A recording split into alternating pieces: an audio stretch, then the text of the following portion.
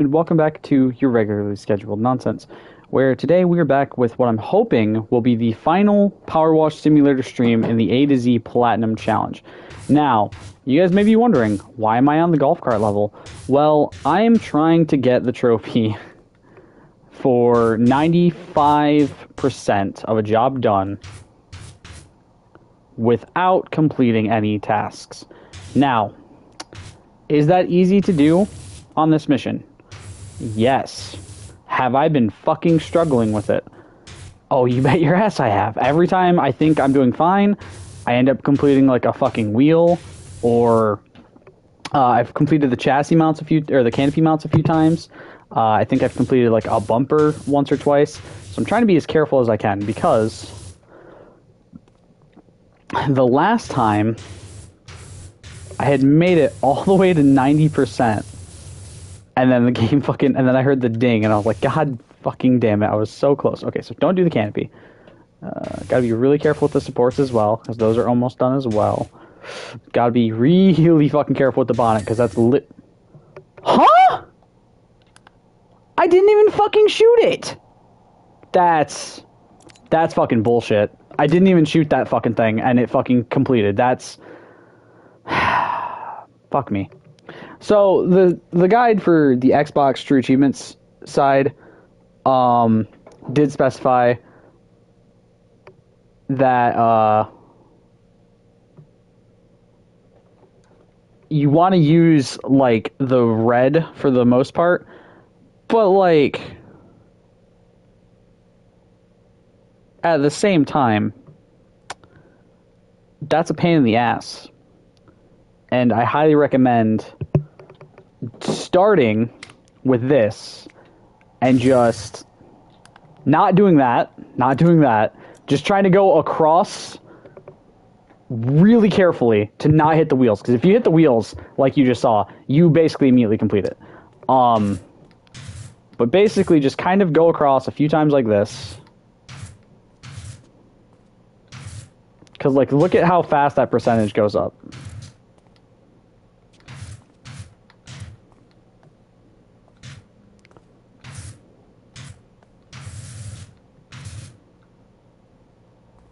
Bruh.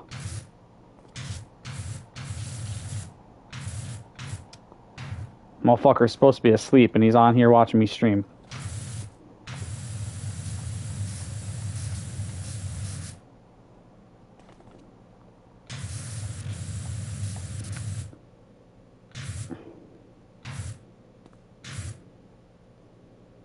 Okay. Gotcha.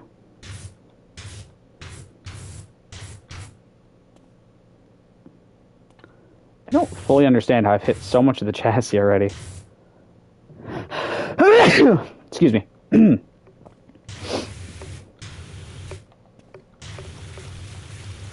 It also recommends doing these in like short bursts, but like if you're just doing a quick tap burst, you do nothing.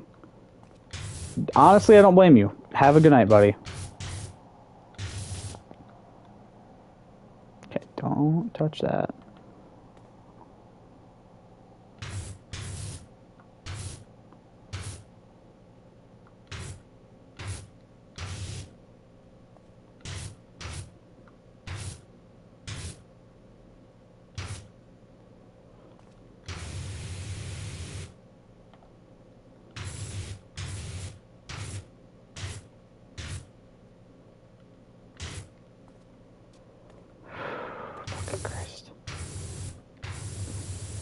This is stressful because a huge part of this is trying to not complete anything. I'm trying really fucking hard to aim at exactly the right things every time.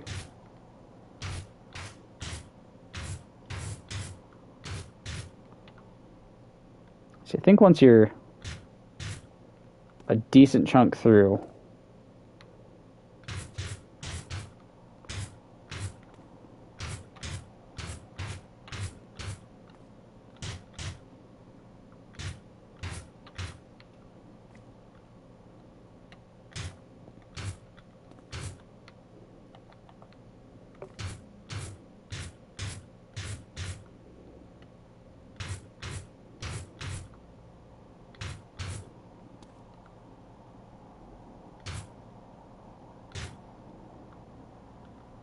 I almost shot that, not realizing how close it was to being done.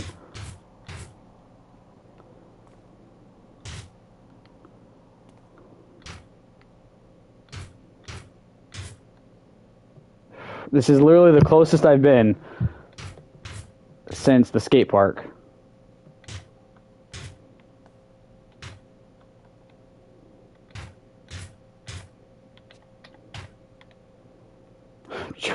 Fuck me, dude. Let's go! Good things to come. And now...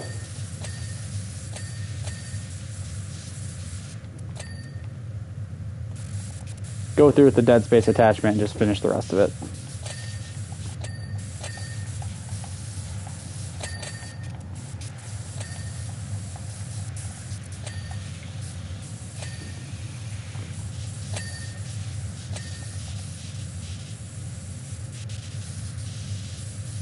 I thought there's a single tire that I haven't done. What? There we go. Okay. So there we go. Good things to come is now done. Literally probably... I would say probably the most frustrating job in the game, in my opinion. So I did go and complete the subway platform, as well as, which is right here, as well as the stunt plane. Both of those are done. So we have the ancient monument, the fishing boat, the RV the second time, and then the special level, and then we're done. So this one, this was the other level, by the way, for those of you who don't remember. This was the other level that said the white, going for the percentage thing would be an easy one to go for. I chose not to do on this one because the True Achievements Guide said that the golf cart was a good level to do it on, so I figured, fuck it, we'll try it and we'll go from there. Doing it in free play was a lot easier because, like you saw, I was able to restart whenever I needed to. So hopefully we can get through this pretty quick with this. Now, obviously, this is going to suck because the white nozzle is not fun to use. This absolutely fucking blows chunks. It does not wash well at all. So we're going to be here for a bit. I'm not going to lie. Just trying to get through it all. And hopefully it goes quicker than I'm thinking it's going to. But right now, I'm not 100% sure.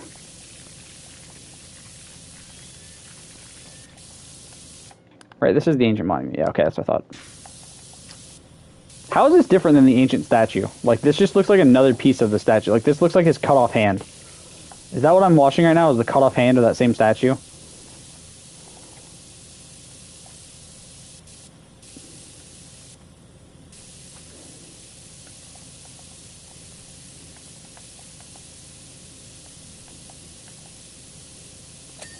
Okay. There we go. There's number 1 done already. First ding of the thing. I can understand, though, why this says it's easy to group up with the other trophy. Because, yeah. Using this fucking nozzle sucks. Like, I'm going to be 1,000% honest with you guys. This is the worst nozzle in the game. Like, without fail.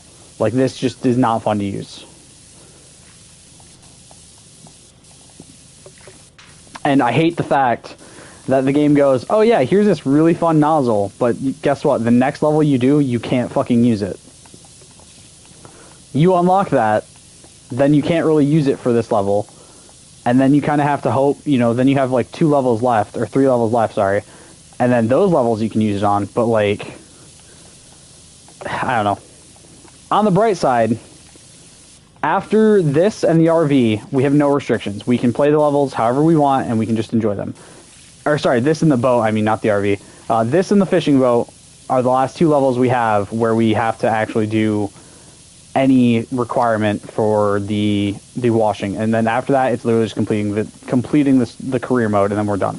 So we've the fishing boat, we have to clean the bow, steps, and I think railing first before anything else. And then after that, the RV the second time, and then the secret level are both just complete them, and then you're done. So we are almost there. We are in the home stretch, as it were. Unfortunately, this level, because we have to use the white nozzle, is going to take forever. I'm not gonna lie. Like, this is not gonna be fun for me. I'm gonna hate this. I don't like using this nozzle. I will say I've used this nozzle a few times throughout the career mode, solely because there are levels where this does come in handy. If you have if you're on the furthest extension, the way this sets up is really useful. Every other extension though, with the white nozzle, not good, not fun to use. I'm just gonna do the auto and then go from there. So is this is the same hand structures. God damn it. Okay. Let's do the fins.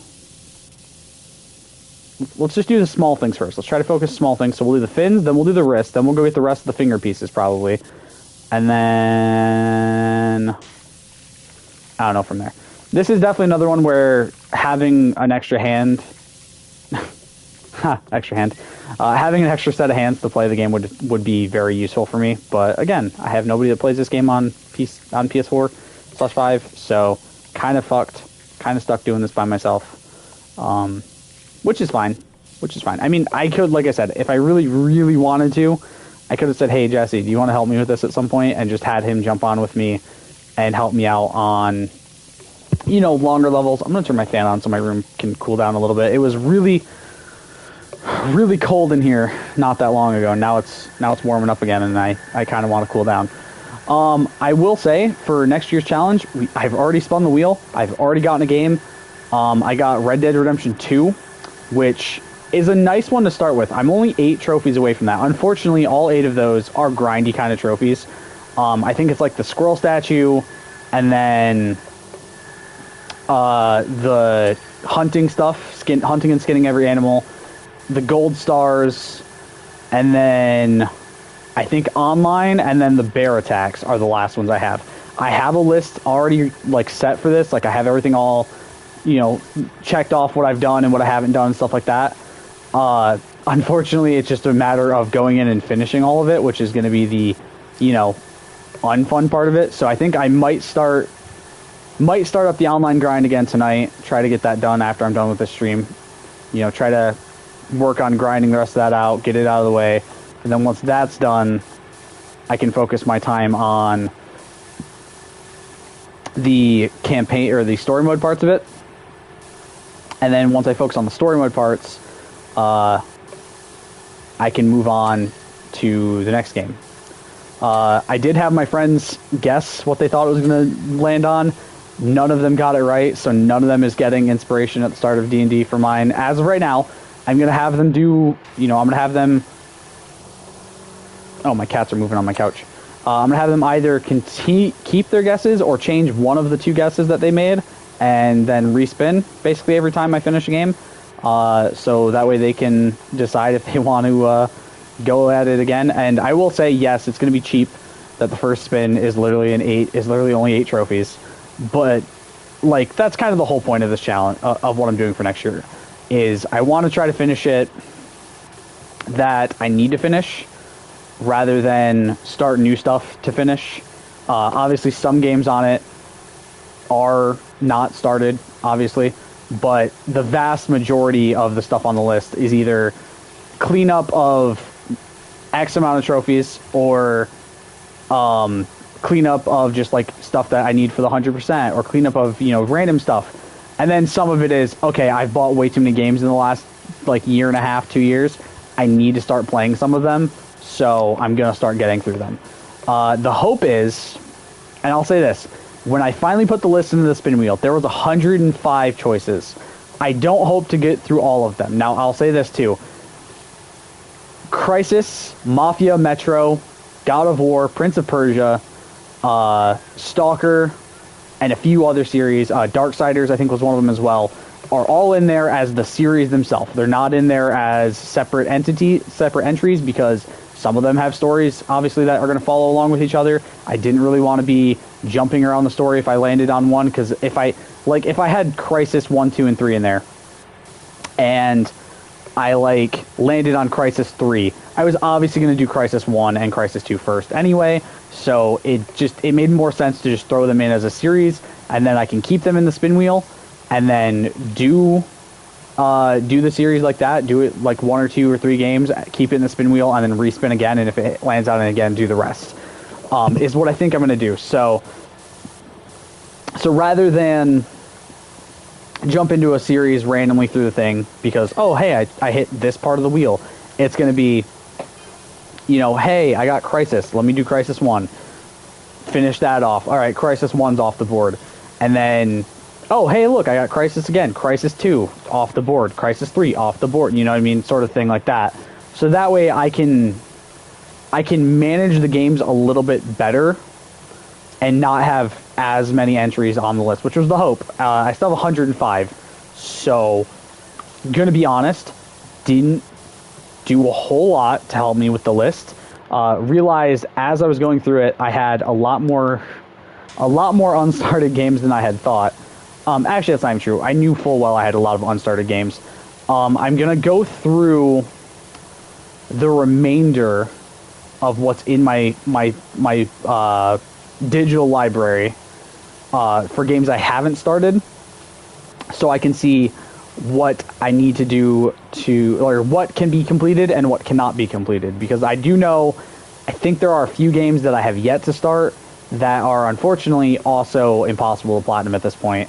So I'm not going to be doing that. I also went against my own rule already, said I'm not going to buy more games, immediately bought Far Cry 2 as the servers are apparently back up, and if I can get that out of the way, that means I can do every Far Cry game that's possible to platinum, because obviously Far Cry 1 does not actually have one. There is Far Cry Classic, which...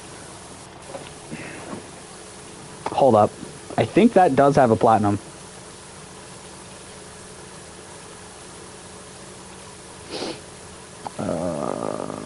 Far Cry Classic. That's what I'm looking for. Which does have a platinum. Easy playthrough, clean up on easy using checkpoints, use a save file explorer, or actually beat the game on hard to inflate your ego. Yeah, so that one's also pretty easy. I do need to do this as well, but I don't know... I don't actually know if you can buy this game physically. Let me turn that off for a second.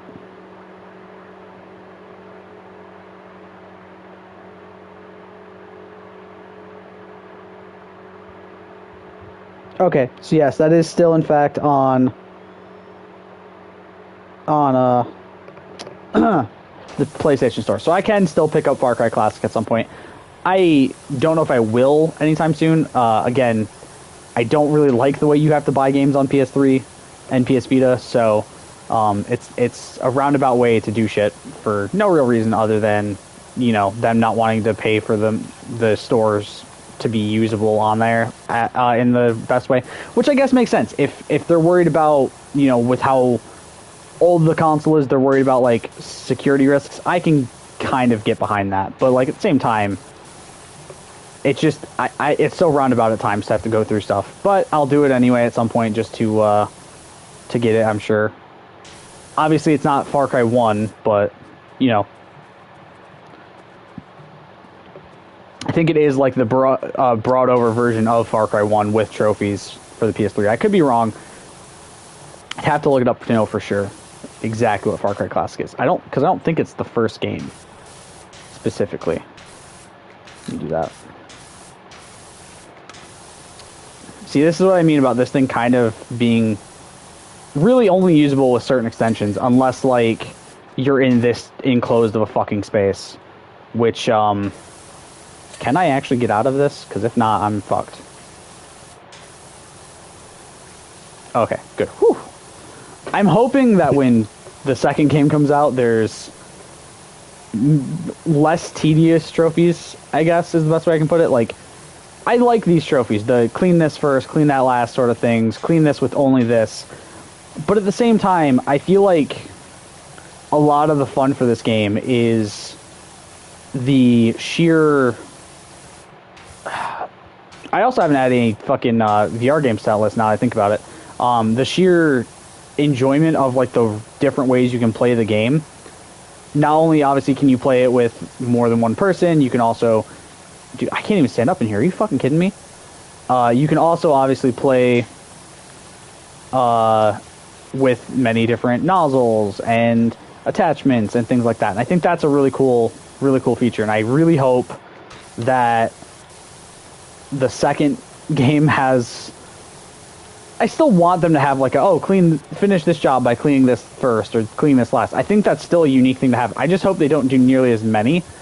Like, do a few trophies where it's like that, but then do some that are just, not super fucking tedious and time consuming and make you have to like watch exactly what you're cleaning the whole time. Because I feel like at times, especially the wash this thing last trophies, really just take a lot of the fun out of the game in very dumb ways. Because it's like, I would like to just clean things and get my dings, man. Why you gotta make it so frustrating for me? I also don't like this one, but that's just because I don't like the white nozzle. I think the white nozzle is just not fun to use. I think it could have been implemented better to where it works better, but unfortunately it was not implemented very well the way it works. I guess that's kind of the point though. Like, you have this fan out effect. Obviously it's not going to obviously it's not gonna be perfect and have a lot of pressure when you actually use it, which makes sense. Again, that's a very realistic thing to have that happen. Still annoying though, not gonna lie, still annoying to have that happen, but oh well. I would have been fine if it was the green, or if it was the green nozzle. I would have been fine with that, but no, because here's the thing, right? They have a trophy, if I remember correctly, there's one for using just the yellow nozzle on something. I think maybe that might be in the DLC though, because obviously you have clean the van with just the red nozzle. I think there's one for just using the yellow nozzle. I'm just trying to find out for sure. I don't remember, like I said, I don't know if it's in I don't know if it's in this one. It might be in one of the DLCs. It is in one of the DLCs, it looks like. Obviously, then we have this one with the white nozzle. And then one of the DLCs... Yeah, the Redemptor Dreadnought using only the yellow nozzle from the Warhammer DLC. Like, that's cool, but you could have at least made it to where it was the green nozzle for this. Because I think that's a little bit more fair and doesn't make it feel like it takes a lot longer than it should. Because the yellow nozzle, again, as I mentioned previously, sucks. And it would have been kind of cool to be able to use a different nozzle for this. Not gonna lie. Like, obviously, don't let me use the fucking Dead Space attachment where it's the tri-nozzle shit, but like, you could have at the very fucking least just given me the ability to use the green, so that way I'm not as fucking like terrible at this job. Although it does make sense. You want to be delicate with something so old. I can kind of get behind that. Like, this is obviously a delicate structure. It's very old. It's an antique, It was built God knows how long ago. So, like, the whole point is, like, yeah, it makes sense to have you use a nozzle that technically exists for delicate jobs. Like, I will say that. This is what this, as far as I know, nozzles with 40-degree angles and things like that exist solely for the purpose of if you're washing something that needs care taken for it before you, like, so you're not, like, destroying it, because power washers are very fucking powerful. They have a lot of pressure. Pressure and power washers wash things at very fucking high speeds at very high temperatures. In the case of power washers, I don't know. One of them washes with hot and one of them doesn't. That's all I really, as of like most of the time, I know, with the difference between them. So obviously you sometimes need to go more delicate with what you're doing, and obviously I think there's also some that come with come with settings, so you can just twist the knob or whatever, and it changes what you're using. Don't know for sure. I'd have to look for sure to know, but I think there are ones that you can just twist, kind of like a hose head, almost. But they're a little bit beefier on the top. I'm pretty sure, like the tip of it is a little bit beefier. Pretty sure is the biggest difference.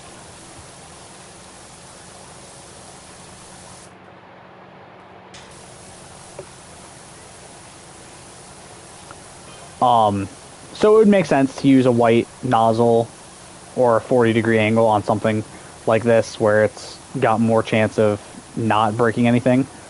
But at the same time, bro, the 25 would have probably worked fine. Like, dead ass, the 25 probably would have worked fine on this without any issue. You know, like a donkey in the desert, dead ass.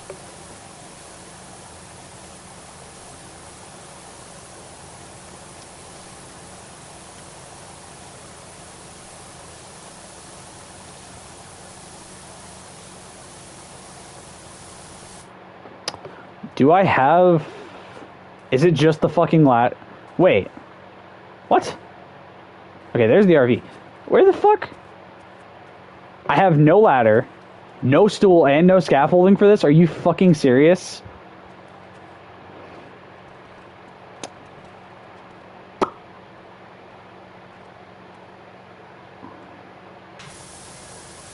Oh man, I was annoyed before. Now I'm even more annoyed because this sucks.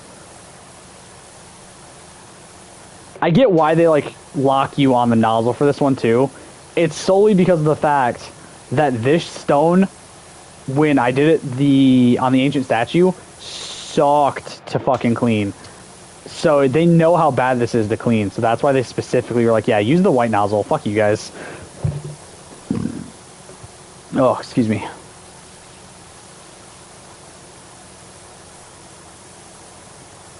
Do I really... I really have nothing? Oh, dude, that's... I'm gonna be honest. That's probably the hardest part about this right now, is the fact that I have no scaffolding, no ladder, no stool, nothing, man. It's just me, my feet, and my power wash here, apparently. Alright, let's go along the side here. And just...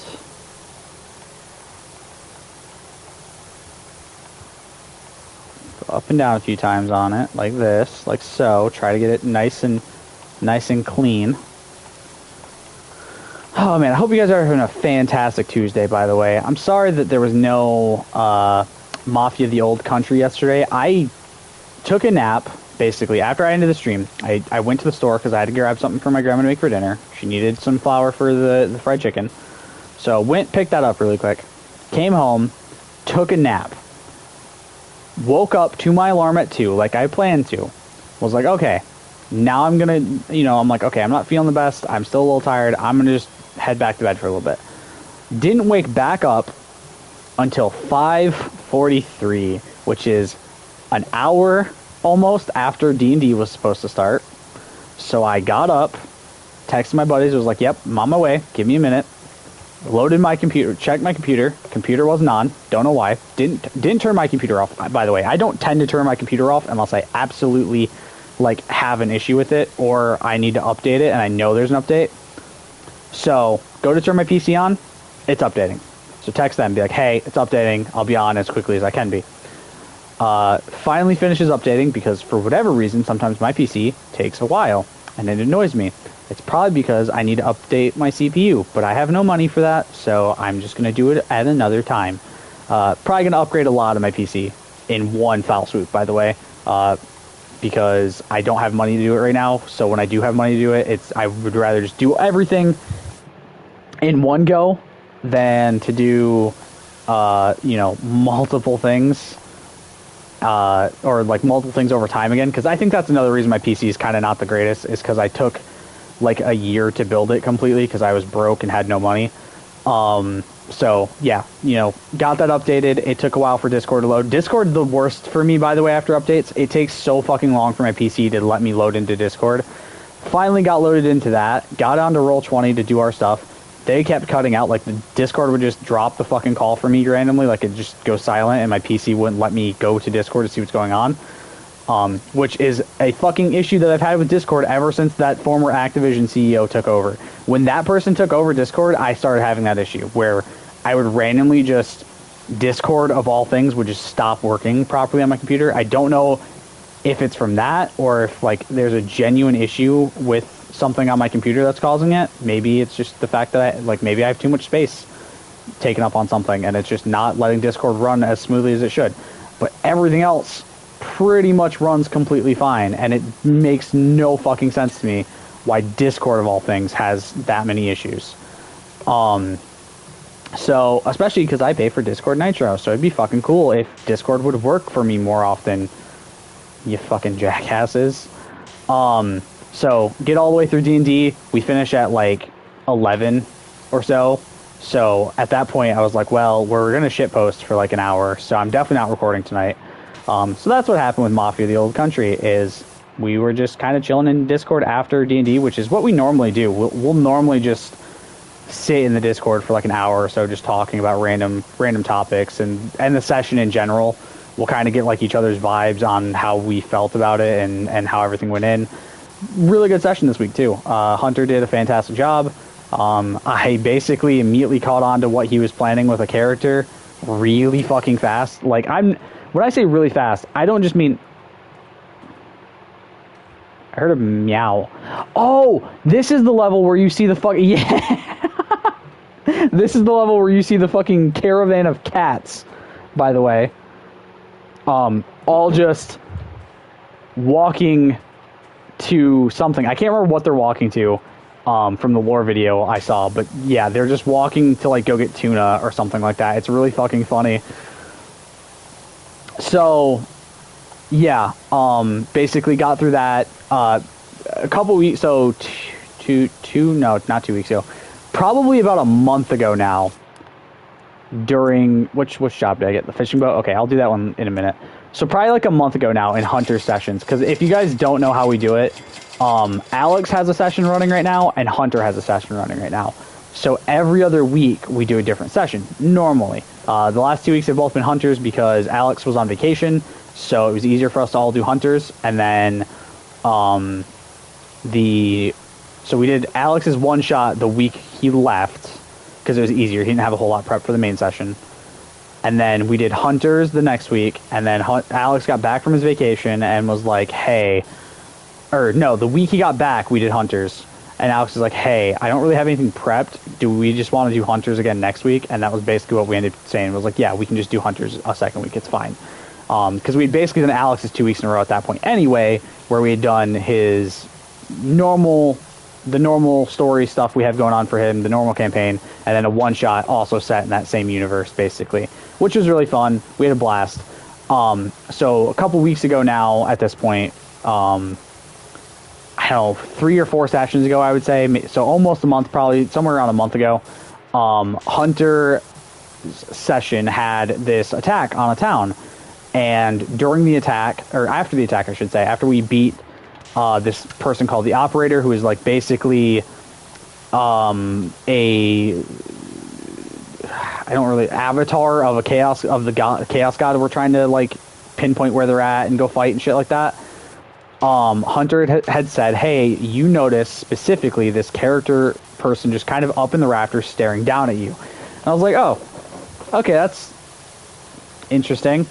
And mind you, my character, his whole backstory is very, like, we've added so much lore to it because it was just one of those things where I kept coming up with cooler ideas and wanted to, like, bring it up to Hunter and be like, hey, so I want to bring up an idea.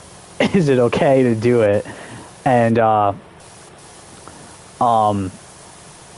so, like, I didn't, because obviously I don't want my characters being the main character, you know, like, I don't want main character syndrome taking my character over, but there's shit I'll come up with for my character because I'm such, like, I love writing and things like that, so I'll just come up with, like, random shit and be like, hey, would it be cool if we did this? And I always try to, like, with Hunter, it's kind of spontaneous sometimes where I'll just come up with an idea on the fly and, you know, message him about it, and if he denies it, it's like, okay, that's fine, you know, whatever, not that big of a deal.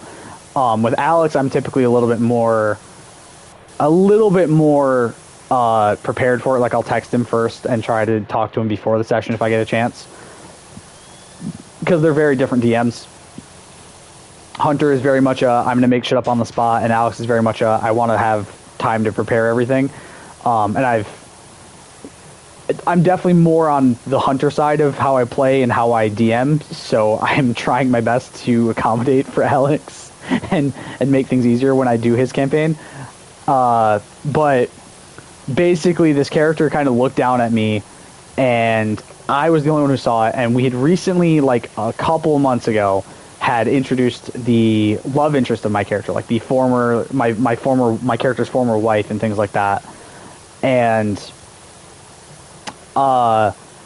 we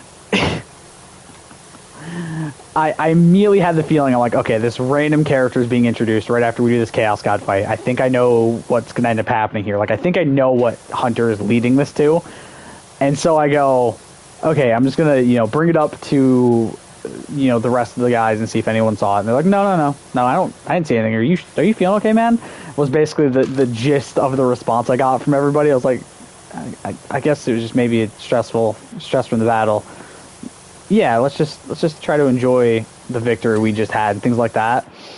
And then as we're going to do this session this week, we see this character basically take out two of the main antagonists guys or whatever. And it was kind of one of those things where I'm like, okay, so they were there. They were clearly following us or around us when we fought the last Avatar of the Chaos God. There is clearly some sort of level of them not liking Sadir, one of the main bad guys, and this Chaos God, a Pep. So I'm like, okay, clearly they're probably not on Sadir's side, considering they basically thunder dropped and killed two of his men immediately while they were preparing an ambush for, I'm assuming, this character. So we get through the session that we're doing. Basically, we had to go to this tavern and be separated from our bodies to go into an ethereal form, to go into some random-ass, fucking bar and do this challenge thing called the Will-O-Wisps. So as we're finishing this up, when we're done with it and we're heading out, we basically ended up using it for Wish. We asked this glowing orb thing, which was basically Hunter. Technically speaking, it was just kind of, hey, yeah, this is God's brain, have fun with it, sort of thing. So we asked him a couple of questions that he had to give us like actual straight answers to that were lore related. So the first question we asked, how do we get to this realm where Sadir is at, where this Chaos God reigns supreme and things like that? And it goes, well, you have to complete this ritual, and you have to, it was like, you have to complete a ritual to get there, and once you're there, blah blah blah, basic stuff. Then we ask, okay, how do you complete the ritual? So then they show us visions of the ritual, and then specify that they're like, you need to do a ritual, and the person who does the ritual has to be affected in some way or have been touched by the Chaos Flame. So we're like, okay, well, we know exactly who we can ask to do that then, because this person we had met had been affected by the Chaos Flame. So as we come back out, and then the last question we asked was like, okay, how do we do the ritual? It showed us how to perform it. And then we said, okay, how do we get our loved ones who are trapped here? As far as we know, my wife, Alex's character's adoptive father, and our ship captain from the beginning of our campaign, as far as we knew, were all trapped inside of this realm. And our big goal was obviously stop the Chaos God from not only taking over, or taking more control in the government of the world,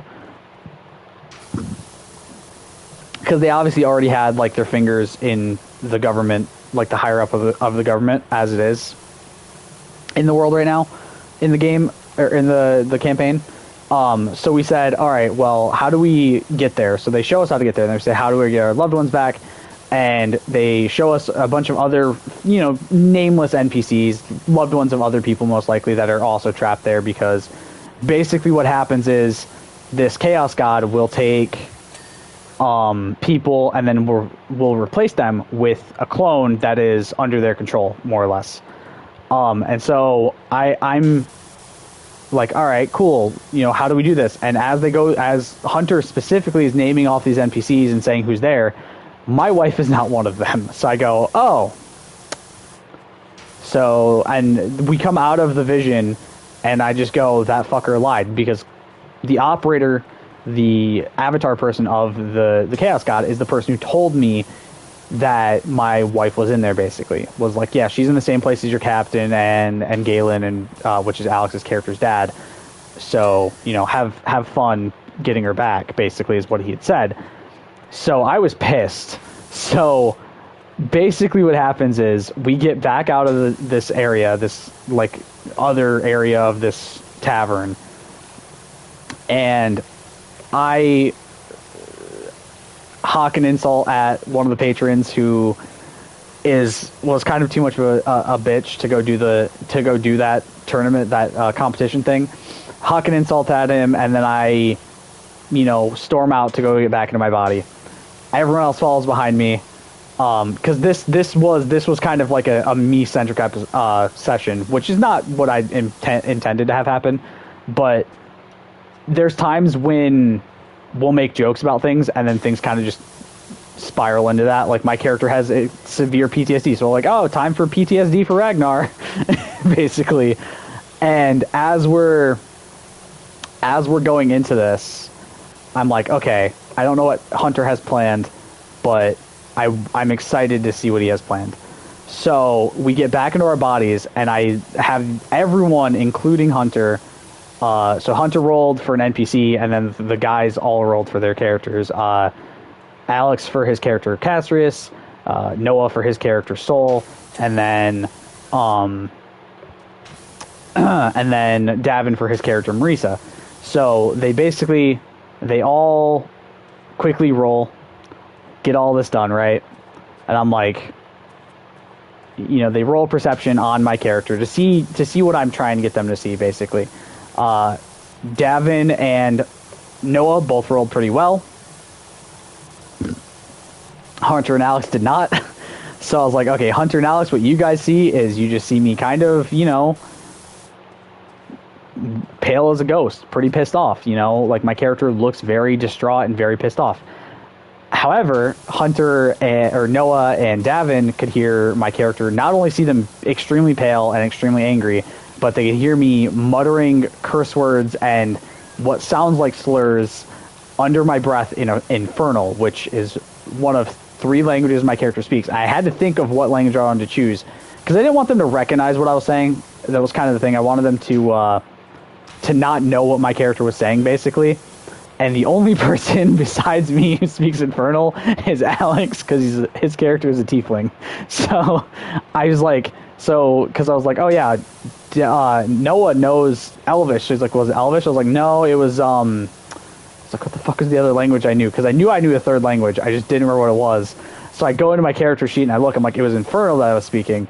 Because obviously the thing is, I don't want to like say what I was saying, or, you really can't. They were really not supposed to be picking up on what I was saying anyway and being able to understand it. That was kind of the gist of it, was regardless of if you know the language or not, you can't really understand what I'm muttering. I'm just muttering to myself, basically.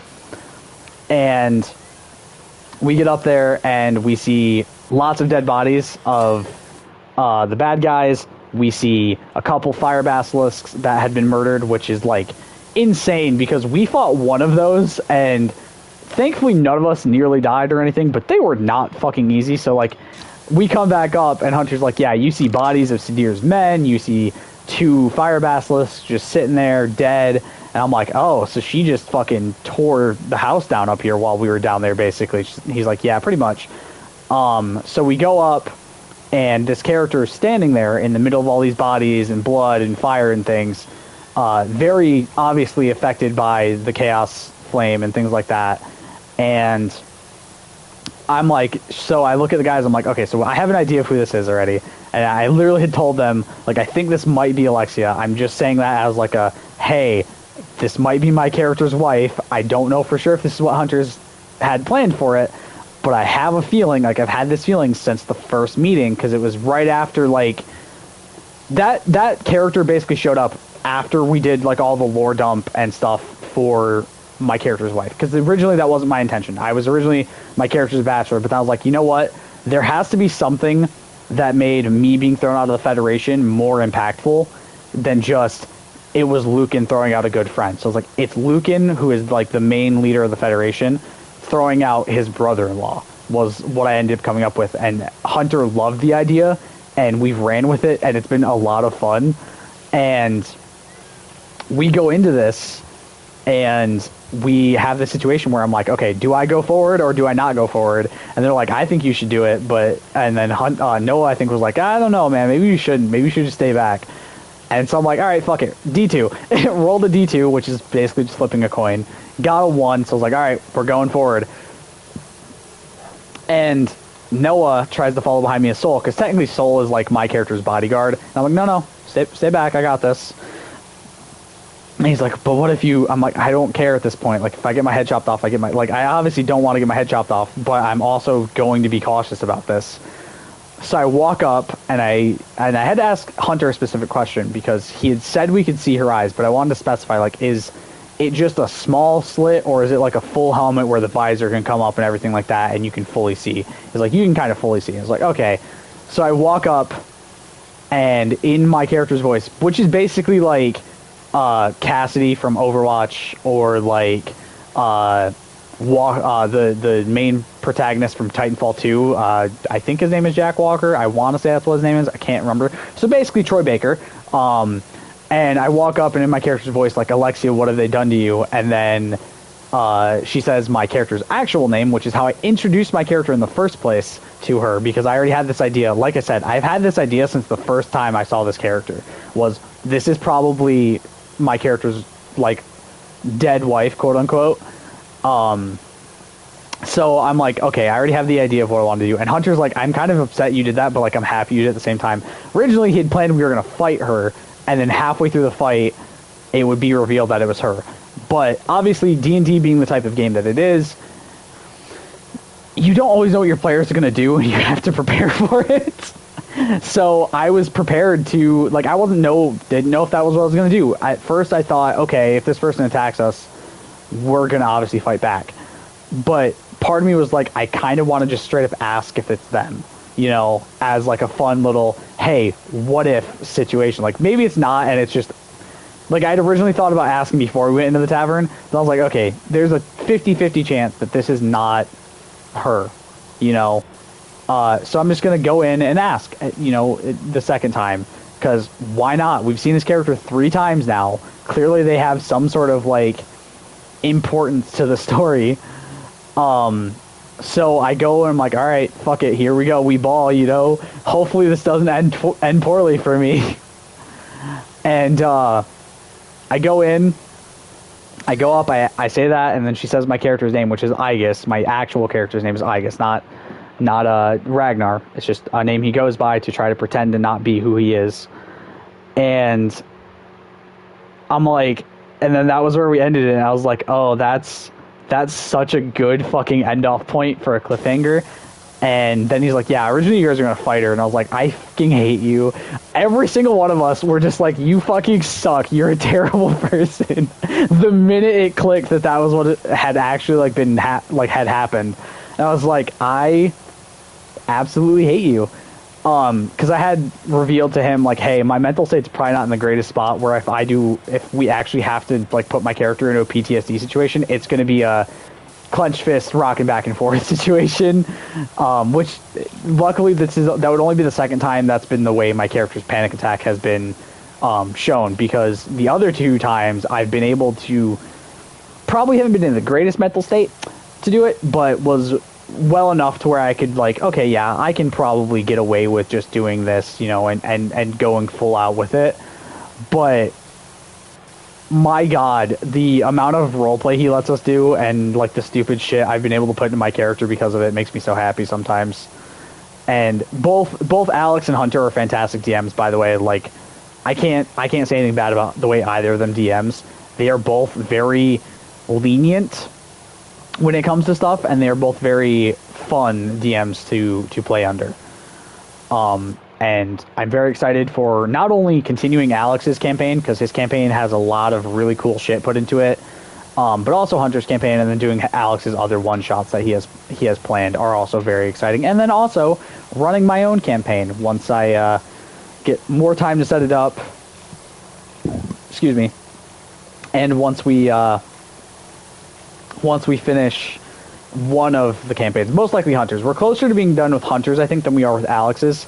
So basically, once Hunter's is done, until I've got mine fully ready to go, it'll probably be Alex doing a little bit of stuff, or a couple weeks in a row on his own, and then it'll be me doing mine every other week, which is really fun. I'm very excited for it. Yay, we got Delicate Excavation. Let's continue on. I'm doing basically another continent that is set in the same world as Alex and Hunter's campaigns, and then we're starting with, like, more or less one-shot sort of thing. So complete the fishing boat, bow, steps, and main deck first.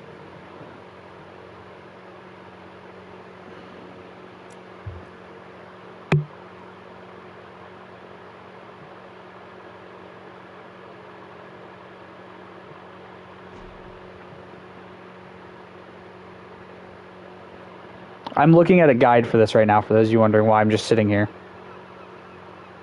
So the main deck, the steps,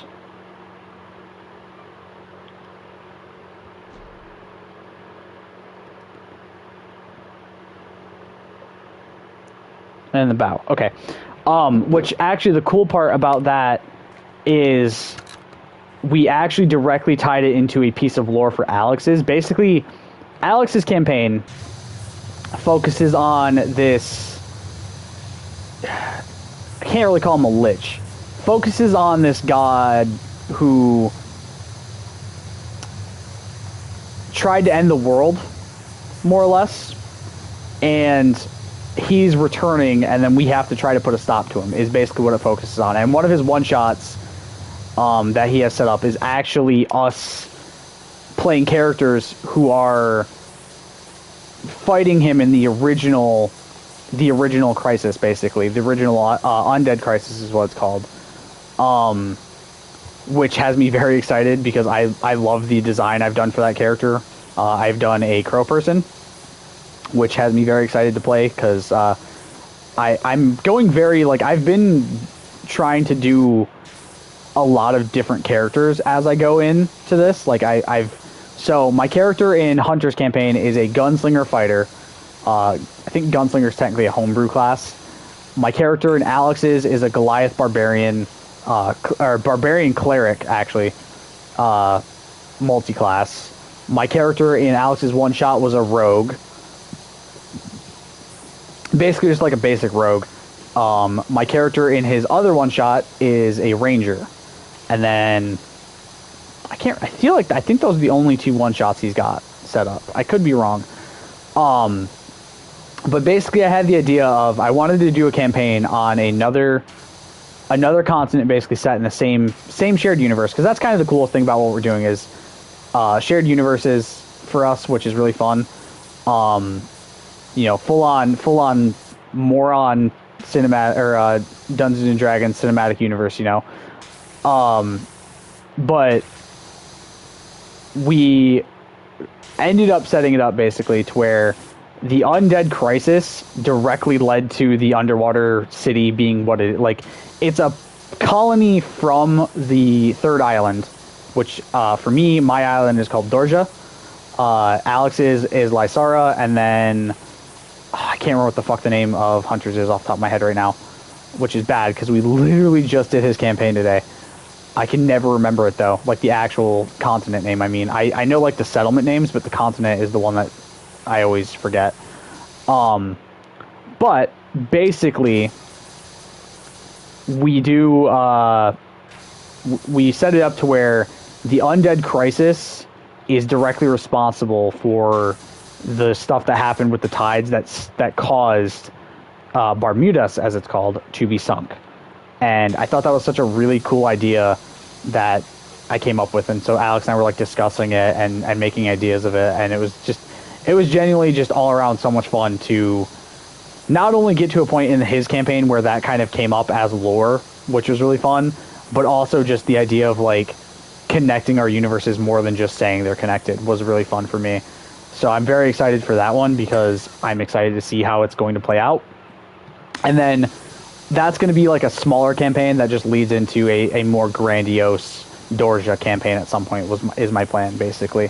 So very excited though for that one because I'm putting in as much work as I can right now, but like I don't want to say I have writer's block, but mentally I'm just not in the place right now to where working on it is, I don't even want to say fun, but I think that's the best way to put it. Like, it's just mentally I'm not in a great place, and working on my D&D campaign has just been very difficult. Like, I'm trying to find time to do it, but with everything going on in the world and then everything going on in my personal life, it's just taken a back seat because it has to. Like, That's the worst thing, is having a fun hobby and wanting to really put your all into it, but knowing that you also just at the time can't, because more things, basically more things in your life have to take the precedent over that hobby for a bit. And it's kind of the same reason why I'm trying to do this backlog clearing challenge next year rather than like 100 platinums in a year, or things like that, because it gives me more time to focus the important things in my life for a bit, but also to focus just kind of the other hobbies I have and take a little bit of time to myself, away from YouTube, away from, constantly streaming and recording, and just enjoying myself for a bit. Just enjoying life more or less, enjoying doing things that I want to do, enjoying living my hobbies and things like that, and being able to start working towards what my future is going to be. And I think that's the thing, is I'm scared of doing this. Like, I'm not going to lie, I'm scared shitless of just putting a backseat on so many things. But at the same time, I'm also very excited to, I guess, not really work as hard towards trying to make YouTube a career anymore. And that's the thing. I might still do this as like just a hobby where, maybe I'll stream occasionally, but trying to make it a career has not been going well for me, obviously. So I just kind of want to be able to focus on something else for a bit and see where I can go from there.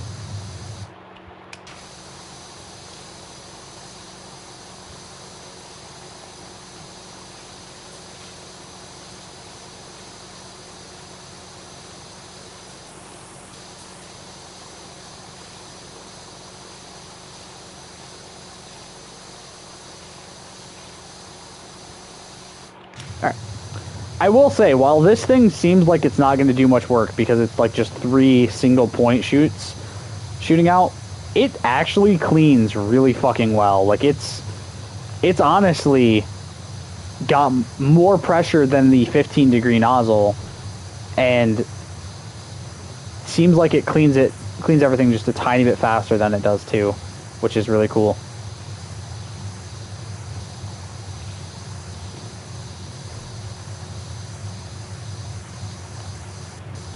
Basically, the hope here with this stream is to finish. I would like to finish Powerwash Simulator right now. I don't know if we're going to. I'm hoping to get it finished in this stream. Again, we don't have a whole lot of levels, so it shouldn't theoretically be that hard.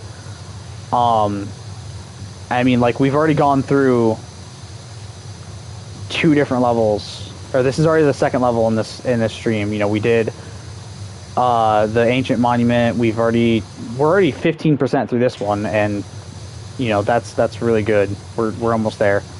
And I've done the subway platform and everything. So after this, excuse me, I think we've only got 2 jobs left. I think the RV the 2nd time, and then the secret level, and then we're done.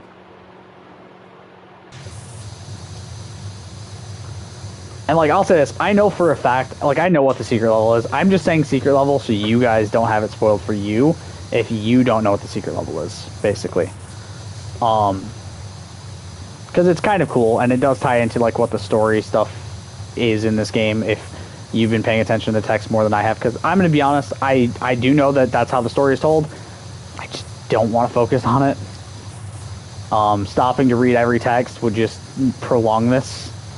And while I do enjoy the game, I would like to be done with it and move on to Quest Hunter, because I would like to be done with Quest Hunter relatively quickly. And it looks like, for the most part, it shouldn't be too hard to finish kind of quick.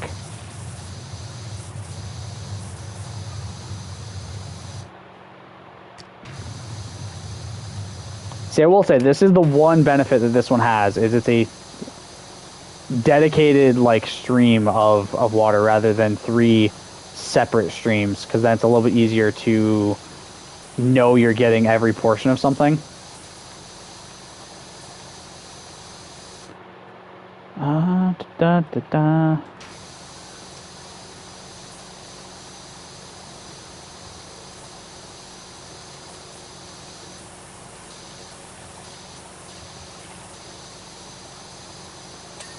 Hey, all hands on deck. All right, now that that's done, time to really start fucking cleaning.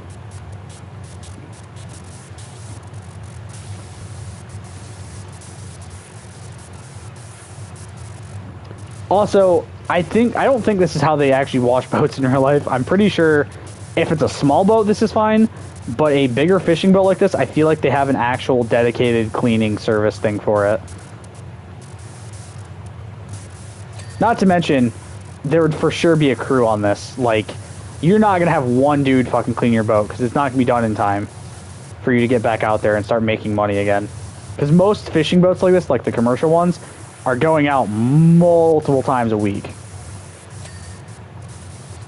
I know this because of Jacob Knowles and his lobster boat stuff. That's literally like the only reason I know this sort of stuff is because of that. So, like, I'm not smart about this sort of stuff. I just know it because of a YouTuber.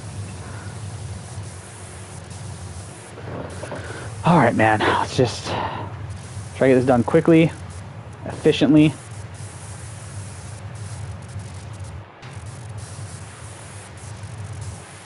Harper, lost my phone to the desert, so I had to get a new one. Think I've remembered your deets right. Anyway, Sonya thinks she's close to a breakthrough with the statues. Yeah, so again, this is kind of the point where everything with Harper starts to get a little bit more weird. Harper being like your character, the main character's friend or whatever. Really cool where the story's going. But again, like I said, if you want, I could always go through all the messages for every level. Stuff like that, but I'm not gonna do that right now. Obviously, I want to just try to focus on this because we've already been in here an hour. We have this job, and then the RV the second time, and then the secret job, and then we're done. And we only have career mode to complete now. If I go reload my trophies really quick, update my profile.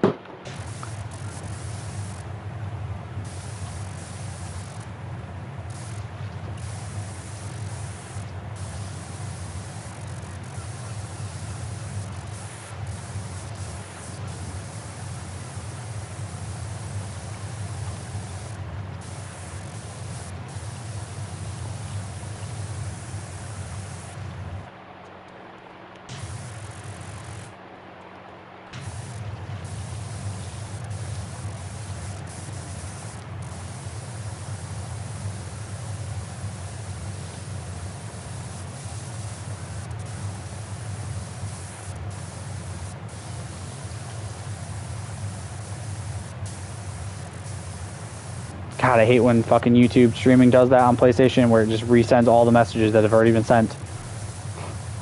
It's very annoying. It's even more annoying when there's not a small amount of messages and there's a lot. When there's a lot, it takes even longer. So yeah, we have one trophy left to get, and then the platinum is ours, and that's for completing career mode.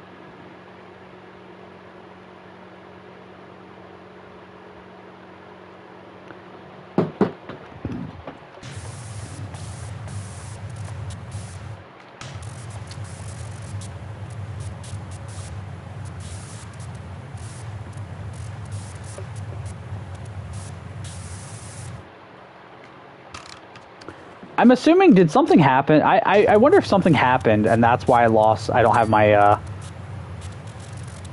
all of my equipment. Like, I almost wonder if that's what happened. Like, the reason I don't have, like, my scaffolding and my ladder and things like that is because something happened in one of the texts or something. I just didn't see it because I'm an idiot. Who knows?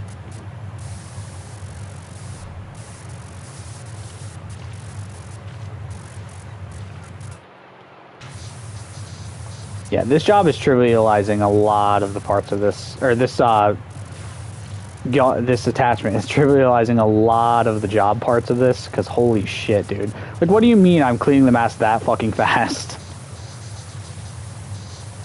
And that's what's nice about this one, is there's certain parts of jobs where the only real way to actually clean things is with the 0 degree nozzles. And while the Pro, like the one is really nice where it like oscillates, it also doesn't do the job as fast as you would like it to do. This one just cleans the fuck out of this shit, like immediately. Like, look at this.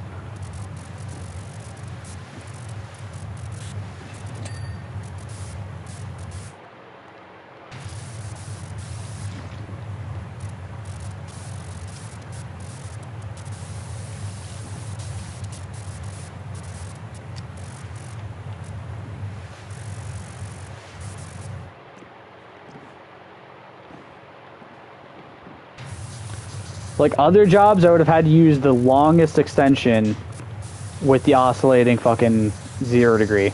This one, nah.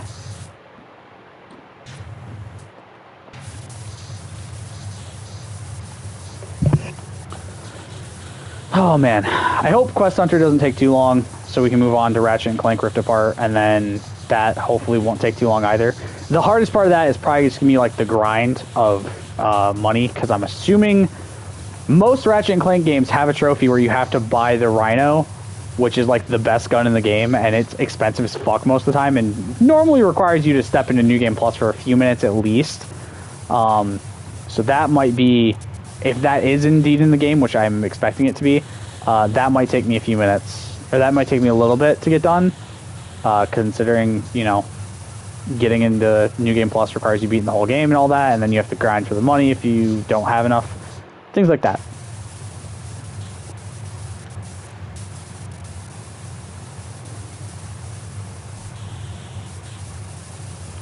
And for anyone who might be wondering, why am I not doing the 2016 remaster or reboot thing for Ratchet and Clank?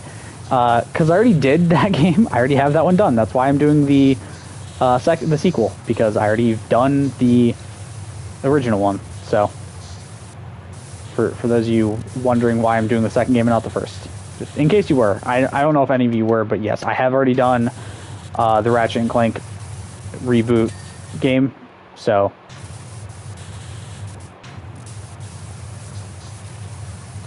Rift Apart made the most sense to do.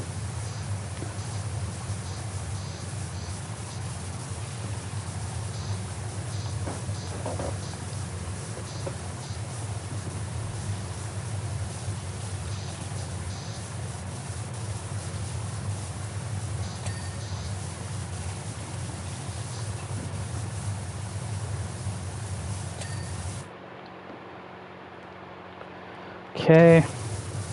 Also, you know what feels absolutely wild to me? The fact that 8 years ago, almost now, God of War, the God of War Norse stuff, the first game came out.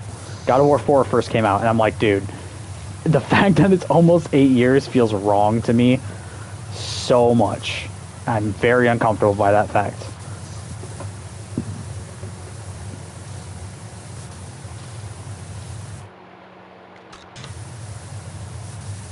God, I love this nozzle, dude.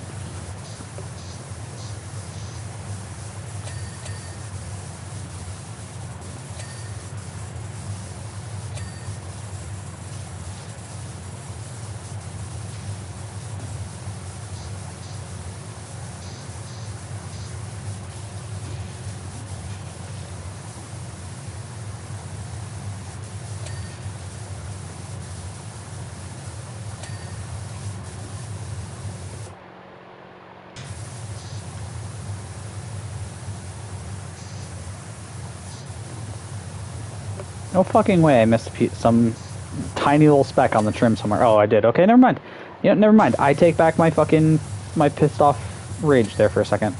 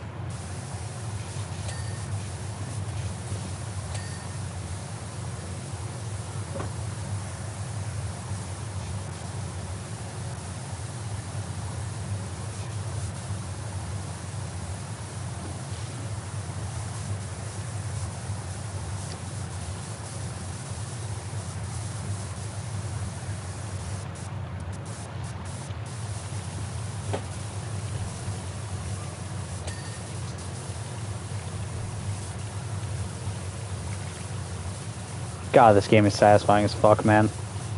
Especially with this fucking attachment.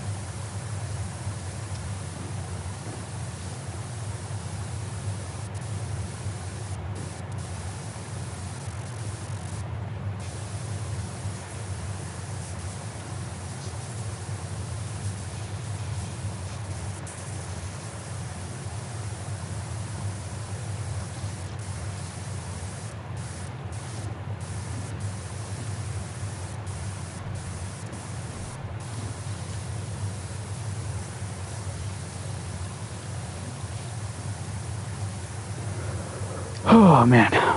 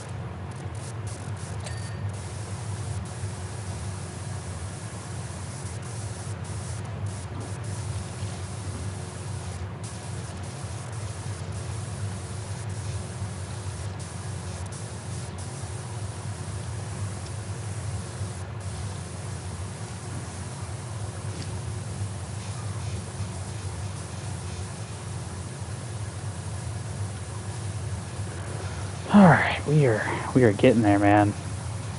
Just about 50% through, which is crazy to think about. That this is mostly almost all the top of the boat fucking cleaned off, and it's only 50%.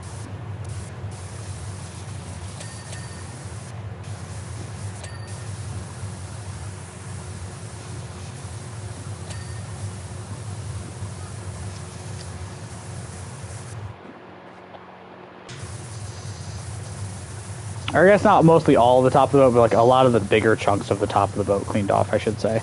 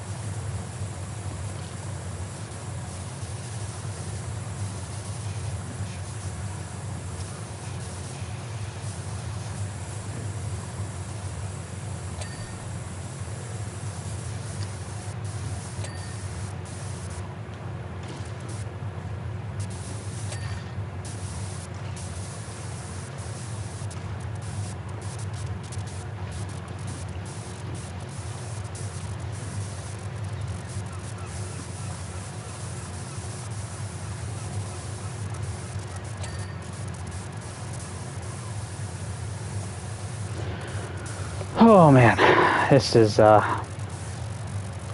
I gotta admit, this is making this attachment is making us go by a lot faster than I thought it was going to. Like, I still thought this was gonna be a shit job to fucking do just because it was so big from all the stuff I'd seen of not only Backlogs doing it when he did it, but also like just the pictures I saw of this level when I was looking at things for it. But yeah, this attachment, man, it makes a lot of this shit go really fast.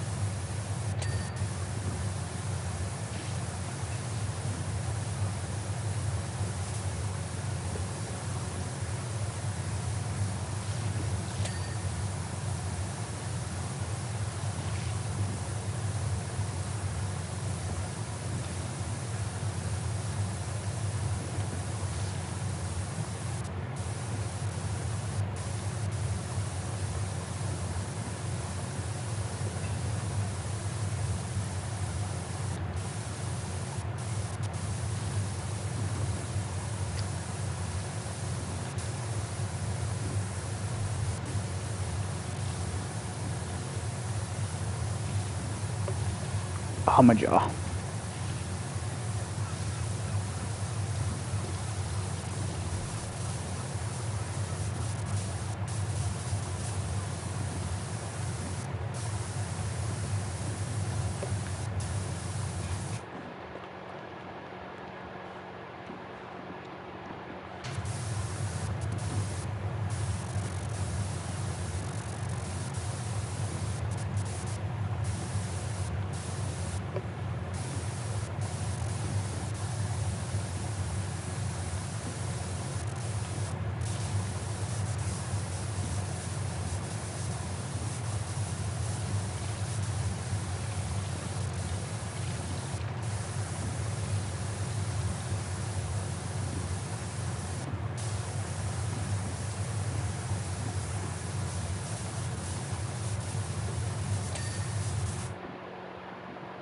All right.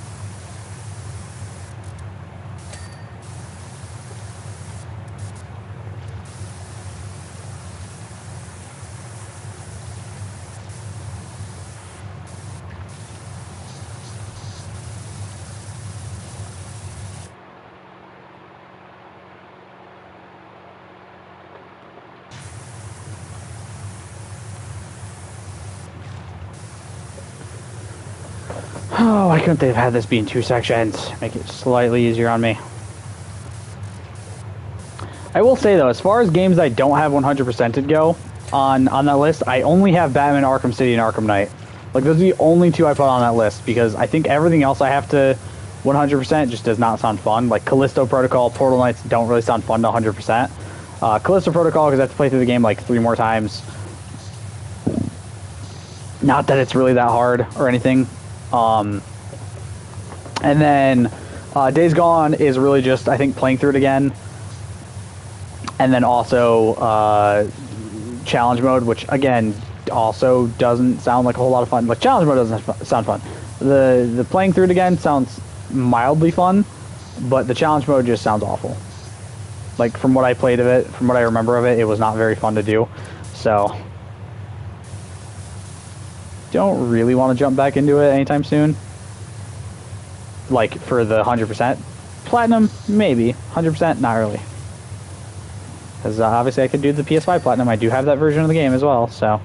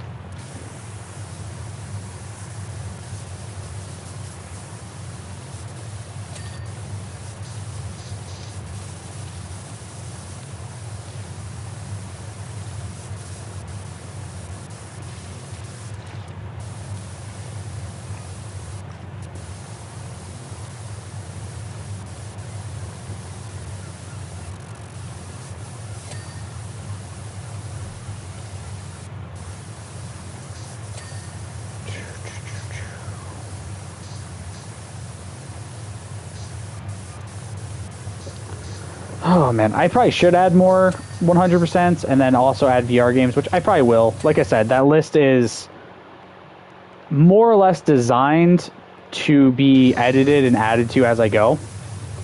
So I can add more games and things like that to branch it out more and fill it out more and stuff like that. But again, I just haven't, because I've been trying to focus on, I want to get the first spin down and figure out what it was I was going to be playing first for it before I really started focusing on other things. And there's other games I could have easily added to that list as well, like Infamous 2. I could have added that to the list. I could have added,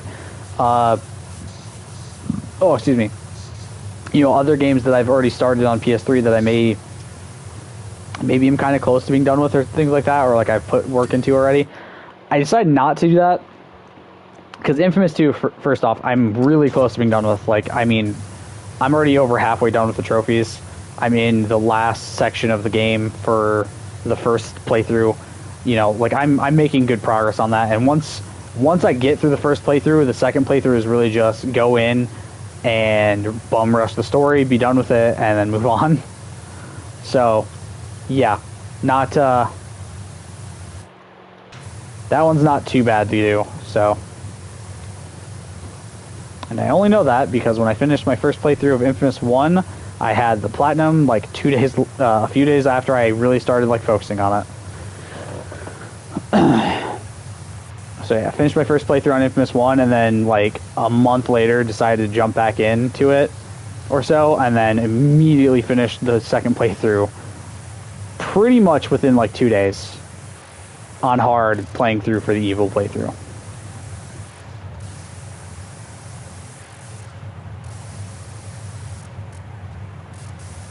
All right, I will be right back. I have to go to the bathroom.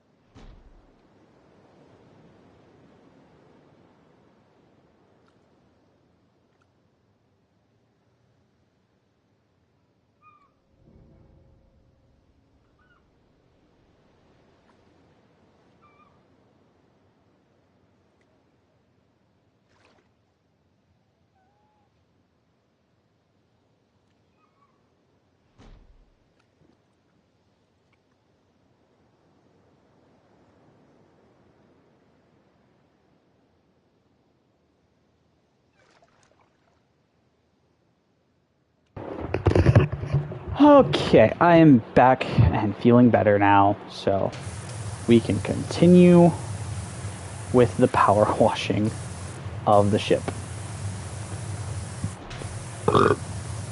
Excuse me, I almost feel like it would be easier to change to this one for now.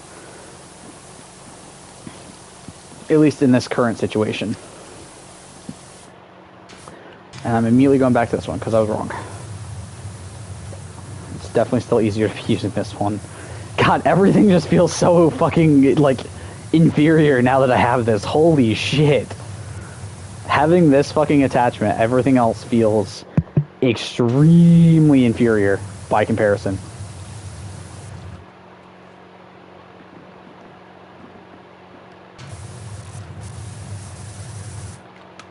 Nope, not what I meant to do. Except for this one. This one's obviously going to still feel really good because it can get you into very specific spots. I'm dumb. I'm supposed to be facing right here. What am I doing?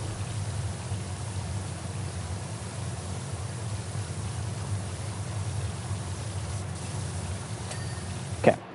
There is the porthole trim done. For the first one, at least. Now I gotta do the second one. Just gonna try to focus on the small parts first. And then go for the bigger parts of certain areas on the ship, because I think that's just kind of a slightly better way to do it. I don't know for sure if that's, like, definitely true, but...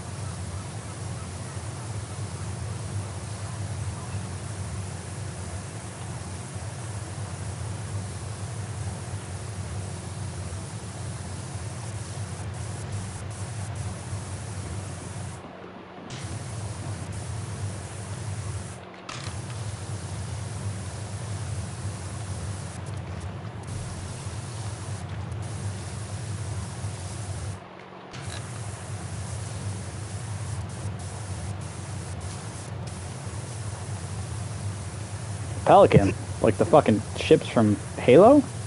That's crazy, dog.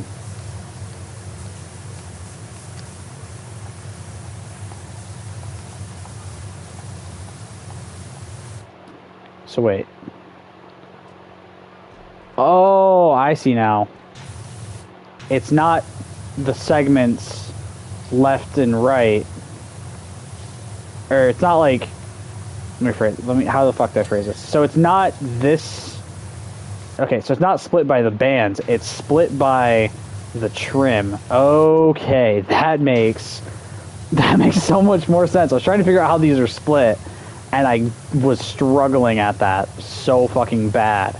Now that I realize they're split by the trim and not by the bands like I thought, this is a lot fucking easier to get done. So I want to know where that amazing smell is coming from. I won't forget for as long as I live. Bro, smelling the tuna that all the cats in the entirety of Muckingham are running towards. Looks like all these cats at the marina have caught a whiff of it. See, can I actually see the cats on this level? I don't remember for sure. When I watched the lore video, he only mentioned it on the ancient monument. So I don't actually know if you can see them from here. Doesn't look like it. I've heard a few meows here or there, but I have not actually seen... Oh, excuse me. If the cats are, in fact, on this map.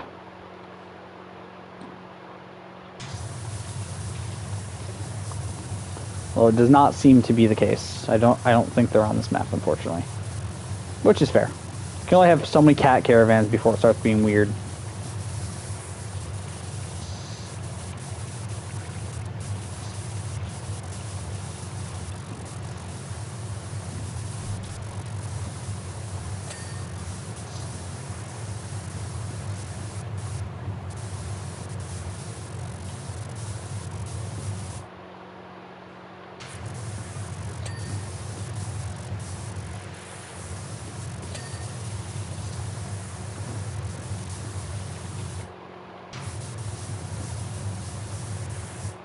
fuck am I missing on this one then? Whatever I was missing, I apparently fucking got it now. Cool.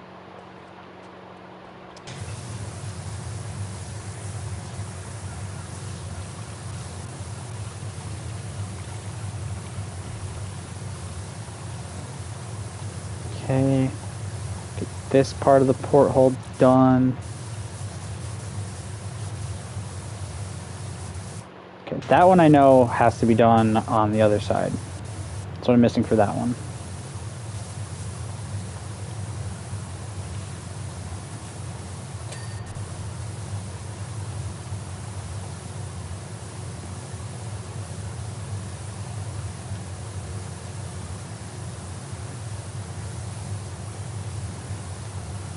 Oh man, this game is so relaxing too.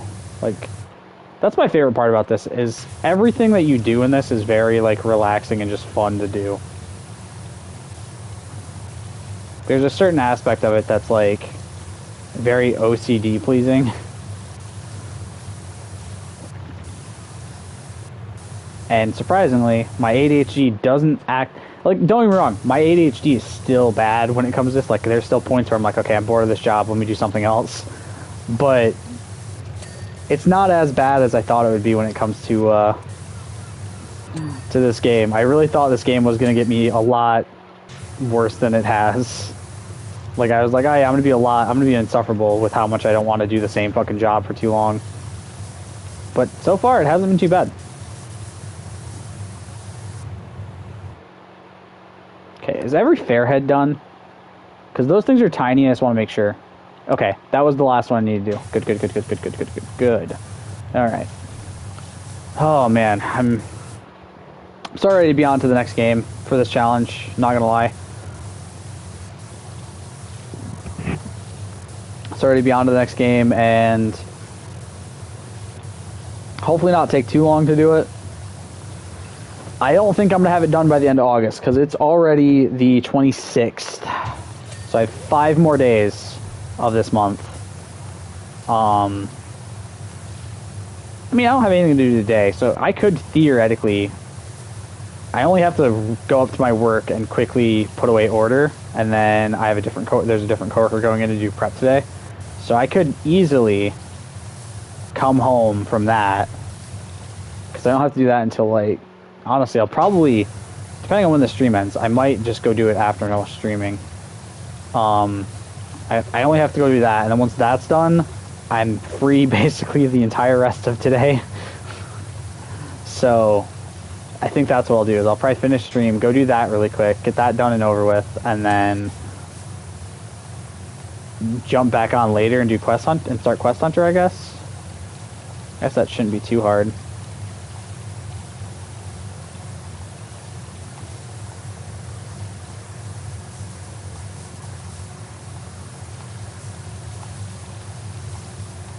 Now, obviously, it depends on what time this ends, because I have to be there around... I mean, theoretically, I can be there anytime before that person's out of school at 4. So technically speaking, I can be there anytime before 4 o'clock. And the order will probably only take me, like, 10, 20 minutes to put away anyway. It's literally probably fast enough to where I could put it away without even really clocking in and not really be that upset about it. If I didn't need money. So, but yeah, get that done and over with, and then I'll be all good to go.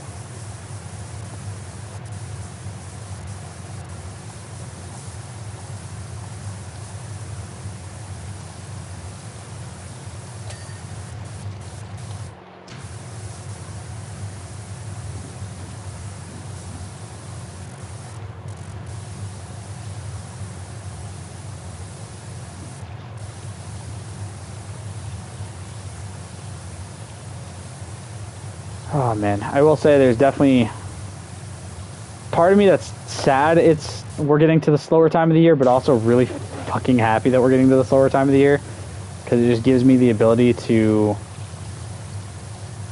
It gives me a lot more relaxation for my shifts, and a lot less stress, because now my shifts are going to be very slow for the next couple months.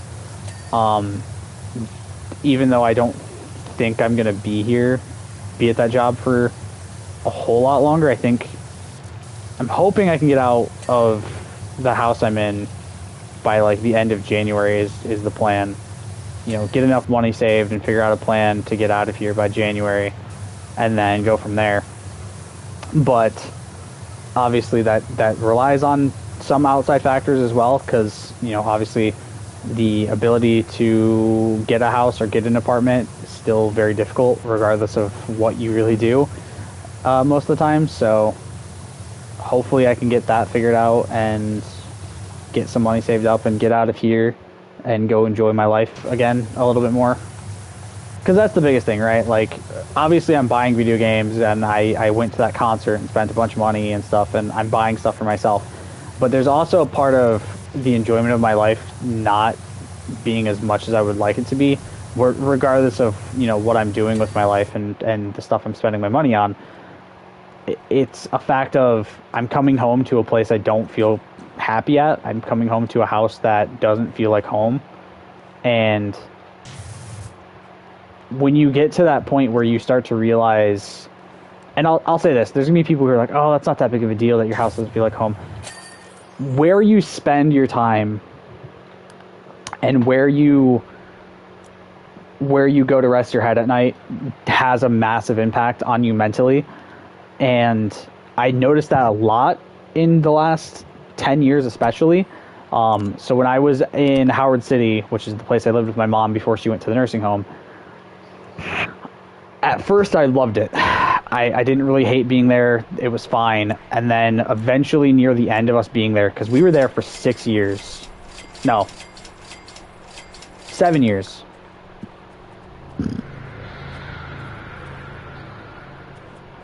Yeah, for everyone who was sure none of you were expecting this.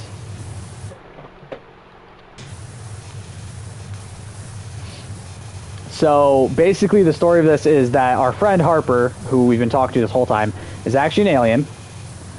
Coming back to study something that led to basically the planet basically almost ending way back in the day. And then the private jet we filmed, or we cleaned, shot them down, and they had to basically, it's a whole thing. Again, I'm not here to explain the entirety of this game's lore. There's videos for that already. I would rather I would suggest you guys go check those out. Trust me, it's a lot easier than me trying to explain shit I don't fully remember. Yeah, they're an alien, and then that's kind of the temple and all that stuff is also like related to that. It's a whole thing.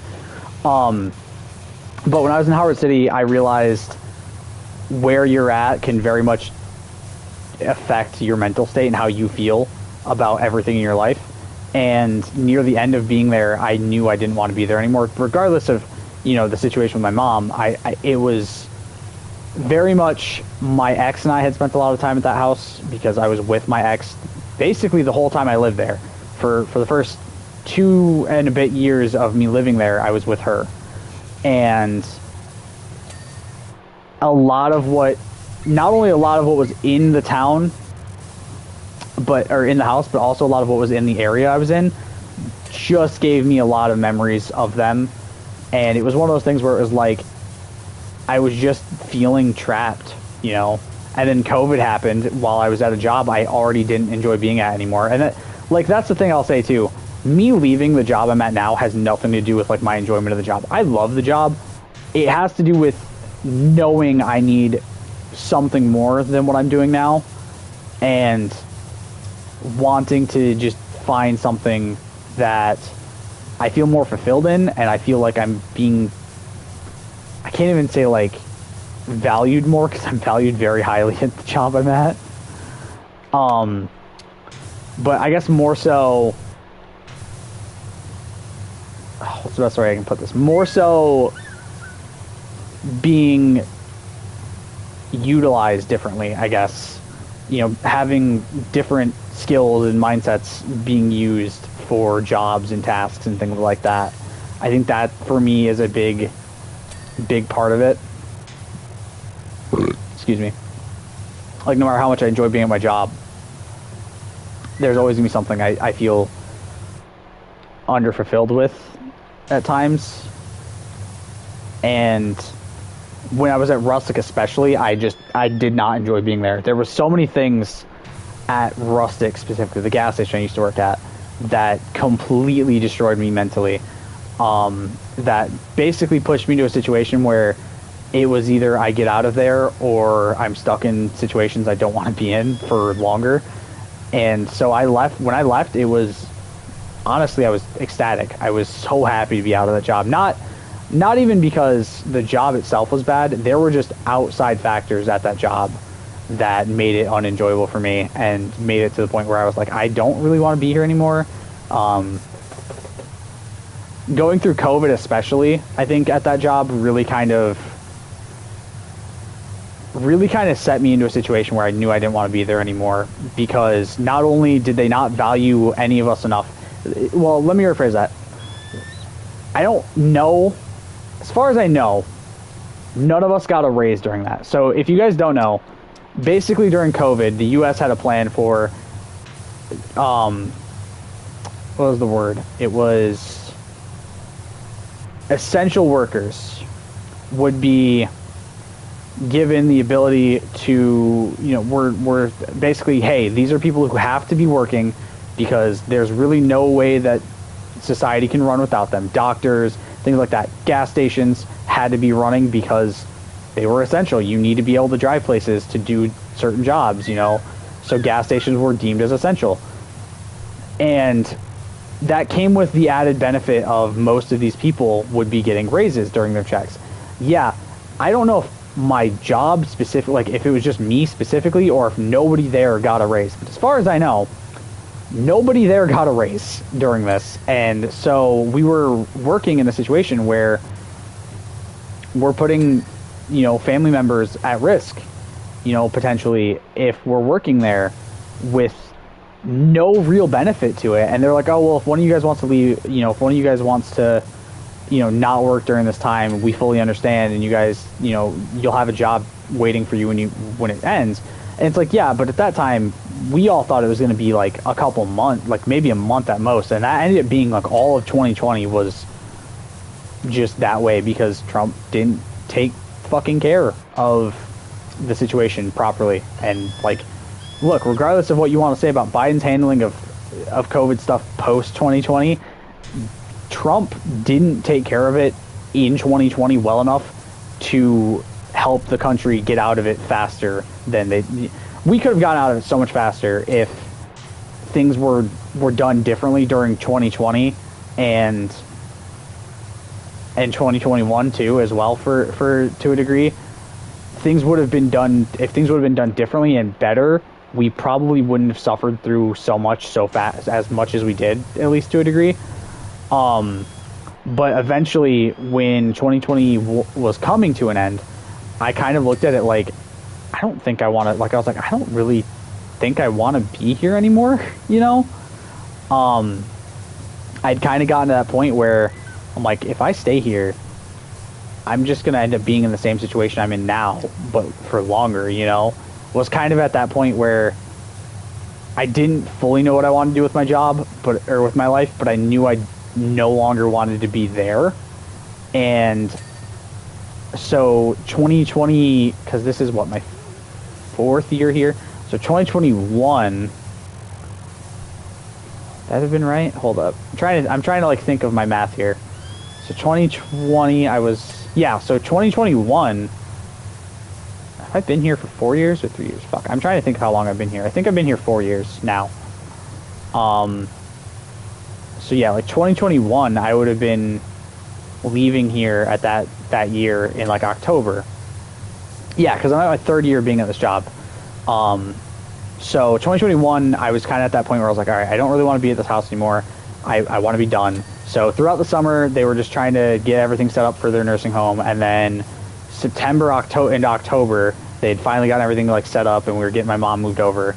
And then like all of that last month of being there was just packing and moving up to like the last week of being there. Like they got everything moved for her at like the start of the year, and then everything, or at the start of the month, and then everything else at that point was me and Jesse packing everything up to move from my house to here.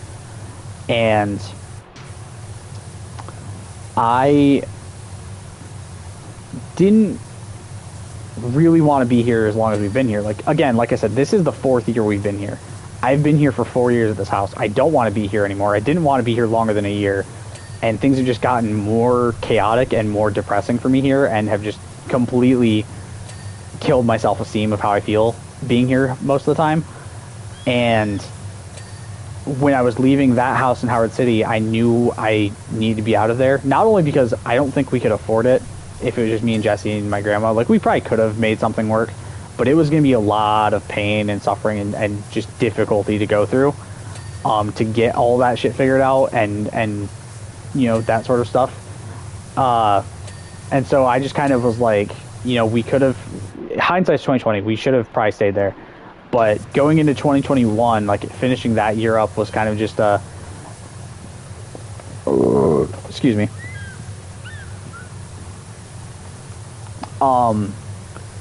The finishing of 2021, I spent time down in Florida with my dad, which, that was the other thing. When I left that job, it was solely so I could take a vacation. I hadn't had, like, a long-term vacation in a while.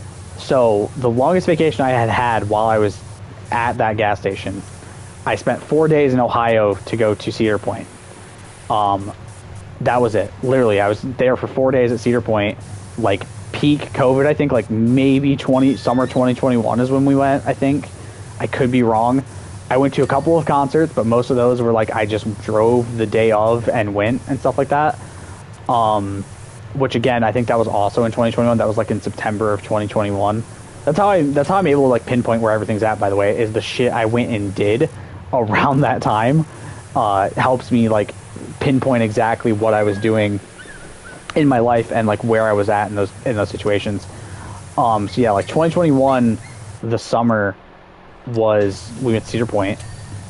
Ended up being basically rained into our hotel room for the first day, and then, you know, COVID was still kind of there, and I got really sick that weekend.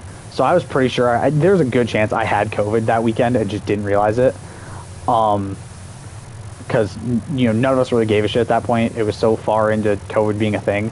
And then 2021, I went to a concert for my birthday. It was the first time I saw Ice Nine Kills live, because I found Ice Nine Kills during the pandemic, like, kind of in the height of the pandemic, and then also, like, as the pandemic was coming to an end, I ended up finding Ice Nine Kills and really resonating with a lot of what they did, because they did horror stuff. You know, I love horror movies and shit like that. So got very into them, went and saw them live in concert with Jesse, which was really fun. And then that was September, and then October we were moving, and then went and spent a week down in Florida with my dad for Trucks Gone Wild, which was really fun. Went mudding, had a blast, you know, drove down there with my grandparents and stuff like that, which was really cool. And my manager at the gas station at the time was like, you should just stay, because, you know, if you don't have anything to go towards, it's going to be just really bad for you to move and not have, you know, a new job waiting for you and stuff like that. And I moved for many reasons. A lot of what was going on at that job, like that job in general, was a big reason as to why. Not going to get into specifics, but a lot of things happened at that job that I just didn't feel comfortable with anymore.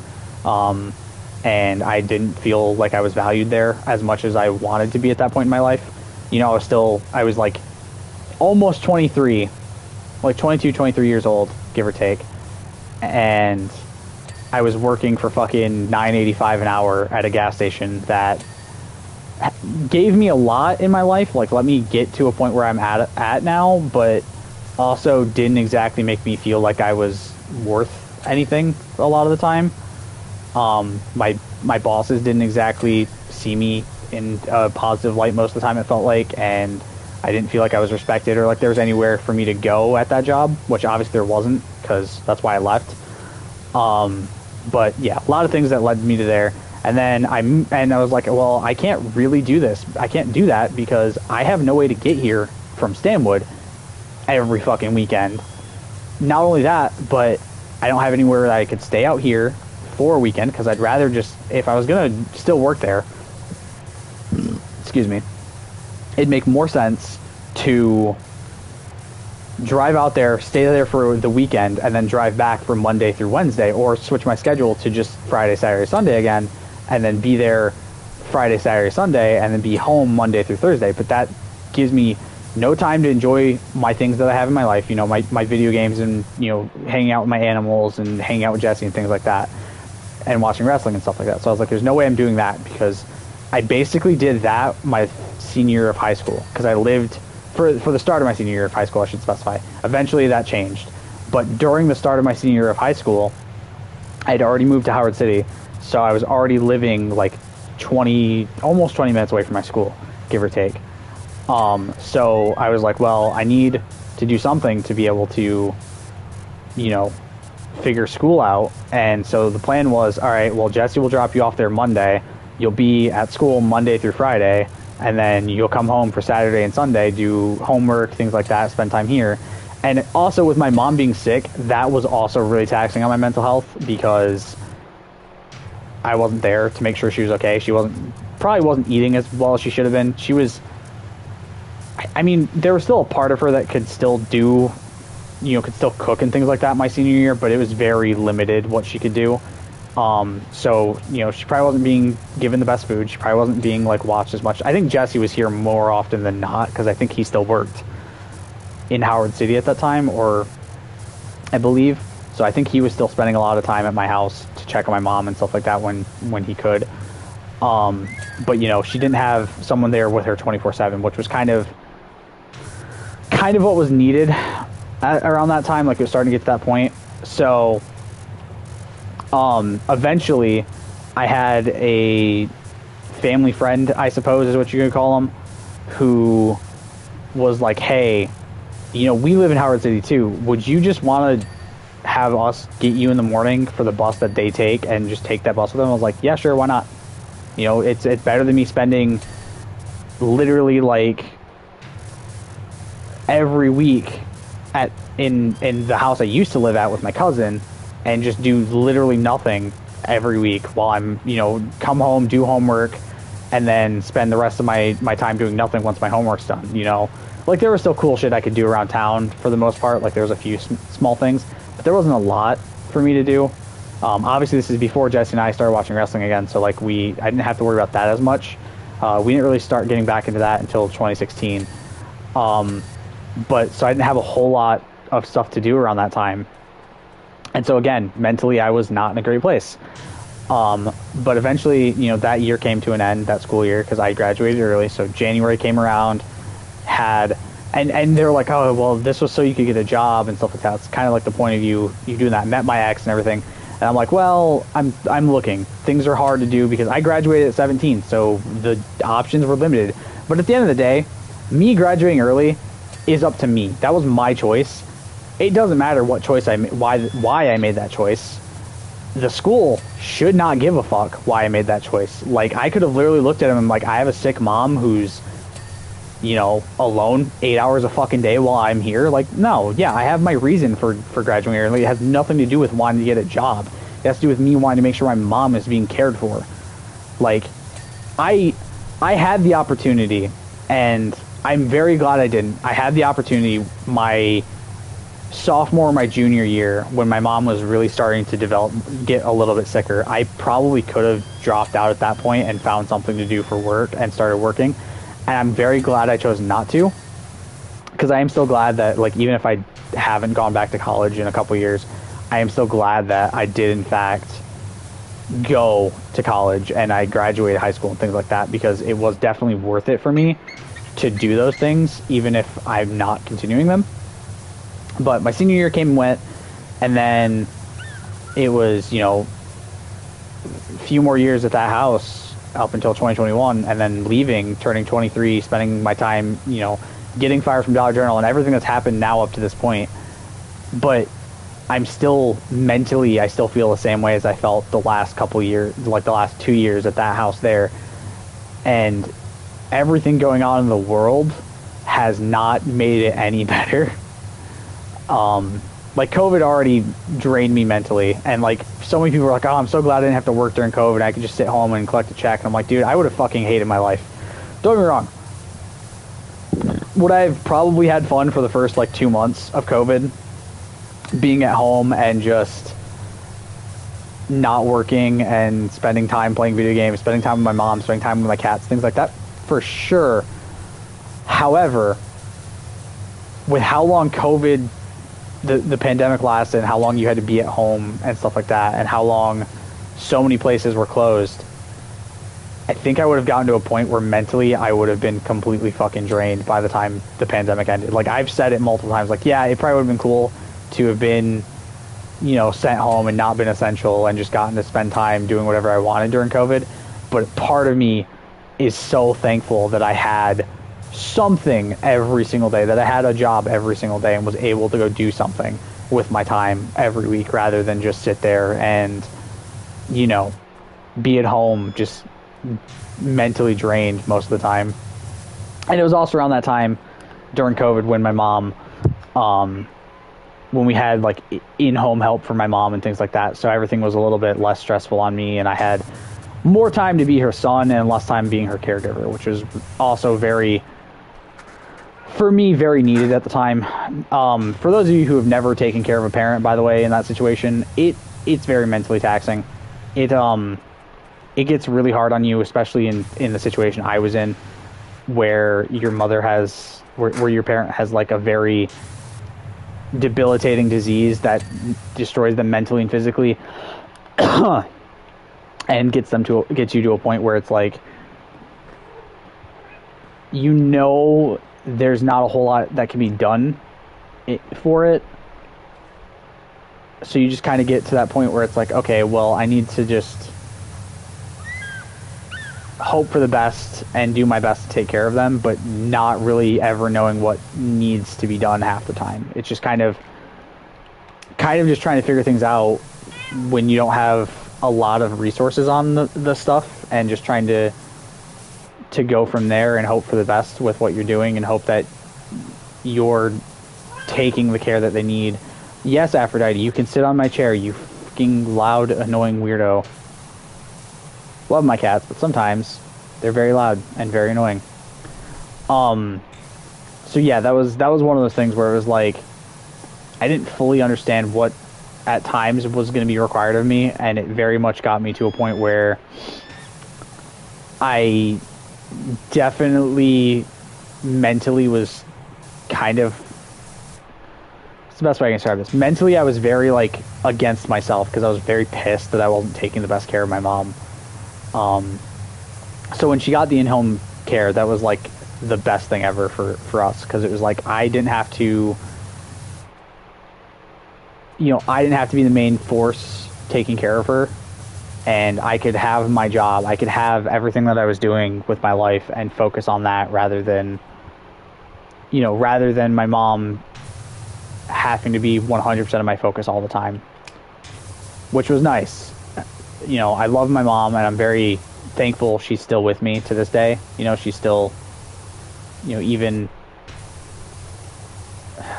even fucking this long after she got sick. You know, I was like 13 years old when she got sick. Back in the good old year of 2011, I think. Hold up, I can't remember for sure. I want to say it was 2011, but I could be wrong, because my memory is not what it used to be. Yeah, 2011.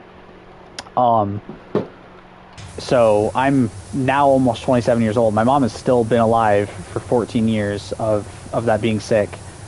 And I've now lived more years of my life with my mom being sick than I have with my mom being healthy, which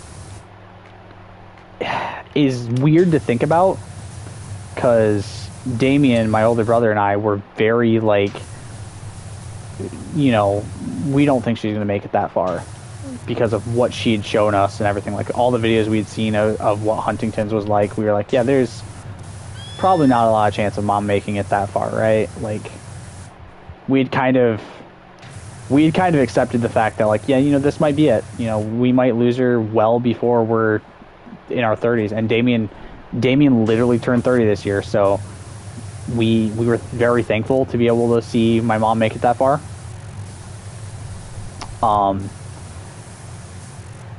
But at the same time, it's very, I think for people who don't understand what that's like to go through, it's very taxing to to watch your parent go through that stuff, like you can, like I've seen it on calls with my brother. Like he'll try to put on the brave face, but there's times when things happen and he just, you know, the emotion gets the better of him and it kind of just breaks him. And I'm right there with him. You know, like him and I have had a lot of issues throughout our lives, like through our childhoods, because you know, brothers are gonna do what brothers do.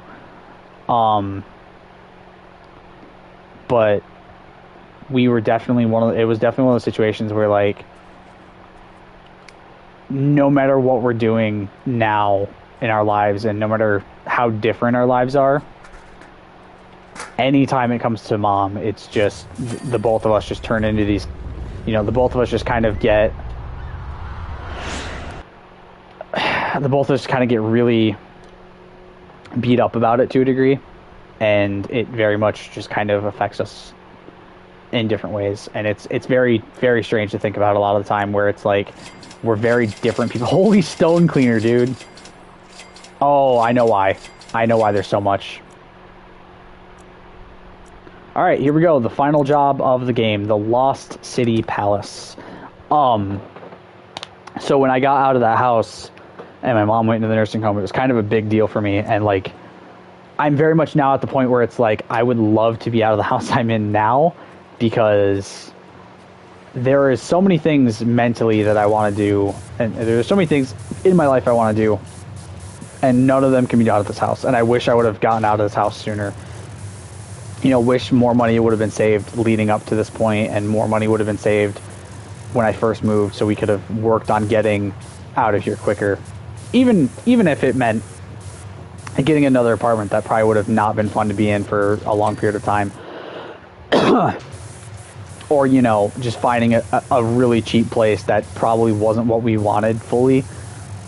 Because when you've been at a house for 4 years that you didn't want to be at for longer than a year, mind you, in my case and Jesse's case, neither of us really wanted to stay here for longer than a year. We were like, all right, 1 year, and you know, 1 year I'll move in, 1 year and then we'll be out. And then I got fired from Dollar General, and things took a turn, and I found a job that I love, and coworkers that are cool as hell and make me laugh and shit like that, and I have a good time working with most of them, and all those sorts of things.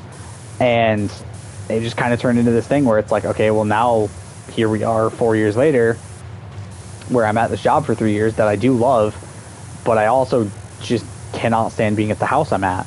And it's like, it sucks, because I had a place I didn't like being at as far as job goes, and a house I didn't like being at here and in Howard City.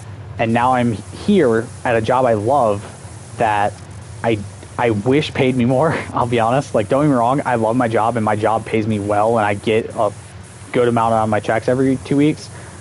But it's also one of those things where, God, why are so many people watching this? Where I find this difficulty with the mentality of being there still, when it's a situation of I can't stay there if I leave this house.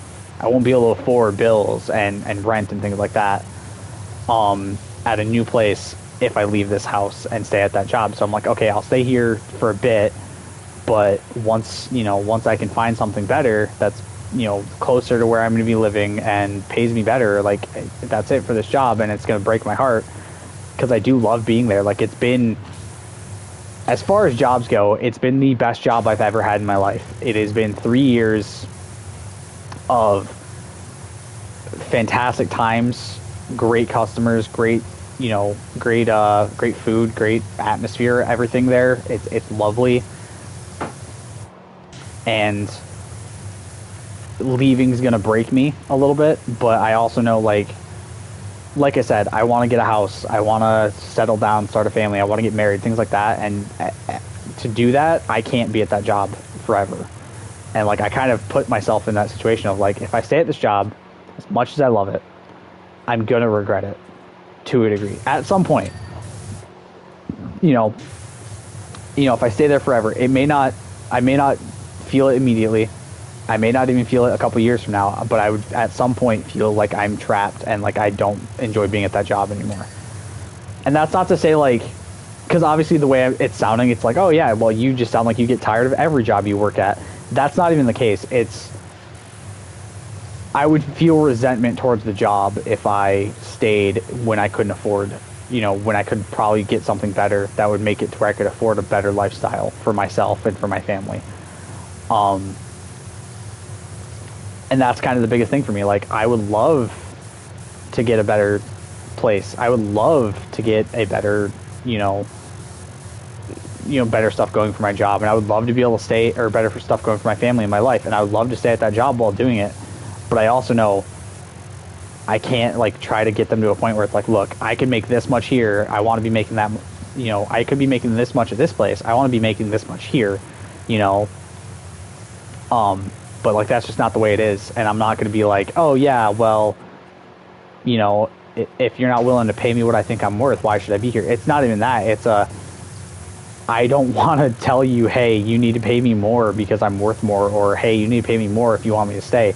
It's I could ask you to pay me more, but I'm not going to screw other people out of raises and screw other people out of the growth that they can get, because I've gotten plenty of personal and professional growth at this job. So I could easily be like, well, I'm not going to, I want to stay forever and grow through this business even more. Obviously it's a small business, so there's not much growth you can get. I'm basically to the highest point I can be at without Jake selling me the business.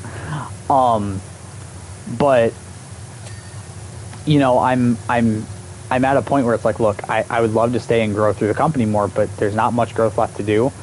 And if I do stay at this company, I'm taking the opportunities for growth and for raises and for everything professionally and personally for other workers away if I want a bigger amount in my paycheck every week. If I want to be to a point where I'm making more money, where I'm doing this, that, and the other thing. And I'm like, I would love to do that, and I would love to be able to stay at this job, but it's not in the cards for me money-wise, and it's not in the cards for them money-wise. Like, I'm looking at it as what is the best possible solution, not just for me, but also for my boss and his mom, who's our accountant, and my other manager, and the other workers we have there. Like, for me, staying would be lovely, but I also know, like, the only thing that I could really get is I could get the other manager's position if she leaves. But then it's like, okay, but then I got to replace me with someone who I trust and who I think will do a great job. And then I also have to take on all this extra responsibility, which, again, I could feasibly do. Like, I could learn how to do everything and learn what to order and all that crap. But it's just one of those things where it's not something I really want to be doing. And I could feasibly do it, but I'm also like, I would rather they get the ability to train somebody else to take that spot that isn't me, that they trust, that they feel like can take that spot over comfortably without me feeling like I'm taking an opportunity away from somebody else who's probably more deserving and can do it better than I can, but also a situation where I feel like my ability to leave feels more okay and more prepared, like they're more prepared for it, sort of thing. So it's a lot mentally for me lately, where I'm just like, I'm trying to keep myself from just burning out at both ends, basically, and just trying to figure out the best ways to move on with where I'm at in my professional career and where I'm at in my personal life. And both of those things are very difficult to go through, because part of me wants to go back to school. Part of me wants to start my degree back up, go finish my business degree, get my bachelor's in business, which is just a 2-year degree, so it's not that hard. Or my associates in business, which is not that hard. I could easily go back and start doing that and get through my degree and everything like that.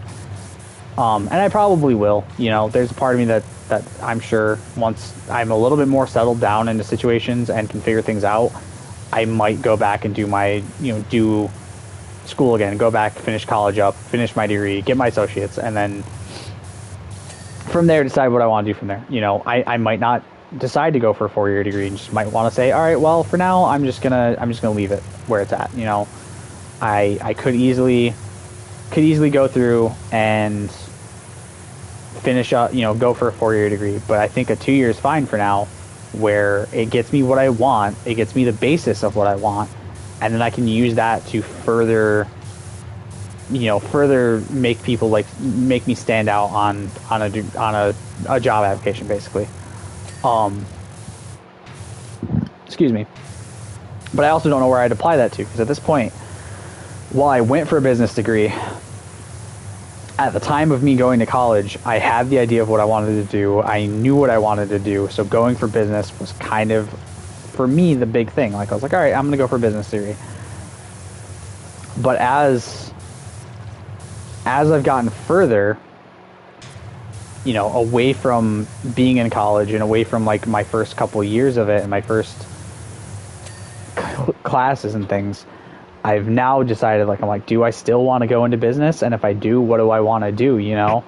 I had ideas for what I wanted to do, like 10 years ago when I first went to college, when I first graduated high school, I had ideas. But now that I'm almost 27, I've been removed from high school for almost 10 years, haven't done a college class in about 4 or so. I'm like, do I still know what I would want to do with that business degree? Did I make a mistake going for business? Do I switch it up and do it different 2-year degree?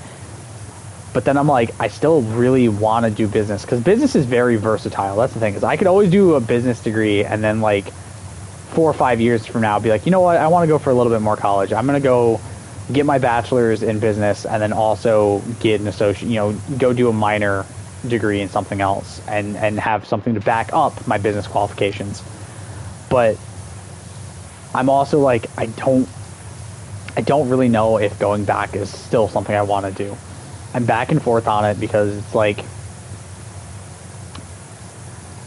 it's really weird to talk about it in this situation, but it's very much I got screwed over basically on my financial aid, which is the reason I stopped going in the first place. I had some financial aid stuff set up, was owing $70 or something like that for the start of the school year, was getting ready to pay it, went to go make sure everything was set up properly, because technically speaking I was supposed to not have to pay anything, as far as I knew from what I understood of the tuition incentive program thing I had.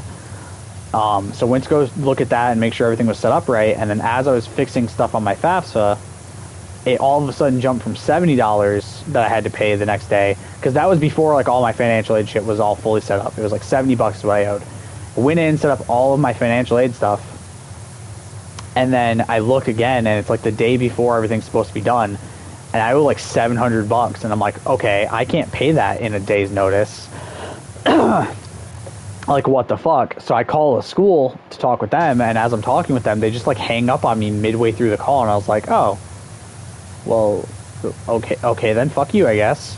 That was really fucking rude of you to just hang up on somebody who's trying to figure out why their thing changed so drastically between, a couple of minutes. So I just said, all right, yeah, I'm done. I'm not gonna continue going. And that's where it's been left for 4 or so years now, where it's or 3 or so years now, where it's I could have easily gone back, but if I run into that again, it's just going to kill my momentum. So basically, what had happened with my first year of college is I failed a class, and it killed my momentum. It killed my happiness I had felt about starting college and going for the degree, because my brother had gone for business, my uncle had gone for business, so I wanted to go for business as well. So it killed my momentum and my desire to be there. And then as I'm there, and a couple years later, I was like, all right, I'm finally going to go back, because COVID happened, and it kind of put me off of doing college for a bit. I was kind of just focusing on trying to make it through the pandemic and didn't really want to add more stress to my plate. Couldn't really afford college if there was a lot of tuition stuff at that point in time anyway. If they'd done the same, if they'd charged me more or anything like that. And then kind of decided during COVID, I think it was either 2020 or 2021 where I first went back, and things went really well, and I did a semester or two.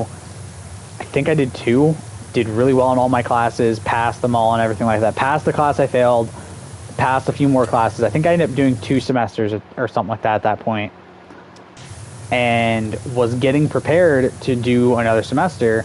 And then that happened, and it just completely killed my momentum again and completely killed my desire to go, because it was like, well, if I'm being screwed over like this, why should I go? You know, like, I want to get my degree and I want to go to college, but at the same time, it's like, if shit keeps happening that's making it seem like I shouldn't be there, why am I still going? You know? And so I just stopped. I haven't technically dropped out. I just haven't done a class in a while, like 3 years or something like that, 2 or 3 years or so. No, 3 years, because I was still at Dollar General, I think, at the time. Yeah, I was still at Dollar General when I went back, so it was definitely like 2021, late 2021, early 2022. I think I did the winter semester, and then I think I did a fall semester in 2021, and I did the winter semester going into 2022, or in 2022, and then was setting up for summer classes when that happened. And then not long after that, so at that point in my time, in my life, I had gotten a job. I had the job for a while. I got a credit card. I went and got my license and was working towards getting a car. And then I got fired. And again, that happened very close to when that school thing happened. So like my mental health was taking a hit before I got fired. And I just wasn't focused on... I wasn't really focused on my work as much as I probably should have been, and I was oversleeping. I was not taking care of myself physically. You know, wasn't caring about sleep very much, was getting fucked over at work, basically just being treated like shit by the district manager and by the store manager, and being put in a situation where I was working at night until 10 p.m., would walk 30 minutes home, get to bed at like 11, you know, try to start going to bed at like 11 p.m. But like, obviously if I'm sweaty, I have to go shower, I have to eat all this stuff I hadn't eaten at work and stuff like that. So I had to get through all of that stuff. And then while I was getting through all of that stuff, you know, I was also just not sleeping very well, because I'd work at that point and then I'd have to get up at like 7 in the morning to walk to work to get there at 8 in the morning for my shift the next day, because they were putting me on like fucking closing and then opening immediately. And I'm like, look, y'all know full well I don't have a car right now, and yet you're putting me in these situations where I have to fucking try to be up really quickly, and just, it's not working for me, like, at all. Like, obviously it's not working. And I had a schedule mishap where it didn't give me notifications about a schedule change or something like that on the app we used, and that fucked me over. Like, that's the thing. I had a late day, which wasn't my fault. It was the fault of the app. Nobody had texted me to say, hey, by the way, there's been some schedule changes, because when I had looked at the schedule, I had worked one time, and then there had been an update or something, like some sort of fix to it, and my manager didn't reach out to me to let me know, hey, by the way, there's been a schedule change, go check it, because the notifications for that app were not automatically on. But I was still the one to blame in that situation. Like, you could have reached out to me before I was late and said, hey, by the way, there's been some schedule change, go check it out really quick. Because if you're changing my schedule and not notifying me, that's kind of on you that I'm late in that situation. I fully put that on her too. I was like, look, I get it, but this app that you guys have us using didn't tell me, like, notifications weren't on by default, so I had no fucking notification that sent to tell me that, hey, by the way, you're not working the time you were working, your schedule has been changed, and you didn't notify me to tell me that there was a schedule change, which, as the manager, is kind of part of what you should be doing. Like, if you're scheduling people, you should in some way be notifying us that there's a schedule change in case there is, especially the day before the fucking day that I'm scheduled. Like, if I'm not scheduled, or if I'm scheduled for a different time and there's a schedule change the day before, I should be made aware of that rather than just fucking hoping that I see it through the app. And that really just kind of grinded my gears, because that was pretty sure that was one of the days I was late that resulted in me getting fired. Because basically the reason I got fired is I was late 3 times within a month, which part of that I feel like that shouldn't have counted, because there was a switch in managers during that time when that was an issue. But also, they had a revolving door of people, and you're firing your fucking best lead key you have. Like, are you fucking stupid? And I'm gonna say this right now. The Dollar General I used to work at is 2 minutes from my house by car. They've had a revolving door of people since I left, basically. Like, there will always be like 2 or 3 new faces every week in there. And I think it's so fucking funny that it's like, okay, yeah, fire your best lead key, whose friend is then going to quit not long after because he already didn't want to be there anyway, who then did quit like a few months later. And the manager was just really terrible. So the day I got fired, because I was late by like 30 minutes, decided to stay later 30 extra minutes to make up for that time, which most jobs are pretty appreciative of that. If you know you fucked up and you stay to try to help out longer than you're scheduled to, that's pretty cool, especially when you have plans, because I had plans that night. So stayed like 30 minutes longer to help out and make sure everything was caught up, because I felt very bad for being late. And this is like the third day now. This is like the third one now, not the second one where I just fucking didn't see it because they didn't fucking tell me there was a schedule change. Dollar General is a shitty corporation, by the way. I want to specify that. They are a garbage fucking corporation when it comes to their employees, how they treat them and how they fucking act about them at the stores and stuff like that. So, like, you can still shop there. I don't give a fuck. I'm not going to tell people to just stop shopping at fucking Dollar General because I know it's not going to do anything. But they do not treat their employees well. They are assholes. And that has been every person who's worked at that Dollar General that I've talked with since I got fired has also not liked the district manager for the most part, except for like 2 of them, who are just the ones that she's best buds with and can get away with anything and don't get treated like shit. So while I'm out with my friends, while I was out with Jesse and Hal, I get a call from my manager, and I'm out, I'm enjoying myself, I'm having a good time, and I'm just, I'm relaxing, I'm eating food, I'm drinking, just kind of enjoying my day whatsoever, and all that crap. So my manager calls me, and I'm like, oh fuck, I missed a call. So she said, hey, give me a call back when you get this. I have to talk to you. So I was like, okay, here goes. Like, I know what's coming. I had a feeling it was coming. And she goes, hey, so I'm just letting you know I have to let you go. You were late too many times within the month, and Grace, the district manager was like, I have to let you go. I don't have a choice. And I was like, okay, I understand. I get it. It sucks, but I get it. I guess it was bound to happen if I screwed up too many times, And she's like, the worst part is she's got crocodile tears on while she's saying this, because I'm pretty sure she was already at that point where, because here's the thing, I was not a fan of this manager. I wasn't a fan of my manager previous to her either. The manager before her absolutely pissed me off to the point where she was treating me and my friend like shit and just not giving a crap about the job. And the new manager that replaced her was kind of decent for a bit, but then eventually just kind of became the district manager's fucking lapdog who would do whatever she said and overworked us and just tried to, be like, oh, well, Grace said you guys have to do this and it has to be done by this point. I'm like, okay, so I'll just bust my ass and work extra fucking hard. And I was working overtime a lot during the previous manager's tenure as well as this new manager's tenure. And then she's like, oh, well, yeah, we can't do overtime anymore. You guys have to be like out right on time. I'm like, okay. So she wants us to focus all of our efforts on restocking and facing everything and making the store look very presentable, which granted, it's a Dollar General store. Not one of them really ever looks presentable when you go in there 90% of the fucking time.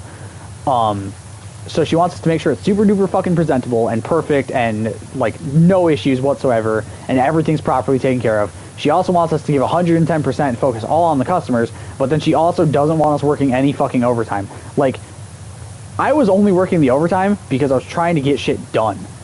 And it's like, okay, so if you're not I get that you have to be approved to do overtime and things like that, and it's a big fucking bullshit thing with the corporate world. But if you're fucking trying to crunch me in my fucking hours to then do all of that shit, and you're like, oh, well, you still have to take your mandatory break, and I'm like, dude, you guys are literally fucking backing us into a corner with how you want us to do this shit.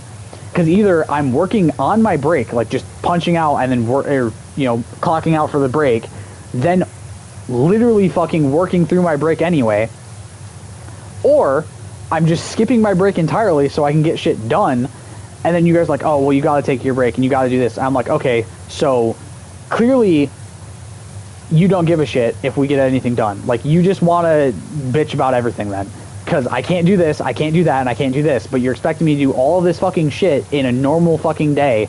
And it was just fucking baffling to that point where I was like, okay, so you want us to do everything, but you don't expect us to have the time to do everything. And so I was like, okay, if you're gonna make me work crunch time, then I'm just not gonna enjoy fucking being here anymore. And then my buddy Braden, who I worked with a lot and had formed a really good friendship with. He was my 17-year-old coworker. He's a great dude, great friend, and worked with him all the time, had great shifts, always enjoyed the shifts and stuff like that.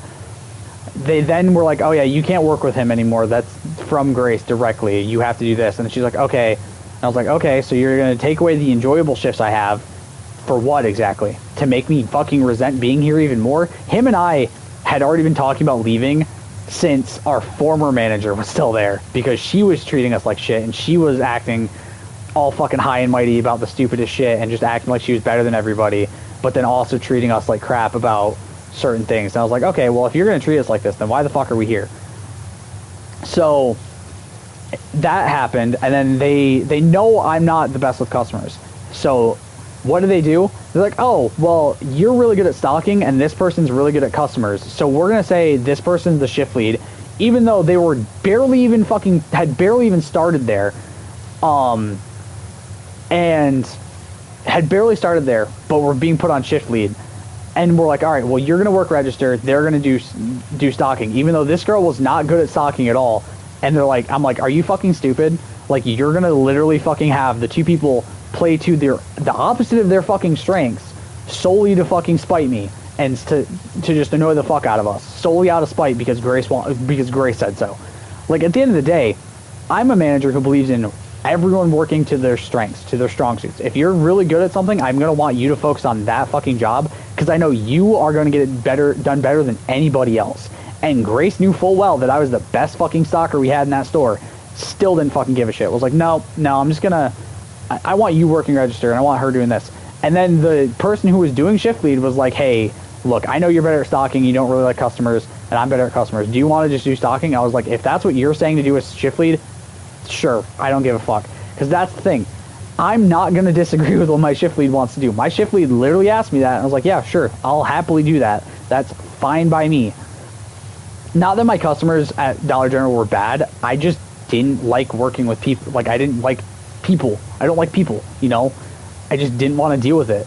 So, as that happens, you know, that shift gets over with, and then I come in the next day, and so that person ended up resigning that night. Like, they basically left a resignation letter in the desk for the manager to see the next day. And I thought it was really fucking funny, because I come in the next day and the manager's like, did you know about this? I was like, no, about what? And she's like, she wrote like a resignation. I was like, I had no fucking clue. I was like, what she did is her own choice. I have no idea about it. That sucks, but it happens, you know. And she's like, and also you were supposed to do this, this, and this yesterday. Why didn't you do that? I was like, because she wanted to work customers and asked me as the fucking person who's working under her, as she was shift lead, to work the fucking stock, to do stocking. I'm like, that's not my fucking fault. Sorry. You know, like, I'm just doing what my shift lead said to do. Like, that's not my problem. Because at the end of the day, the biggest problem is if I just stood around waiting for customers the whole day and didn't do anything to help with stocking, I would get yelled at. But if I just stocked, I would also get yelled at. And if I did a mix, I would also get yelled at. There was no winning in that situation for me.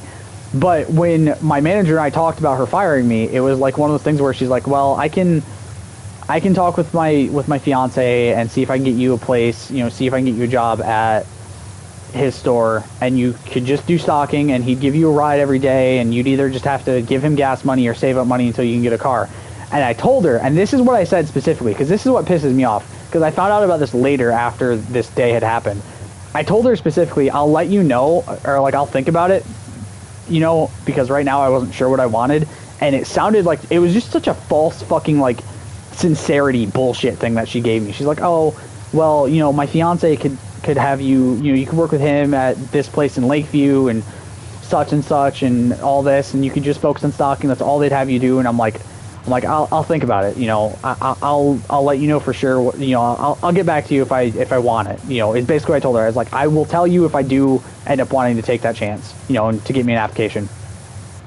Like, a month goes by, and I had decided literally like 2 days after that she'd called me, because I could tell it was just a bullshit thing that she was saying to try to be sincere. I'm like, if you really gave a fuck about me having a job, you would have told Grace, look, he was late, yes, but he also is one of our strongest workers, and I really can't afford to lose somebody who's really good at their job right now. If she'd really given a fuck, she would have fought Grace on it. Because I'm pretty sure, and I talked with my friend about this after I got fired. I was like, I'm pretty sure Grace had given her the choice, and she chose to fire me because she didn't like me. Because at one point, I literally said, I'm not going to be Grace's flying monkey while things were going on with a massive fucking like restock thing where everything had to be shifted around and all that. And I'm like, I'm not going to be Grace's flying monkey like you are. Like, if you want to be Grace's flying monkey, go for it, you know. But I'm not going to do that because I actually fucking want to try to focus on actual work and getting other shit done and not just fucking crunch myself until I'm fucking dead because of this job. And she was really pissed from like that day forward. You could definitely tell she was extremely pissed about the way I acted at work, because I don't like authority, but I will respect the authority as long as they're respecting me back. And I was getting no respect there, so why the fuck should I sit there and blindly respect you when you're treating me like dog shit every fucking day? And it was from basically that point on where she was very not a fan of mine. And do I regret saying it? Not really, because it's still true. Like, it still rings true to this day. Like, even after I left, it still rang true to the point where when she ended up quitting, I'm pretty sure she was still fucking Grace's little lapdog. And my friend quit a couple months after I got fired, but when I got fired, I went in, turned in my key, I grabbed like a piece of pizza and then walked out the fucking door. Because there was like a pizza party for how good we had done for some fucking contest for Dollar General or something. And I was like, okay, so I did all the work for this and then you fire me. Like, I busted my ass for this and then you fire me right before we get rewarded with fucking stale ass Little Caesars pizza. Like, don't get me wrong, I like a good slice of Little Caesars, but really, that's our fucking reward for how much we busted our asses? Not, oh hey, you won this competition across a bunch of other Dollar General stores, here's some fucking pizza. Fuck you guys. Like, our morale was so down up to that point because we couldn't keep anybody. And so I walked in, grabbed a slice of stale pizza. You know, I don't even think I really said hi to her. I walked in, put my key in the office, grabbed a piece of pizza, and walked out the fucking door. Never looked back. And like a couple months later, I'm pretty sure my buddy quit, which I was like, good for you, man. Good for you for finally getting the fuck out of that hellhole. Like, you were so depressed the entire time we were there, and I'm so happy that you finally have gotten out of there and can finally go get something where you're more appreciated and treated better.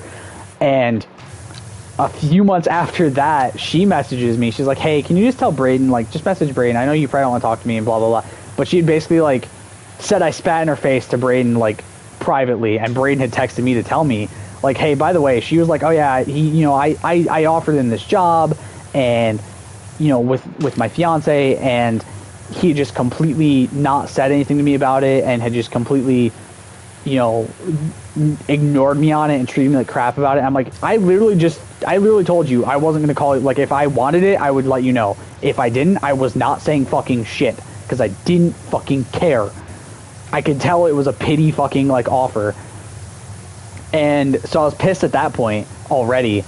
But then a few months later, like, even like another month later or so, before they both were gone from there, basically, a little bit later, she goes to Braden and she's like, hey, do you think Cam would want his job back if I could offer, you know, because, you know, we need him. Do you think he'd want it back?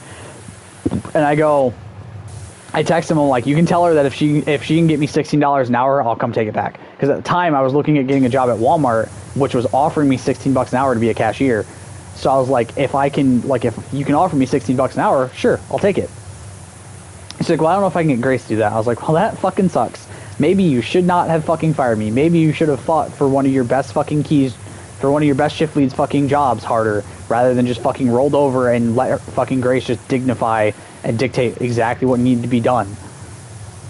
Like, you would think in a store where you have two really good workers, you'd A, make sure that they enjoy their shifts as much as possible, and B, be understanding that with all the fucking turnaround and how much one or two people are working. Like, I had worked a double on Easter while I was sick because our manager fucking quit.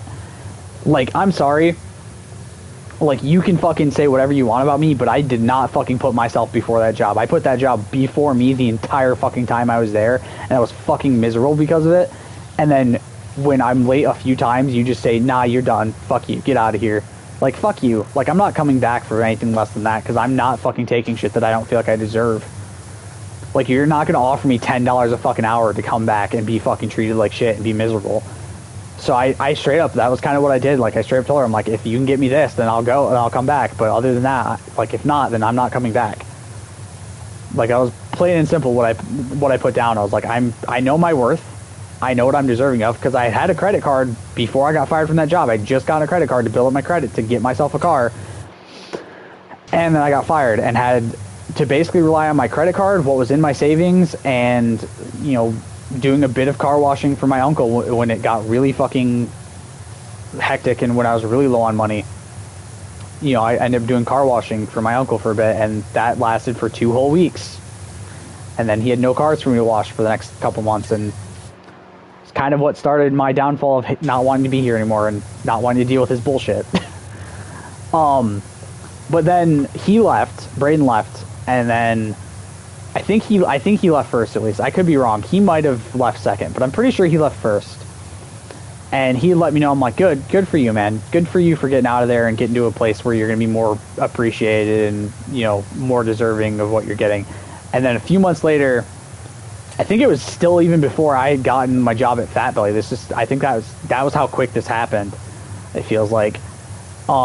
She messages me and she goes, "Hey, can you just let Braden know that I'm done at Dollar General, like I'm quitting and stuff like that. Like, tell him I'm sorry and all that." And I'm like he's not gonna, like, I don't fucking care. Neither is he's not gonna fucking care either. Like, again, like I said, I'm pretty sure he was done there already.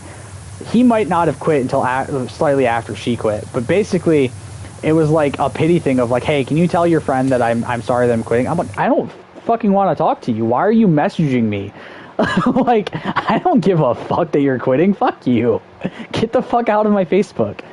I think slightly after that, I ended up blocking her too, because I just did not want to have anything to do with her, because she was just so annoying, and it was just so fucking frustrating. Like, she acted so fake about every little thing with us, and it just pissed me off, because it was like, you acted like you wanted to be better than our last manager, said you would be better than our last manager, and then you immediately started doing the same fucking shit she was doing within like a month of getting the full manager role. And I get that it was kind of something where she was not supposed to be manager there. She was basically just training to be a manager at a different store. And I get it, like, that wasn't what your plan was. But, like, you also completely fucking screwed my plan over. I was looking at trying to build my credit up to get a car and, you know, build my savings up to help save for a car and all this stuff to help me get a car and get the fuck out of this city and shit like that and go find something new and be able to move out and all this stuff.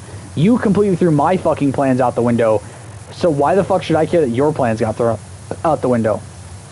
You know, I was just so fucking livid at that point, because I'm like, I don't fucking care that you're quitting. You were not a good manager. At first you were, and then you were just garbage, and I wanted nothing to do with you, because, like, you're just not a fucking good person to be around. You were not a fun person to be around, and you were not fun to work with. And I had to work, a few of my last shifts were with her, and it was just fucking unbearable, because it was like every second I did anything, I had somebody down my fucking throat. She was like right breathing down my neck the entire shifts. And I was like, okay, that's it. I can't be here anymore. I'm so fucking tired of it. I don't think I got fired, like, tried to get fired on purpose, but there was definitely a part of my mind that was like really grateful that it happened. But it was also one of those things where it kind of fucked me over, because that was why I went and did wash cars for my uncle, is because I couldn't do anything else, because I couldn't collect unemployment, which is what I was planning on doing for like a month or two, and then just focusing on finding something new once I had a little bit more time. But yeah, had basically been completely fucked over at that point, and then found Fat Belly, and now I'm happy at a job for once, and, you know, haven't had to deal with that haven't seen that manager since I got fired, which is the funniest part. Like, I didn't go into that Dollar General very often after that. I went in a few times, and I'd basically just go in to go see my friend and stuff like that, you know, and chill with him for a few minutes. If, you know, was like, texted him one day, I remember this, it was probably right around, I don't know, maybe not long before I got my job at Fat Belly. I texted him, I was like, "Hey, you up at work?" And he's like, "Yeah." I was like, "When you go?" He's like, "I'm on break," or something like that, or I was about to go on break. So I, like, walked my happy ass up here, and talked to them for a bit in the bed of his truck and just chilled for a bit because I was so stressed. And then I think because it was really hot that day, I think he ended up just giving me a ride home because he's a cool dude. But yeah. Oh no, wait, that wouldn't have been before I got my. That would have been a little bit before he quit, I think. But yeah, you know, I'll say this: the place you live and the place you work have a huge impact on your mental health. And for me, for a long period of time, my job was never something that felt like it was something that was helping my mental health. And for even longer now, because I'm still at a place where I don't really feel like my house is making my mental health feel any better. And the place you live, those are two huge factors into how you feel mentally 24/7. Like, you can be super happy with your partner and with what you're doing for your hobbies and so many other things, but if your job doesn't feel fulfilling, if your job doesn't feel like it's something that's giving you what you desire in life, and if the place you live especially doesn't feel like you're getting you what you want in life, you are not going to be truly happy until you fix those problems. And I wish with so much that I would have figured that out a lot sooner, because I would have made more effort to try to get out of Dollar General before I got fired, I think, is the biggest thing. On top of that, I think if I'd realized that sooner, I would have put a lot more focus the last 3 years on trying to get out of this house before things got even worse. Like, they're just getting worse and worse every day, basically. You know, having the cops, you know, having the threat of the cops being called on me multiple times, having parts of our house basically falling apart, and just nothing from our landlord to fix those things, just has me to a point where I'm like, okay, I don't want to be here anymore, and once I leave this place, I want nothing to do with you. Like, that's the worst part. Your landlord being a family member, and then them still acting like they don't give a fuck that shit's broken and that shit needs to be fixed, and acting like you're the problem, really just gets you to a point where your mentality is, yeah, I don't want to fucking be here, and when I do finally get out of this fucking hellhole, I want nothing to do with you ever again in my life. Like, I mean that with every fucking fiber of my being, by the way. Like, I know there's people who are like, oh, I don't want anything to do with this person, but I don't really mean it. I'm probably just going to talk to them again in my life anyway, and keep them in my life. When I say it about my landlord / uncle, I 100% mean it. Like, I'm at a point where it's like, I'm going to get out of this house and block his number and block him on Cash App and never talk to him again and just be done with it completely from there. Because it's like, you've treated me like I'm nothing for the last 4 years. You've acted like I have no right to be upset that there are issues with our house.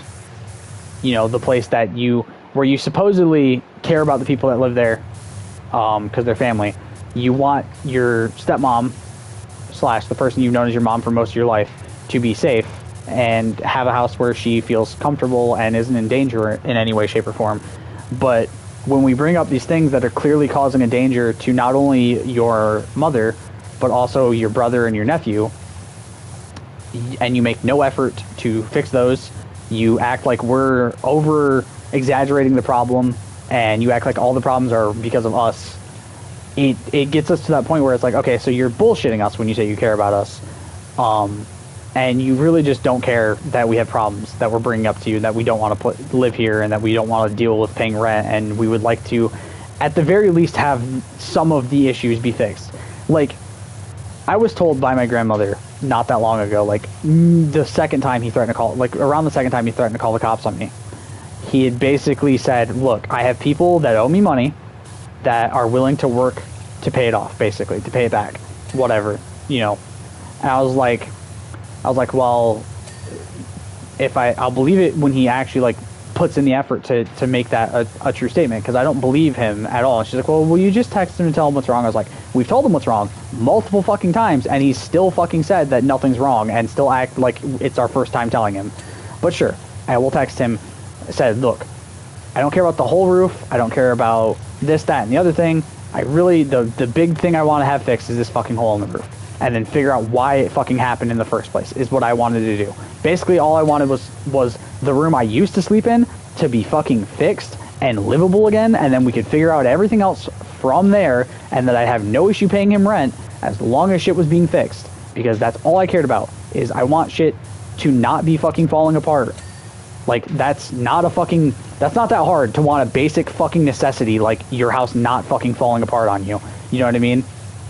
I feel like that's not that shocking to say I want to have a house that I feel comfortable living in, and like I don't feel like the roof is having massive issues and might fall in on me at any point.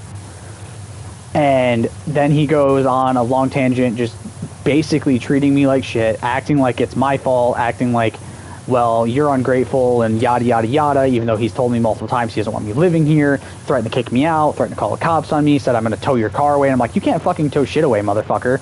My car is my fucking property. Tow it away at your own fucking leisure. Because here's the thing. Here's the best part about both my dad and my younger brother having been in the towing business. You have no legal right to tow a vehicle away if it's on your property, unless it has been abandoned and you can prove that, which my car, because I drive it every fucking day to and from work, has clearly not been abandoned. So him threatening to do that, I'm like, okay, so you're just giving me bullshit fucking empty words, because not only do you have to have a legal reason to want to do this, number two, squatters' rights are technically a thing. Like, he could say I'm squatting this house all I want, but then, okay, so is your mom and brother, because you have no fucking rental agreement with any of us, you fucking cockwomble. Like, you can say whatever you want, and you can act however you want, but, like, there's no rental agreement that's signed and that you can proves any of us should be here. So if the cops come to remove me, they're gonna remove all of us at that point, because Jesse and I both stopped paying rent, but I was the only one who was being fucking completely fucking torn down and made to feel like the worst fucking person alive because of it. Like, man, I'm so sorry that I want my grandmother, the only person on my mom's side who I've ever known as my grandmother, myself and my uncle, to have a house that we feel comfortable living in and don't feel like there's massive issues. Like, I'm sorry that I want to have, with how much space we have, if we're paying like $1,700 a month, I'm sorry that I want to have a fucking actual livable space where all 3 rooms are livable, where the power works in the entire fucking house. And he goes, oh yeah, just oh man, a burnt out bulb and like a hole in the roof. I'm like, motherfucker, it's more than just a burnt out fucking bulb. None of the fucking outlets work. And he goes, well, how would you know? The guy didn't test it. I'm like, we fucking tested it, you moron. Like, we already knew, because we had shit plugged in on that side of the house that stopped fucking working. That's how we know it's not just a burnt out fucking bulb. It's something with the electrical that, hey, I don't know how to fix, and even if I fucking did, I'm not certified to fix it, nor would I take the fucking chance, because then if something does go wrong, I'm fucking liable for it. It's why I literally just say, look, just get somebody in to look at it and figure out what needs to be fixed, and then we'll fucking figure out something for it. But instead of him saying, oh, well, yeah, I have people who can fix that and we can get it figured out and blah, blah, blah, blah, blah, and this, that, and the other thing, he just fucking immediately goes to swearing at me and treating me like shit. And then he tries to fucking play it off like, sorry, man, I've been having a rough time. I'm like, I don't fucking give a shit. You just treated me like shit, brought my father into a conversation that didn't involve him at all, said I had issues, and it's like, man, you're definitely your dad's kid. You got issues. And I'm like, really? I'm the one who has issues? Says the one who cheated on his wife, bitches about how he wants her back all the fucking time, does nothing but drink himself to death, and fucking just acts like shit to everybody in his family, and then expects everyone to fucking forgive him when he apologizes. Fuck you. Like, I'm not gonna apologize or forgive him when he apologizes, because it's a fake-ass fucking apology, because he's just gonna do the same shit the next fucking time. So I was like, no, I don't accept your apology. Haven't talked to him since, because I don't want to talk to him. I want nothing to fucking do with him, because it's like, dude, if you're gonna treat me like that, because I want one fucking thing fixed in my house, the house that I rent from you, then you can go fuck yourself. So, for those of you who are wondering why Jesse and I are trying to get out of this house as quickly as we can, that's why. Because mentally, I can't be here anymore. I literally told Jesse the start of this year, when, I don't remember what it was that set it off, but something Jim, my landlord, had said had just gotten me to a point where I was like, I texted Jesse and I was like, dude, look, it's make or break. We got to be out of this house at the very earliest by the end of this year, because I don't think I can survive going into another year living in this place and being treated the way we're being treated. And it's been a while since I've really gotten to a point where it's like, look, I need to be out of the situation or I'm not going to be alive anymore. And everything my uncle said to me reiterated why I feel that way. Reiterated how shitty I felt. And I looked at my grandma and I said the same thing. I was like, look, if I'm not out of this house by the end of the year, I'm going to end up killing myself. Like, I'm going to be out of this house one of two ways. Either I'm going in a body bag or I'm going to be in a new place. I cannot stand being here anymore. I cannot stand being treated the way I've been being treated. And I'm sorry, like, I'm not the asshole for wanting to fucking be treated better in this situation. Like, I'm tired of people paying me like I'm the asshole in this situation. Like, my cousin who commented on the post when I was calling her dad out for being a piece of shit, who commented, is like, well, it's not right that you're putting this out in public and blah, blah, blah. If, you know, nobody's forcing you to be there. I'm like, okay, cool. But tell that to your dad, who treats me like shit every time I bring up any of the fucking issues with the house. Or who hasn't fixed any of the fucking issues we brought up to him, even though he keeps saying he's going to. Who says, oh yeah, I've got a guy, I'll have him come out next week, and then never shows up. Like, I'm sorry that you want, like, you can defend your dad all you fucking want, but I'm not gonna fucking sit there and act like I'm the fucking bad guy in this situation. Like, your dad is a shitty fucking landlord. He was a shitty landlord when I rented from him when my mom and I rented from him when I was a kid, because shit didn't get fixed. And when it did get fixed, it was done cheaply, and so it had to be fixed again not long after. Like, I'm sorry that you think your dad is still a fucking superhero, even though he's a piece of shit. But he's not. He's a terrible fucking human being. There's a reason none of your siblings want to talk to him anymore. Like, you can want to talk to him all you want. It's not gonna stop your brothers or your sisters from cutting him off completely. So I was like, you know what? No, I'm done. I'm not gonna sit there and have people fucking act like he's the fucking best, you know, he's the fucking second coming of Christ. I was like, fuck it. You want to defend your dad? You're not in my life anymore. And I fucking removed her from my Facebook. I was done. I was like, nope. I'm like, I'm not going to be treated like shit because I want to fucking not be sitting there being, you know, being painted like an asshole. Like, I'm sorry that I want to have a fucking basic fucking living space that doesn't feel like I'm fucking living in survival mode. Which is what he's like, I'm living survival mode. You know, I know you're in survival mode and I've been there and I'm there again and blah, blah, blah. I'm like, dude, no the fuck you're not. You're not in survival mode. You're in fucking stupid mode. You have all these properties and this fucking business that you could sell and make fucking bank on and make a shitload of money back on if you would just stop being a fucking moron and spending all your fucking money on alcohol. Like, he tried to paint it like he's in this really bad situation. He has no way out of it. No. I'm in survival mode because at 13 my mom got sick and I had to fucking take care of her while half the family fucking abandoned me. I'm in survival mode because I don't make enough money to live on my own. I'm in survival mode because I have to keep paying for this car, which is taking away most of my money every month, on top of paying the shitty fucking rent I pay to him every fucking month, which takes basically basically a whole check goes to my car, my rent, and my fucking insurance payment combined, by the way. Like, I'm not even lying about that. I make good money at my job, and then most of it gets fucking removed by my bills. Like, literally, I probably make about $900 to $1,100 or $1,200 every paycheck, give or take. Basically, half of that goes away just from my car payment, my insurance payment, my rent payment. And then I have to pay other bills with my next check. So I don't get to save a whole lot of money for myself. So when you guys wonder why I buy like really cheap PS3 games and stuff like that, I'm trying not to spend my money wildly. It's because most of my money goes to my bills. It's why I kind of made this decision of I'm not going to buy too much in the next coming year, like try to save as much money as I can because I need to. And that's what's being in survival mode. Being in a situation where you genuinely have no way to fix it, and where you genuinely can't do anything to change it. That's survival mode. Survival mode is not sitting there drinking yourself to death in your own fucking house while you could be selling properties that aren't making you money, when you could be selling your fucking car business that's not making you money and selling all the cars that are there. That's not survival mode. That's you being in that situation because you're stubborn and you're fucking stupid and don't want to get out of it. And you want everyone else to feel sorry for you. And I'm done.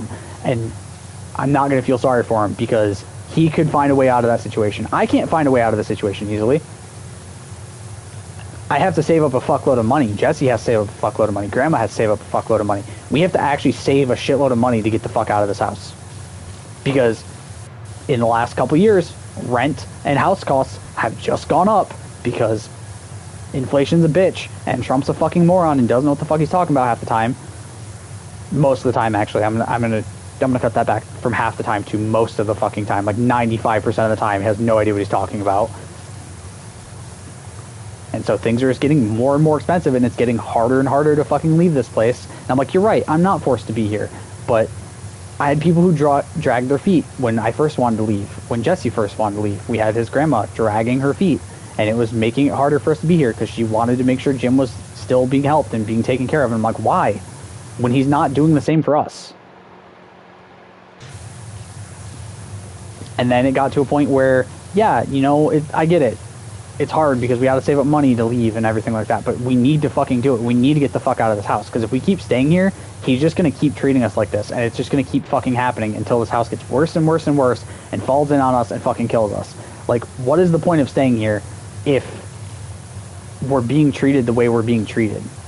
You know, it's not fucking worth it. It's not fair to us to be sitting here dealing with this shit every fucking goddamn day. So I was like, yeah, I don't care. I'm getting the fuck out of this house at some point this year. Regardless of the choice I make, I'm not going to be here anymore at the end of this year in this house. Like, I just want to be gone. I don't want to fucking be here. I don't want to deal with this bullshit. I don't want to deal with being treated like shit because I want a fucking house that's not falling apart. Especially with what we pay for it. Like, we're paying that much in rent and you can't fucking have the basic decency to just come fix shit or get shit fixed for us or at least get something figured out to get it fixed. That's all I care about. Even if it was just, hey, I'll have somebody out there to look at this stuff and we'll actually like have somebody out there to look at it and we'll get a fucking thing figured out and all this crap and we'll get it fixed. Even that would be better than just fucking, yeah, I'm not fixing shit because I don't fucking care. You better fucking pay me or I'm calling the cops on you. I'm like, do it. Call the fucking cops. They'll see all the shit that's wrong with this house and I'll say, look, this shit has been brought up to him multiple times and instead of fixing it, he says he's going to send somebody out to fix it, never does, and then just treats us like shit when we bring it back up to him and then acts like we didn't fucking bring it up to him. Like, plain and simple. That's all that fucking happens. And it's just exhausting to have to go through the same fucking conversation over and over and over again every single time. Saving money is also really hard because I have to pay back my credit card and trying to get it paid back as much as I can. So, yeah. So, little lesson. If you're trying to move, don't go to a concert and spend a shitload of fucking money on your credit card.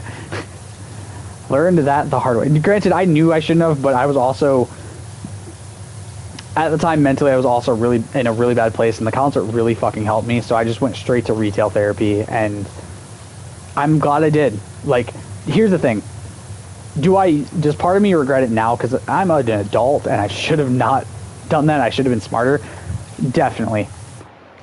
However, there's a bigger part of me that is ecstatic that I did it because it's stuff that I can have as memories of that forever rather than just the videos and pictures I have. I have a lot of cool stuff that I bought from that concert from every band that I saw, except for the Word Alive. I wish I would have gotten merch for them. I didn't, and I regret it because they're a great band and they're awesome and they're such nice people.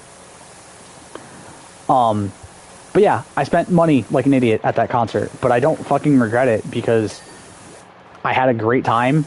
It was exactly what I needed for my mental health at the time. And yeah, I wish I probably would have had a little bit more restraint on what I spent. But I mean, like, yeah, that's a good fucking way to go about it. And don't get me wrong, I definitely am really responsible with my credit card most times. Like, that was the most irresponsible shit I've ever done with my credit card. But I'm also happy I did it because, I mean, technically that does help your credit. Having just debt that you pay off over time is really nice. You should technically credit card companies always want you in debt, which is annoying because you're always making them money if you're constantly in debt because of interest. But I also, like, I know that it's definitely a teachable lesson for me. Like, okay, be more careful with what you spend and how you spend it, knowing you have to pay it back. But I'm also at a point where it's like, okay, we've had a busy summer at work. I'm not that worried about paying it back because I've been able to pay back on it pretty much, if not every check, almost every check. this since I went to that concert. Like, I've been paying it back continuously. And the only reason it's so high is because, one, I spent a lot there, but I also had a lot of stuff that already needed to be paid back on it before that concert. Like, there was already a little bit that needed to be paid back on it before that. So it kind of just added to it. But I've been very conscious with what I've been spending and how I've been spending. So I've been able to pay all that stuff back really easily. And yeah, like, it's been working really well for me. Like, genuinely, it has. But yeah, definitely, if you're trying to move, be careful how you spend money on your credit cards. Or credit cards, I should say. I only have one, thankfully. I don't think, even if I had to, that I would have probably done anything close to what I did there. If I wouldn't have done anything close to that on both cards. I probably would have split it between the two cards, if anything, if I had multiple. And I've had offers for multiple. I'm choosing not to open a second one because I don't want to right now. Like, I don't think I need a second card yet to build my credit. My credit's good. You know, like, I've got good credit, which is nice. So it's like, I'm not worried about needing to build my credit faster, basically, is what I'm trying to say. Like, I have a car, which adds to my credit. I have my credit card, which adds to my credit, you know. So I'm like, I'm not really worried about anything like that anymore at this point. I'm a lot smarter than I have been in the past with my money. The concert not included, obviously, but yeah. So I'm hoping to figure something out with my girlfriend soon to figure out what we want to do, because as much as I love living with Jesse and getting to see him every day and hang out all the time and stuff like that, one, he's got a new job, so it's harder to hang out now, and he's going to be away a lot for part of that job. Again, wanting to start your own life is kind of important to both me and him. Like, we want to be able to focus on our own lives rather than just, like, continuously focusing on living together and all this stuff. So I'm, like, trying to find something that gets me to a point where it's like, look, I would love to continue living with you, but I think both of us know that it's probably better to move out on our own at this point. Like, I mean, it's gonna be harder to afford, definitely, but if we can find stuff that helps us get into our lives in a better way where things are a lot calmer for everyone involved, I think that's the best situation.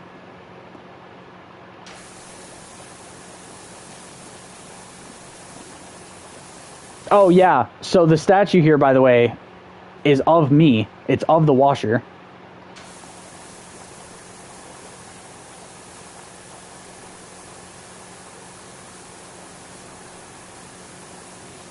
So basically what had happened is, the reason that statue activated the way it did is when they figured out what had caused the mountain to get really ready to erupt and shit like that, they had sent them back to come figure out what was going on. They figured out what caused it and everything like that. He got shot down, you fix the thing, and he goes back to his own time. Goes back in time and basically makes you a god to this ancient civilization, who then sets up a way to calm down, to calm down the mountain, more or less, is what basically ended up happening. It's a really convoluted story, and like I said, there's lore videos on it, and I highly suggest you guys watch them, because they're really, really good lore videos. They're really insightful, and without it, I probably never would have known that this game has the weirdest fucking lore of all time.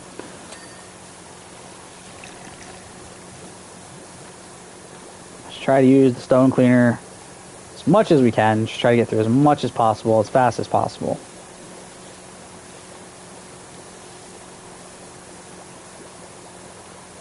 It's what? It's about 6:43. We've been on for, well, a little over 3 hours. Not bad, not bad. Can probably finish this up. We're at, what, 41%? Okay, we're not terrible, in a terrible spot. We're doing pretty good. But yeah, so for people who have been wondering how the update on the house stuff is going, it's not very well. It's not going very well. We wanted to be out of this house the end of this month, and that's obviously not happening, which sucks.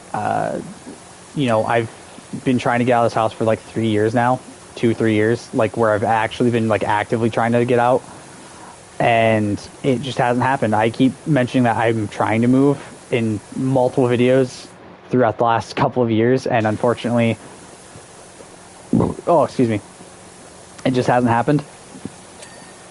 And I'm hoping that this is finally the year where it does, and I can figure everything out and go from there. But the worst part is just the not knowing of if we're going to be able to get out of here this year. Or right now, the hopeful time is the end of January, being moved out completely and being done with being here. But at least for me, I don't know about Jesse. I mean, I'm sure he's able to save money a little bit easier than I am right now. But yeah, still really difficult to try to get stuff saved up and figured out with what we want to go for and everything that we want to do.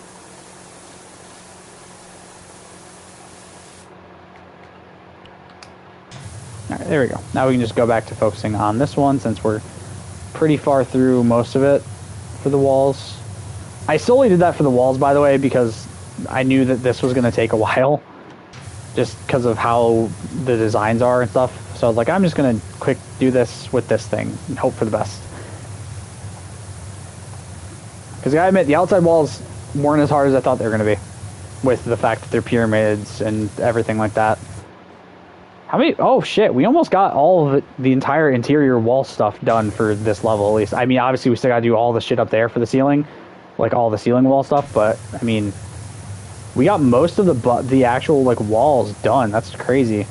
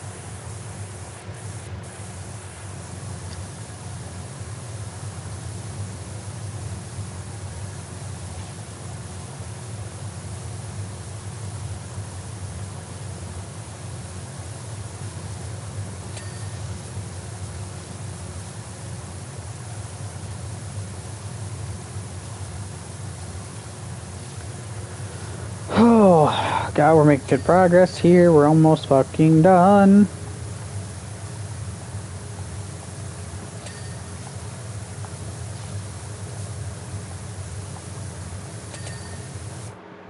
Okay, I think that's all the gallery.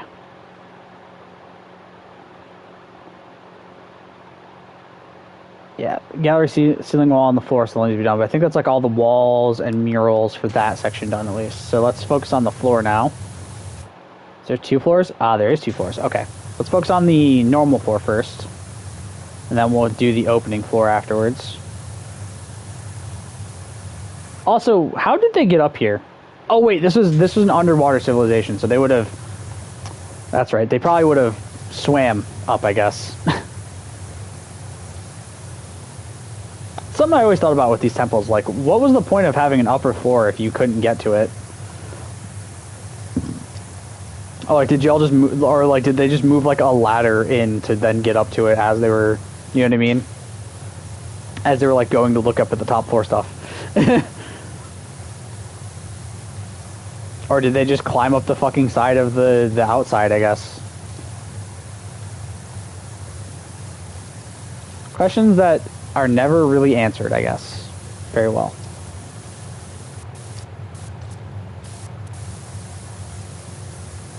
Because, like, could you theoretically probably run up the fucking pyramid? Yeah, but at the same time, it's going to be really fucking hard to do that.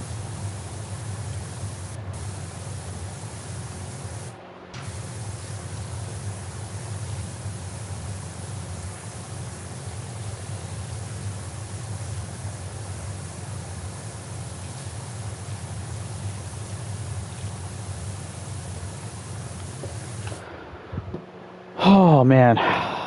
Getting so close to being done.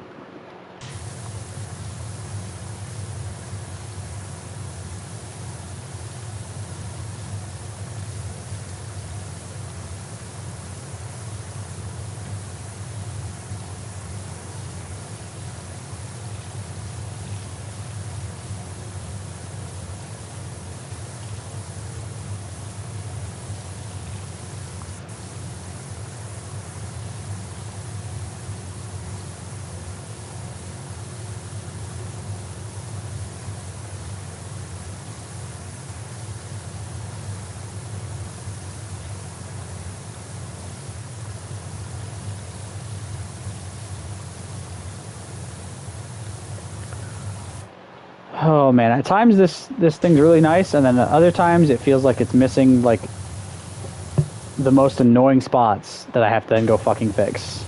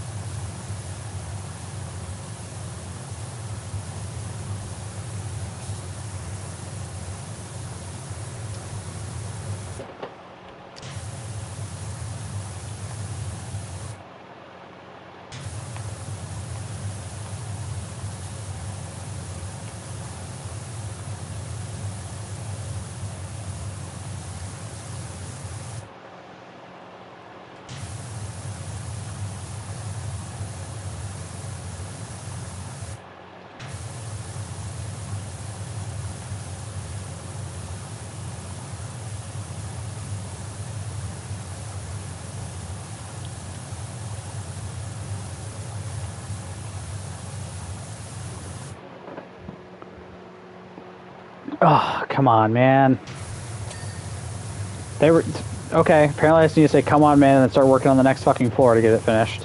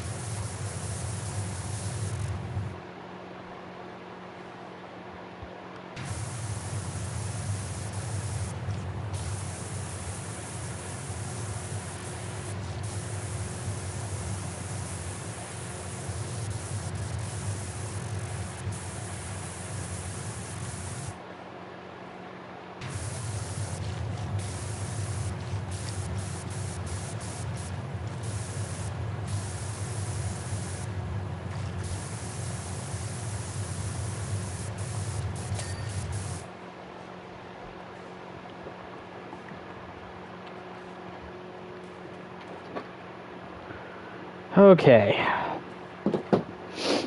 Oh, man. God, dude, this is... Okay, there's still so much to fucking do, it feels like. I'm 48% through and it doesn't even fucking feel like it right now. God damn, bro. Part of me is like, I should just say screw it and finish this off camera. You know, just end the stream, kick back, relax, watch some YouTube, and finish this off. But I'm so fucking, like, this is the last mission. I just want to be done with it, man. And, like, if I do it on stream, it makes more sense. It feels better to me that way. Like, oh yeah, I get the platinum on stream, so that's cool. Even if it doesn't show it on stream, I still get the platinum on stream, which is cool to me. So, we're trying. We're trying really hard to get there as quick as we can. I mean, to be fair, every guide I saw did say this is probably the job that would take the longest, so... I was prepared to be potentially sitting here for like 2 hours by myself doing this bullshit. I would love for somebody to go in and actually check how long I've specifically been on this job. Like, check through the stream once it's up or once it's done and just like go back and see how long I've been specifically on this job. It's got to be close to like an hour and a half at this point at least. Okay, I feel like we were finishing up the boat around the 2 hour mark, give or take.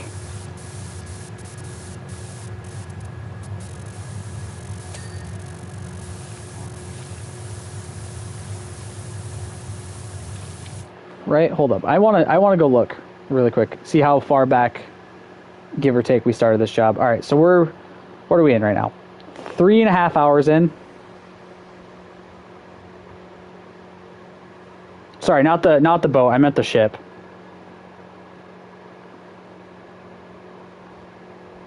The spaceship, I should say.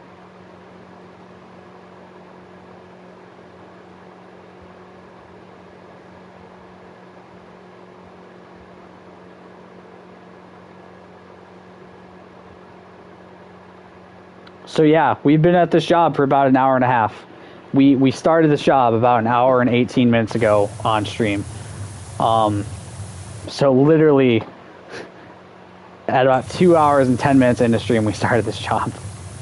And we're still doing this job.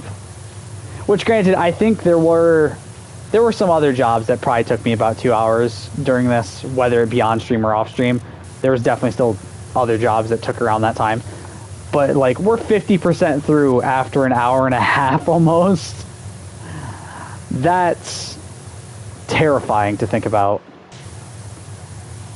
Like, we're just about 50% through, and we've been on this for over an hour and a half. Or just close to an hour and a half, I should say. I don't think we've actually been on here an hour and a half yet.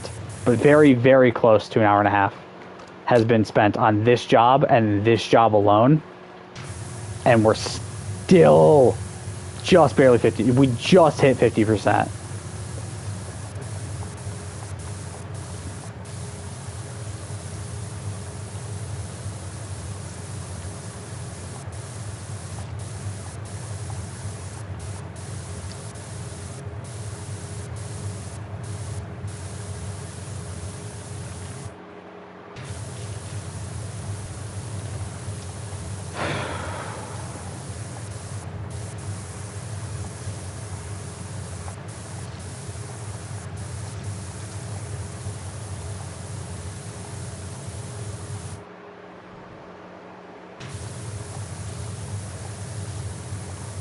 God, I wish I had more stone cleaner right now. That's what I realized too. I'm like, oh, now I see why they gave me like 10 bottles of stone cleaner specifically before this job. It's because you're gonna fucking need it. But now I'm like, fuck, I wish I would have gotten more and not used nearly as much on previous jobs. Cause holy fucking shit. Could you imagine if I came into this job with like just fucking 60 gallons or 60 liters of just stone cleaner ready to go?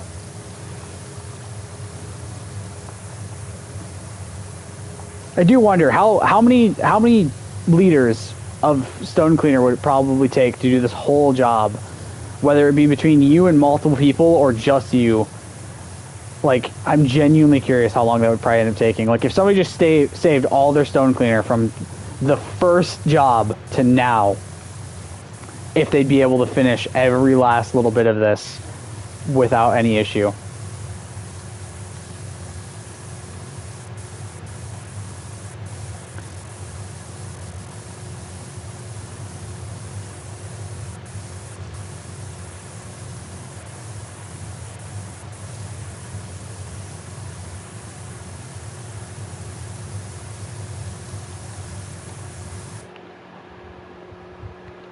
What the fuck, Discord? Why do you keep giving me notifications? I don't care. I'm just kidding.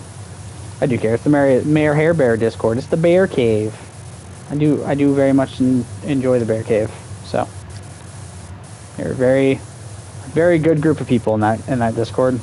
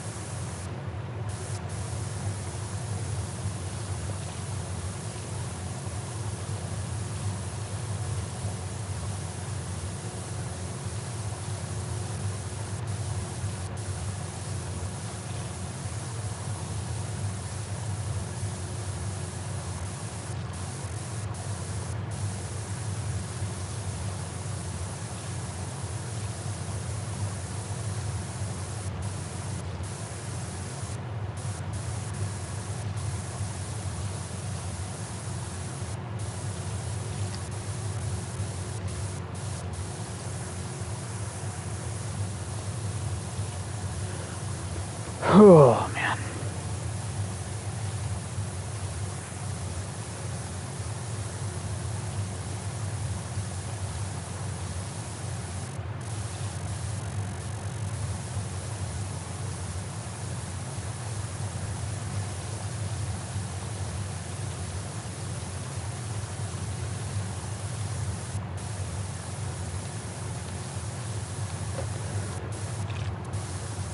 Slowly but surely, we're making progress.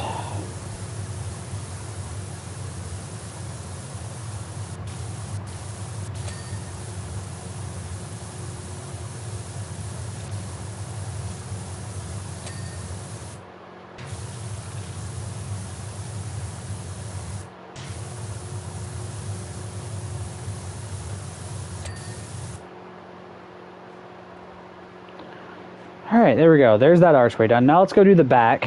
Get this whole bullshit completed. I figure get these completed and then it'll probably feel like less daunting maybe. I don't know. I kind of want to, I think I kind of want to do this, like the archway stuff, and then do the insides, get all that done, and then come focus on the outside the rest of the way, because I really don't know why, to be honest. I'm generally just bouncing around parts of this job to try to make it a little bit more, like a little less daunting, I guess is the best way to put it. Make it feel slightly more manageable. But man, doing this solo, yeah, this sucks. So my biggest tip I can give you on this game: find somebody to play it with you if you're gonna do the platinum. Like genuinely speaking, don't do this alone. It's a fun game for a bit, but one, the platinum by yourself kind of sucks, and two, it makes it take a lot fucking longer than if you just had like a friend to play the game with. Like, in the entire time I've been doing this platinum, that's the big, and 100%, that's the biggest thing I can say is I kind of wish I had somebody to play it with, because I feel like it'd make it go a little bit faster and make it a little bit more enjoyable.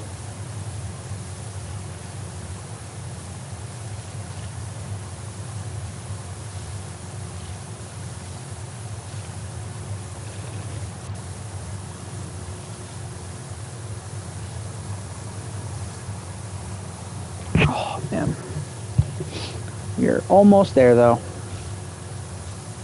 We're 55% through. Here's the thing, too. As I start getting more stuff that's big done, I feel like that's going to jump a little bit faster, you know? Or more small stuff done, it'll jump up a little bit faster. Because I think there's a lot of small shit inside to do, as well as, like, the bigger stuff that has to be done. So I think once we get to that stuff, it'll feel like it's going faster. Or it'll feel like we're closer to being done than we actually are. Because, yeah, genuinely, it feels like we're really not as close as we actually are. I feel like we're closer to being done than we look right now, you know what I mean? Like, it looks like we still have a lot to do, but I feel like we've got less to do than I think. I'm not checking the pause menu specifically because I don't want to be proven wrong. Oh, man. Yeah, I'm going to turn the auto clean on for a few minutes.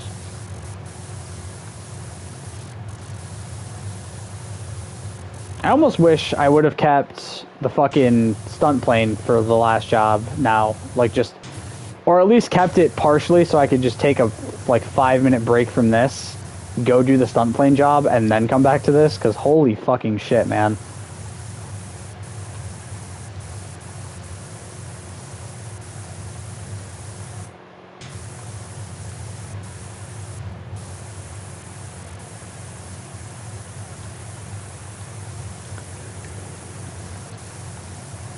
I can understand why people say this movement gives them motion sickness, but like, I feel like this one just feels uncomfortable to use.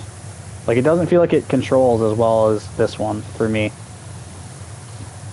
And, you know, maybe I'm crazy, you know, but it just feels like this is more responsive to the way I move my hand on my right thumbstick than the other one for some reason. And, you know, maybe on PC it really is better than this version, than this way, but like on console it genuinely just feels like this one has a little bit more, I don't know, like it's a little bit stiffer, so it's a little bit easier to move, and like it follows your movement more than when you do this one, which is really fluid, but also feels like at times you don't have nearly as much control over where you're moving it.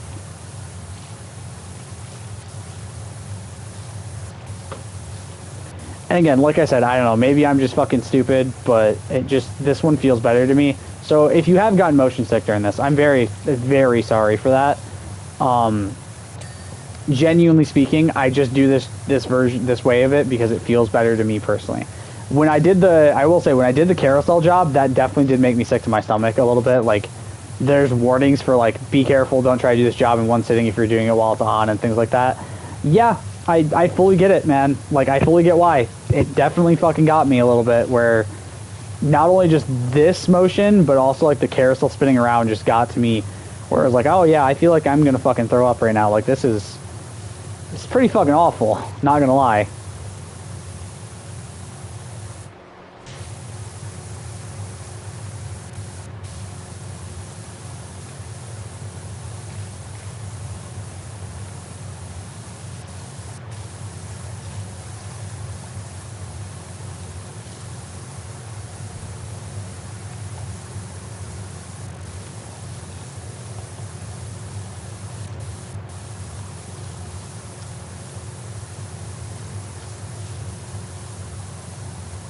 Can see it, my ADHD is burning, man.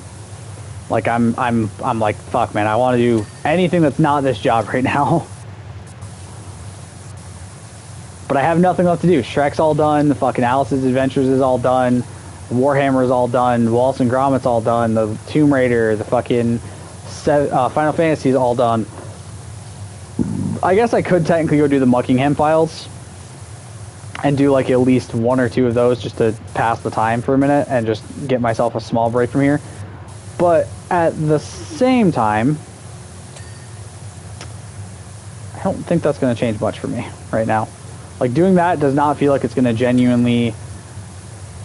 I don't feel like it's going to give me the break I want it to give me, you know what I mean? Like, I feel like, yeah, bonus job or the Muckingham Files would be nice to do, but I don't think it'd give me enough of a break that I'm looking for from this right now.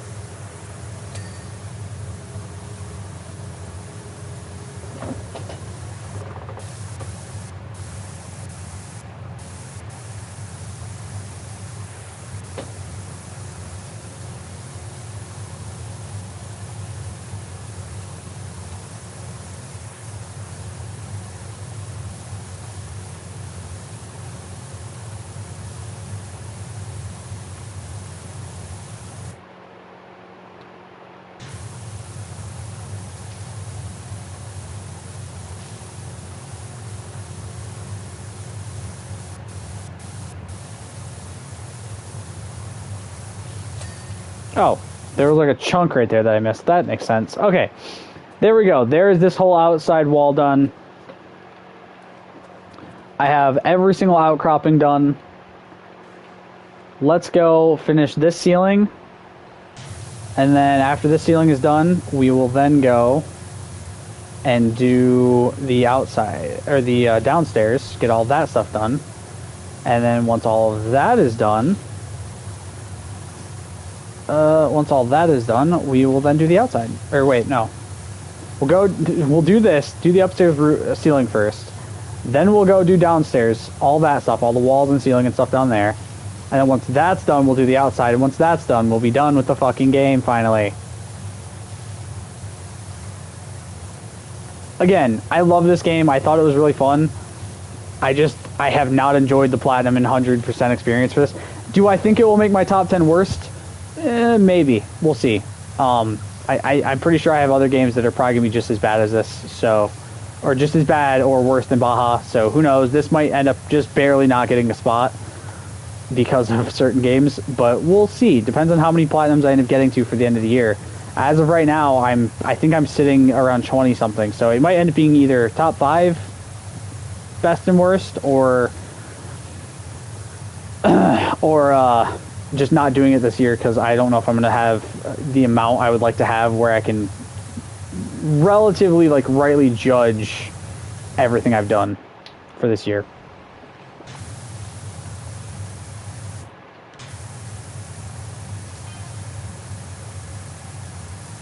Cal here, there's no chance of getting near the volcano's room, but I've spotted something weird. I'm going in for a closer look. So the drill was also done by, I think, the mayor. He was drilling around the volcano, and that's what started getting it, like, angry in the first place and making it want to erupt, was them drilling for, like, rare resources.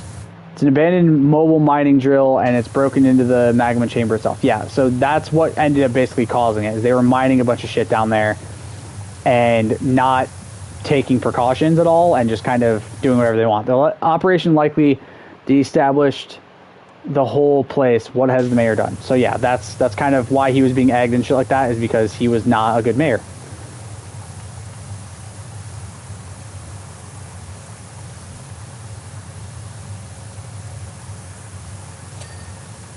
Or is not a good mayor, I should say. I don't know if he got removed from the position or what. Or if he was going down in the mining rig after we fixed it to then go try to do that shit and then ended up losing the rig in there. I don't fucking know, dude. This, like I said, if you really want to deep dive into this story, there is a lore video on it. If I remember to, maybe I'll link it in the description or I'll post it in the comments or something like that, so you guys can go watch it if you want to.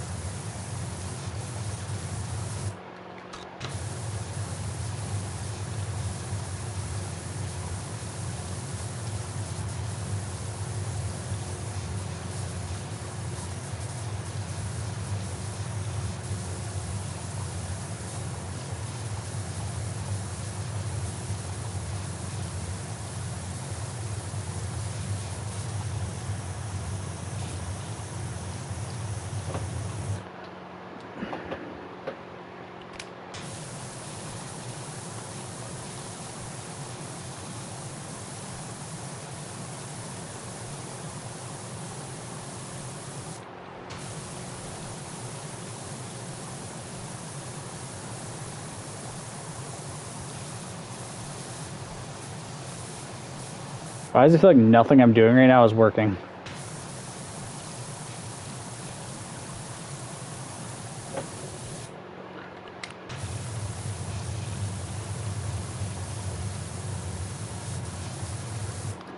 Do I have a stool or anything outside? Or is it just the scaffolding?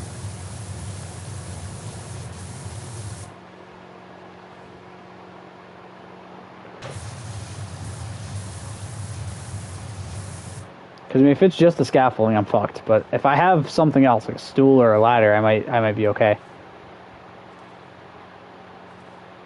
Okay. There's nothing out here. Nothing back here. And nothing back. Okay, cool. So I literally have to try to do this without a stool or a ladder to get me up that last little bit of height that I actually need.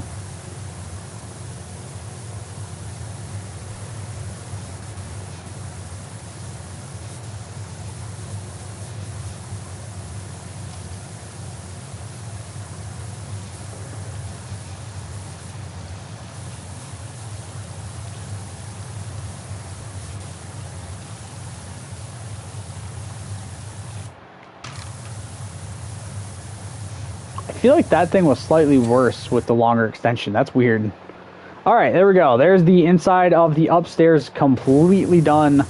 Now time to get the inside of the downstairs done.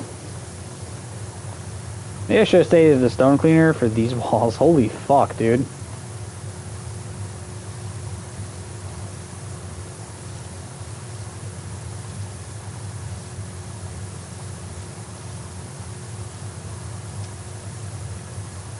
I'll be right back, guys.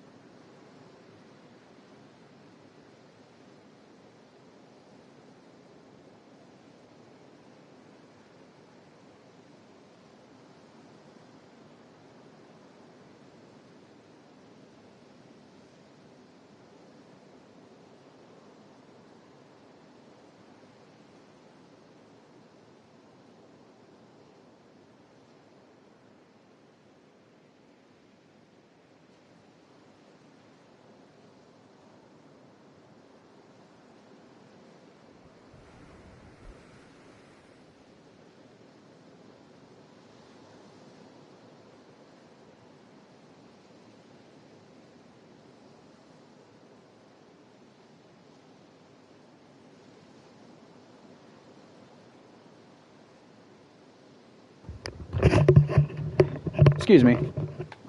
All right, there we go. So while I went to the bathroom, I looked to see if I could find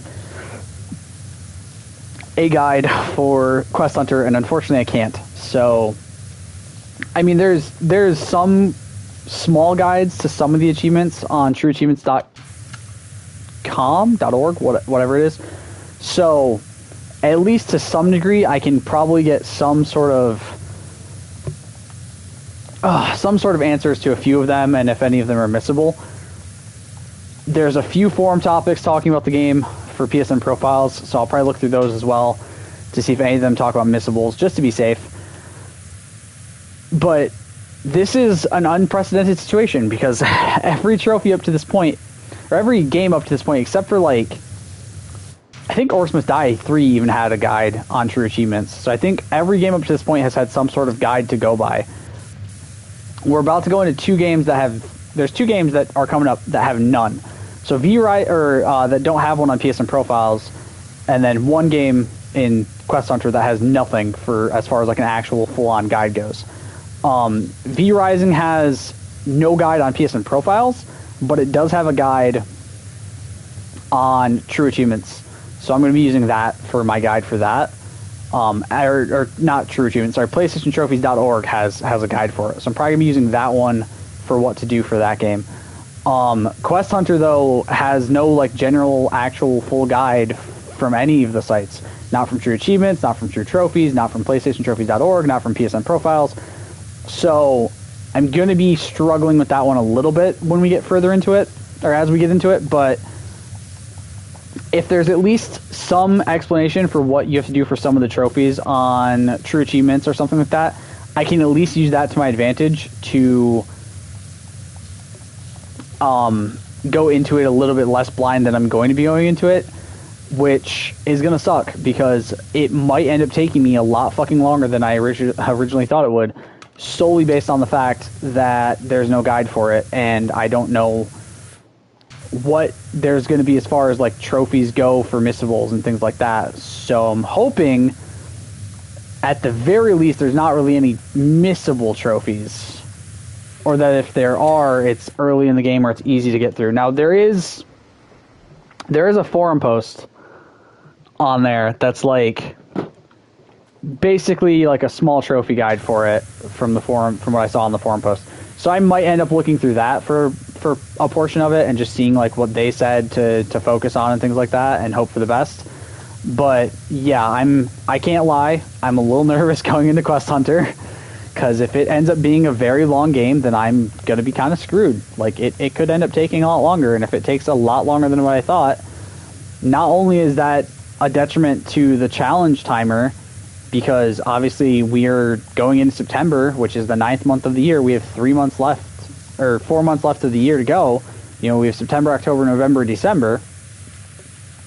So like, once those, you know, if we're going through most of September just trying to do Quest Hunter, and we still have Saints Row, Ratchet and Clank, Rift Apart, The Escapist 1, Unravel 2, and Wanted Dead, which, you know, and V Rising, which are all fairly substantial games for the most part, at least in the terms of like the later games on that. And then we still have, you know, Xenon Racing, which is another game I don't know anything about really. Haven't really looked at anything as far as the trophies go. You know, all this stuff, I may have bitten off more than I can chew at this point. And then we have Yooka-Laylee, which is a huge fucking grind for collectibles. And like Wanted Dead is a gacha game, so it's got a lot of grinding aspects to it at some degrees. And I may not even fucking end up liking that game, is the worst part. Like, if I don't like that game, then we're also very screwed, because then I have to try to fucking hopefully get through it in a game that I'm not enjoying. So, yeah, you know, I probably should have chosen something that was a little bit better for some of these spots, and now I'm regretting it very much, because we're at the back half. We're literally in the back half now of games, and I'm like realizing I may have fucked myself over as far as some of this stuff goes. 101 Ways to Die, hopefully a very fun game. Hopefully not going to be a bitch to play. Hopefully going to be very enjoyable. Haven't looked up anything about what that game entails either, by the way. Like, really, I just looked to see if I had a platinum, and then that was basically kind of it.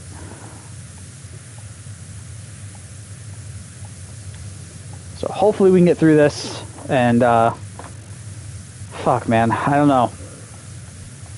I really don't know. This is very very difficult times for me right now, where I'm trying to just do everything as quick as I can and hope for the best. That's why Powerwash Simulator has been a very big focus for me. Because like if I can get it done, then I don't have to worry about it, and I can move on to a different game and hopefully a quicker game. You know what I mean? At least as far as Ratchet and Clank goes, that should be pretty self-sustaining. Like that should be a pretty quick one, where most of it is just finishing the game, and then the rest of it is just cleanup. Because like I said, I've platinumed a few Ratchet and Clank games already, so I'm not that worried about that one. Like that one's like oh yeah, that's easy. Ratchet and Clank, yeah, no problem. You know, I've done Secret Agent Clank, I've done Ratchet and Clank 2016. I did, oh fuck, I can't remember what the other one I did was. I did another Ratchet and Clank game a couple months ago, around the same time I did Sly Cooper, because both of those were for like a challenge thing for a trophy hunting group I'm in. I miss doing those challenges. They haven't done one in a bit. They the dude who basically runs most of the server had some personal life stuff going on, so hasn't been able to run one in a bit. So hopefully we're going to get one again soon, and I can do another one of those challenges and just have some fun. I think the last one was like Sega games too, which is the worst part, because it's like I can't do Yakuza because I have zero time to do Yakuza 0 right now. Fun game. Really enjoyed what I played of it so far. Just have no time because I've been focusing on this. Should definitely finish that one sometime soon. That one's not going to be as part of next year's challenge, though. That one's just going to be, I want to play Yakuza 0. I'm going to play some Yakuza 0. I will say I'm glad I didn't put a Yakuza game as my why for this, because I probably would have ended up going batshit fucking crazy if I did that. Those games are not easy to platinum, so for anyone who has done this challenge or is planning to do this challenge, I would not recommend doing a Yakuza game for why. Oh fuck, dude! I also just realized I have to fucking find 3 other people to do Zombie Army Trilogy with, because I need to play through a mission with 4 people. That's gonna be a bitch, because I don't know if anybody in my fucking in my Discord groups is doing that game. I might just have to find a random group of people for that one. I do know with Zombie Army there are some things. I think there might be a trophy for like playing through on the hardest difficulty. If I have to do that and I end up doing it like co-op, I'm gonna be 1,000% honest with y'all. I will play through the game one time on the channel, like fully, and then the rest of it will be off camera and just me grinding the fucking game out if that's the case. Because I'm gonna say this right now, I've played Zombie Army 4, and that game is not that good. I've heard Zombie Army Trilogy is better, mostly from Alex. But I still would not want to fucking go through that game twice on camera. That just sounds not fun to me, to be fair.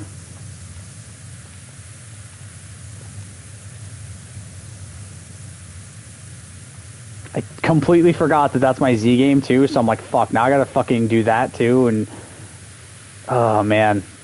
So yeah, we're crunching, man. We're definitely in crunch time for this. But this is something I'm happy to be in crunch time for, because this is a fun challenge for me, and I've really been enjoying it so far.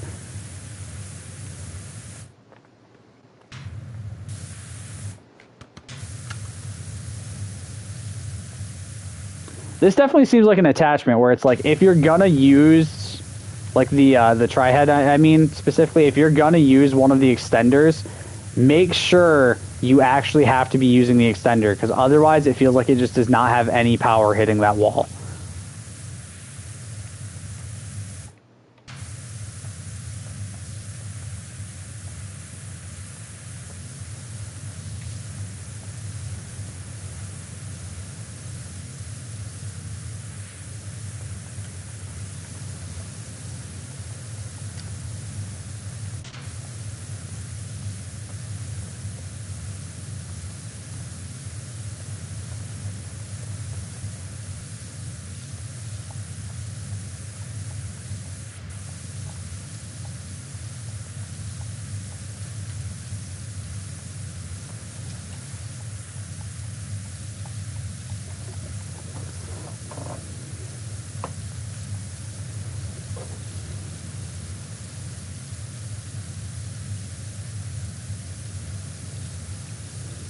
Well, I'm definitely going to be watching a Mystic video when I get home. As he just uploaded a new one talking about his PS Vita and PSP physical collection, and that sounds really fun to watch. I will say, too, the next, like I think I said this before, but I think like the next time I do a big collection update video where I'm like actually talking about my games, I'm most likely not going to be doing it. That's part of the inner ceiling too. What? I thought that was the inner ceiling, not the outer. What the fuck? God damn it. That's gonna be annoying. It will probably be when I've gotten a new place and have like an actual dedicated spot to put my games rather than just a fucking random shelf in the back of the room I'm in. Because then I can have all my games set up too. That's the other big thing, is I want to have all of my games set up rather than just my PS3 and PS5 games. Because currently that's all it's physically displayed, is my PS3 and my PS5 games. All my PS4 games are, physical-wise, pretty much all in storage right now. They're all just packed away because it's easier to have them out of the way.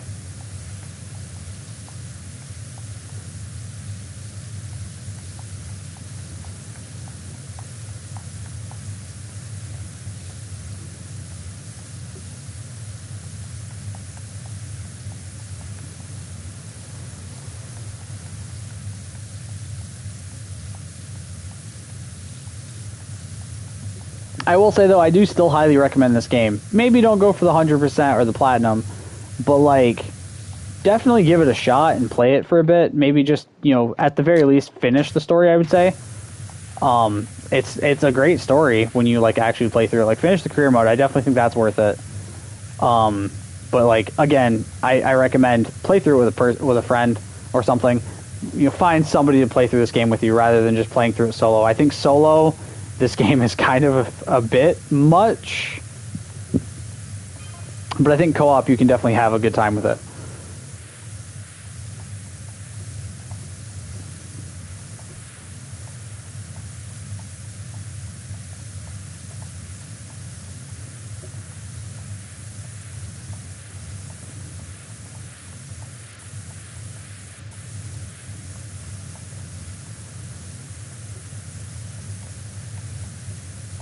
Okay.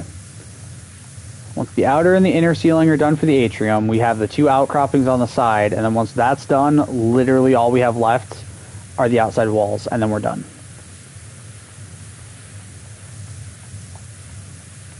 God, I'm so fucking excited to be done. Where are we at for time, by the way? 4 hours and 7 minutes. We've been doing this specific job for 2 fucking hours. Almost. Oh my god.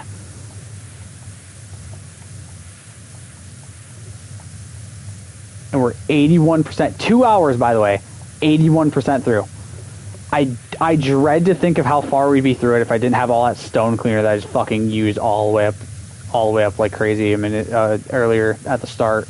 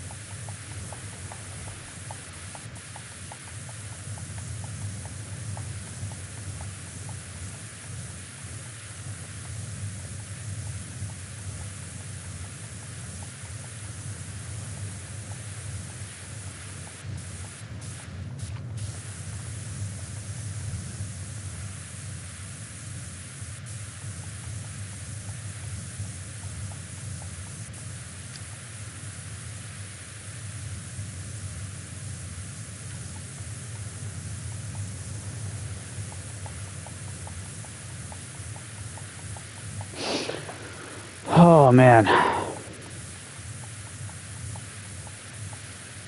My poor controller. It's getting abused right now on the right thumbstick. Holy shit. Like that clicking noise is my controller like going back and forth, up and down repeatedly. That's another thing I don't really like. Like, this is kind of hell on your controllers at times. It feels like.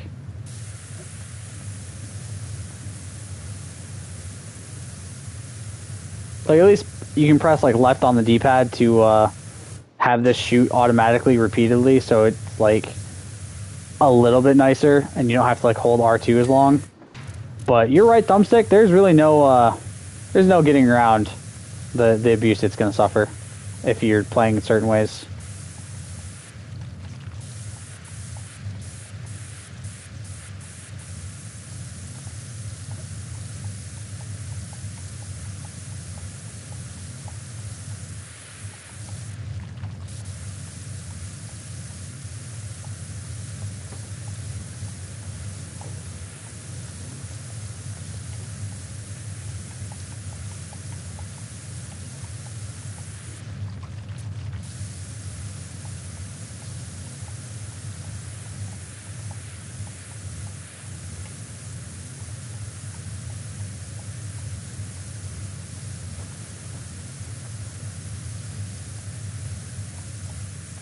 Oh, man, my hand. Oh, fucking finally. Okay. We have these two outcroppings. And then we have the outside walls, and then we're done.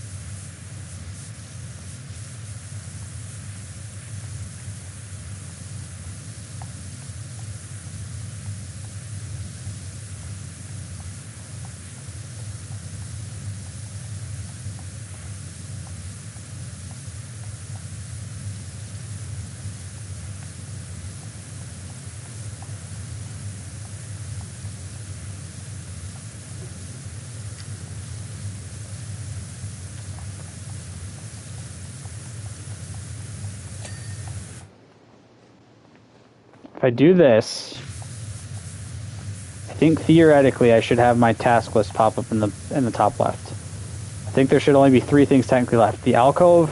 Oh wait, no, there's the mural still. Fuck. Okay, there wasn't a mural still. I think this would have made my task list pop up. So we'll try to get the murals done here in a second, and then I should basically have nothing but the alcove walls and the outside walls to do. I'm pretty sure.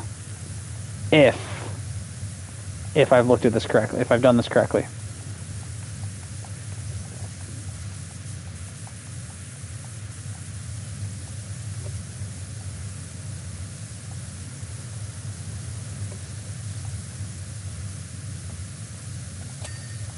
Okay, there's that done. Now let's do the murals.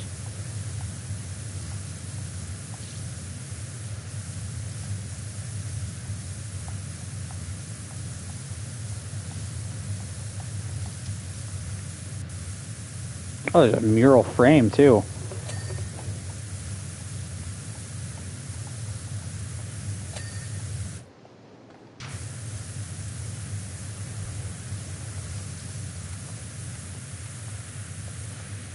You know, fuck it, let's just focus on getting this shit done. I don't really care about trying to get my task list to be certain shit. Just walls.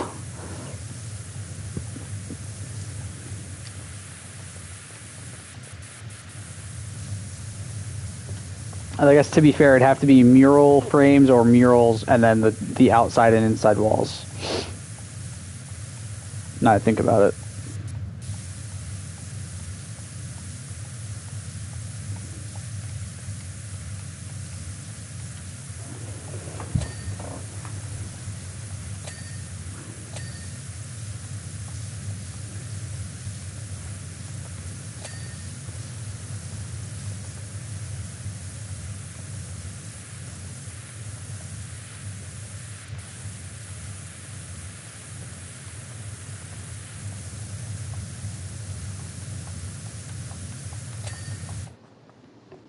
Okay, now if we go to this side.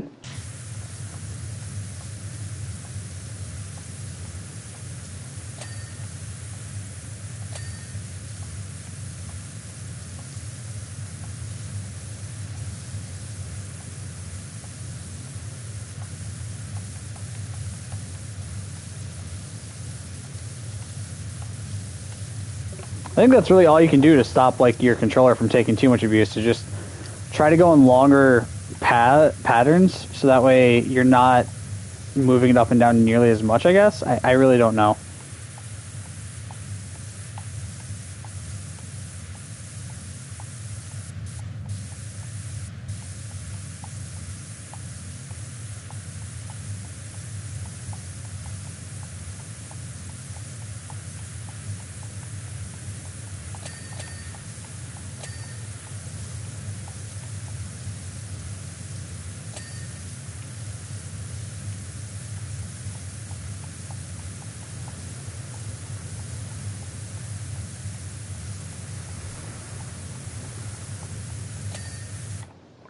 Palace Pyramid walls, the Pyramidion gem, and the rear octopus wall niches. I still fucking didn't finish this niche. God damn it.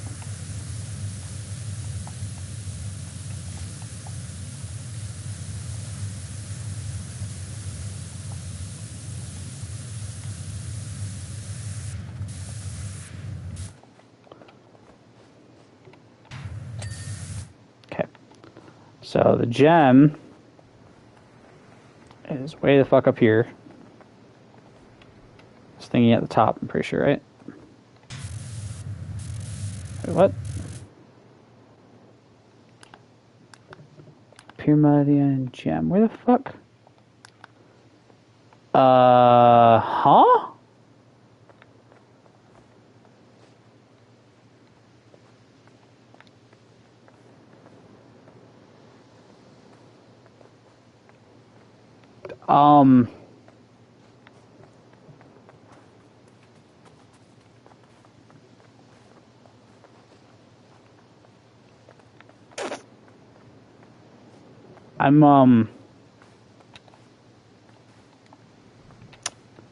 I am a tad bit confused. I'm not just crazy, right? Like, this is genuinely nowhere to be found, right? Okay. I guess let's focus on the walls, get those all done, and then we'll figure that out, I guess, afterwards. I'm so confused, man.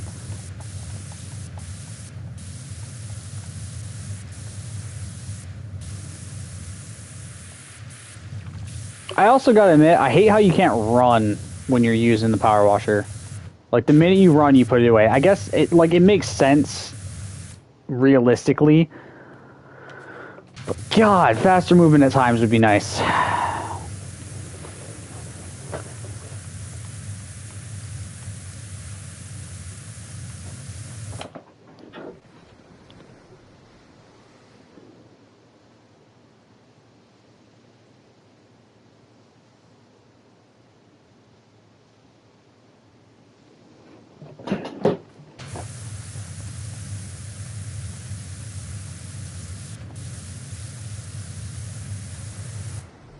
I really should be starting with the top walls, because they're going to take less time, right?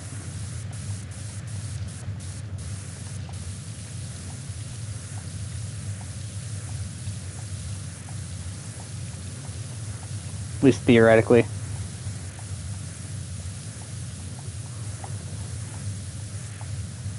Wait. 1, 2, 3, 4, 5, 6, 7, 8. Oh. There's an odd amount of walls. Duh. That makes more sense. Trying to figure out how the fuck I only had 7 remaining. I'm like, wait, how the fuck? I feel like I haven't done enough to where 7 should only be what's remaining, but okay. But I guess it makes sense if some of them are probably don't have really like an actual wall structure on the side. Like on this area right here that I'm on doesn't seem like it really has a bottom wall structure. And same with the front. I think those are like, instead of it being 3 wall panels, it's 2 wall panels, because the 2 sides just stretch, like the second panel just stretches down, or the last panel stretches down around the sides in a different way. So it's, I don't know. I really don't know. I'm confused, man. I don't know how the fuck I'm 7 walls I have 7 walls left. How many are there total? 14. So, no, there is... How the fuck is there 14? Because theoretically, there should be 12, I thought. I'm... You know what? I'm just going to continue my job and shut the fuck up. Because I'm very lost now.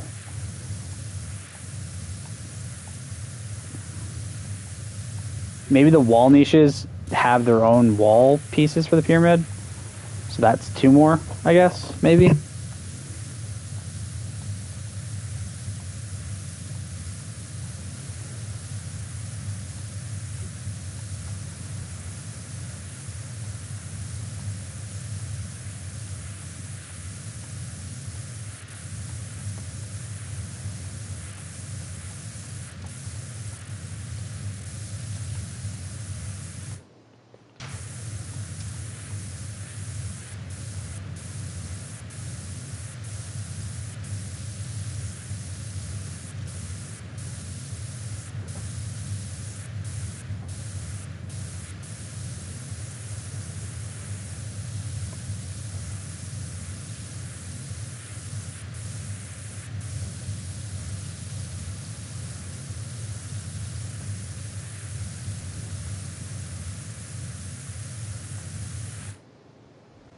Wait, 1, 2... Oh, it's 4 segments a piece. So it'd be 16, technically, is what it should have. So no, 14's right. Never mind. I'm just stupid. Okay. It should have 14, because it'd be 16 if all 4 sides had 4 segments all the way down. But, yeah, that's what I think happens, is I think the like, one of the last parts of this segment gets cut off in a weird way or something.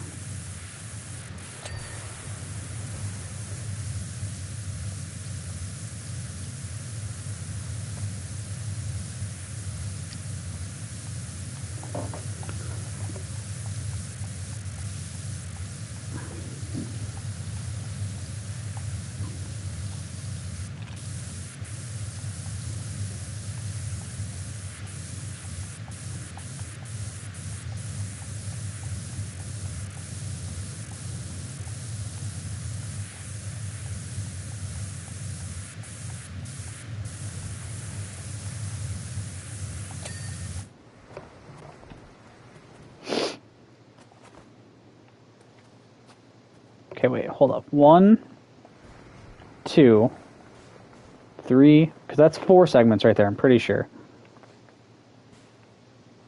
5, 6, unless this all... Oh, no, that's the pedestal. Okay, so this might... So that's 4 right there. And then there's 8 because of this ring. And then there's 12 because of here. And then this one must continue down this... Okay, yeah, and then there's 13... I really don't understand how these walls are set up, man. Like, I don't understand the way the math is mathing here. Like, something feels wrong, and I can't put my finger on how it's supposed to be actually, like, figured out.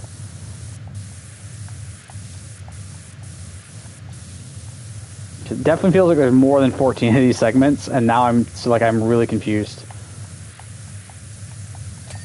Or does that one up there have a different name? Nope, that's also Palace Pyramid Wall, unless that's one segment right there. Which I guess is possible.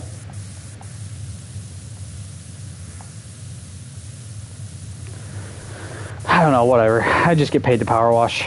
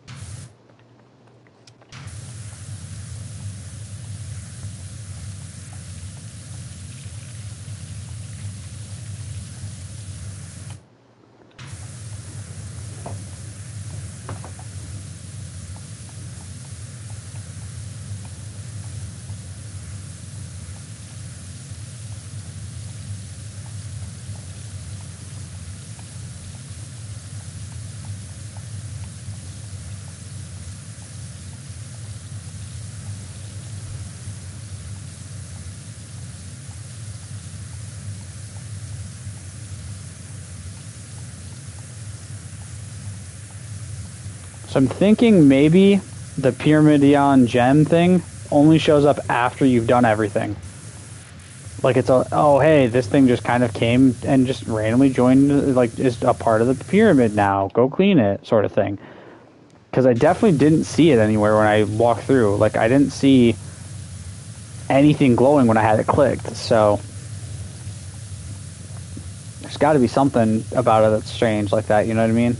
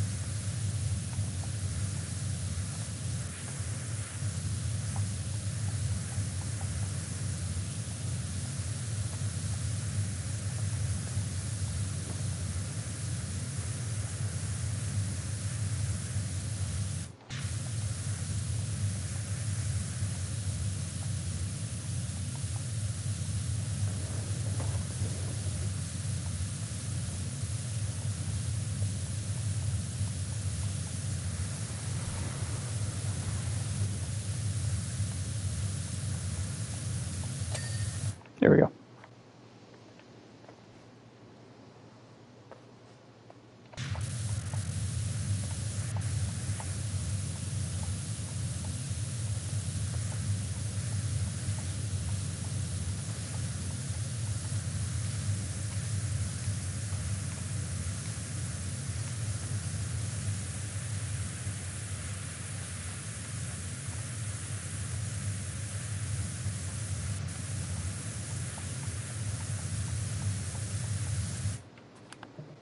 All right, let me try to see if I can. Let me maybe see if I spot it, if I just kind of click it again and look around a little bit more.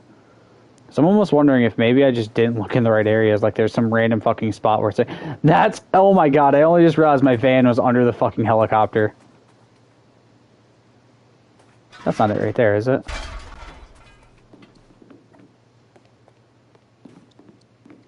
I don't think it is, but might as well check, right? No. Okay. I didn't think so.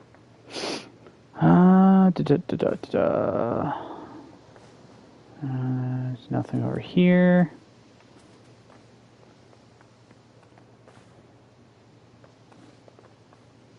It doesn't look like it's randomly my statue. Again, I'm just spitballing here, trying to figure out if maybe I missed it somewhere.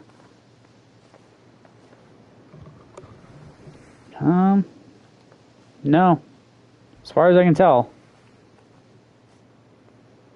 As far as I can tell, I've definitely looked through everything. If anything, it'd be here, I feel like, because it's the Pyramidion thing. Yeah, because that all just says pedestal, so I have a feeling that it's going to show up there once we're done with everything else.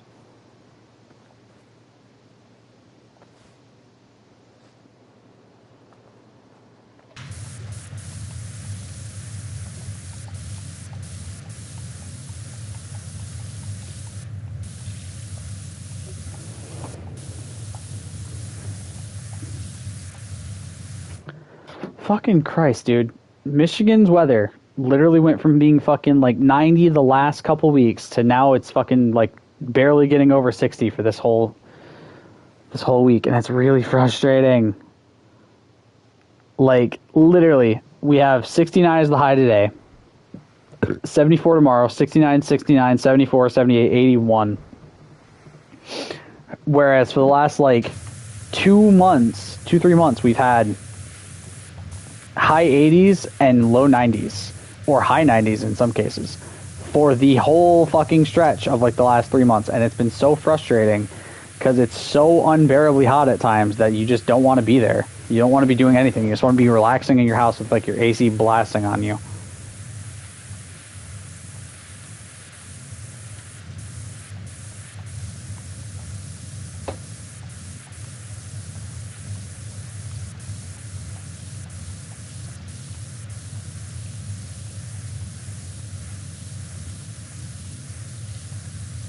I almost feel like I made a mistake leaving these for last, because holy fucking shit.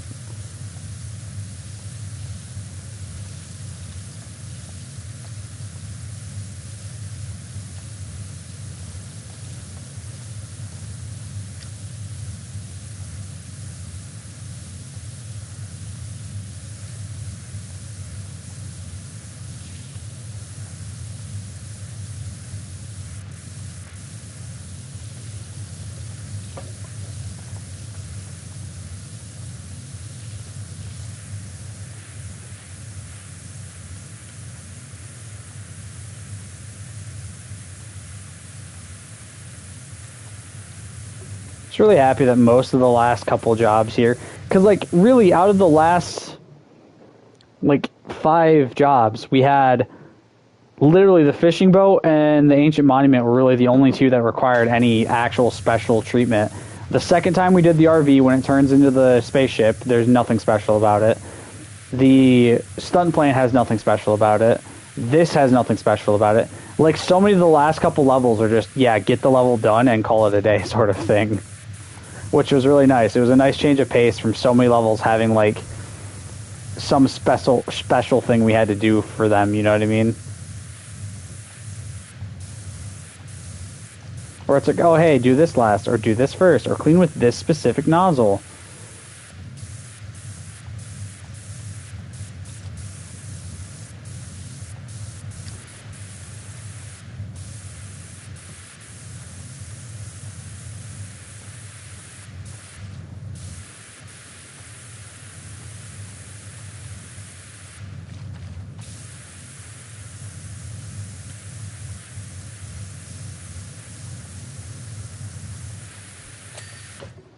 There's that one done. 2 to go. 2 more walls to go, and then we have this gem that is somewhere.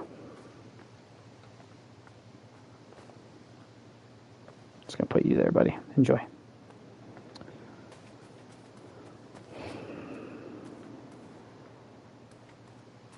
I still feel like I'm missing it somewhere. It's like super fucking obvious.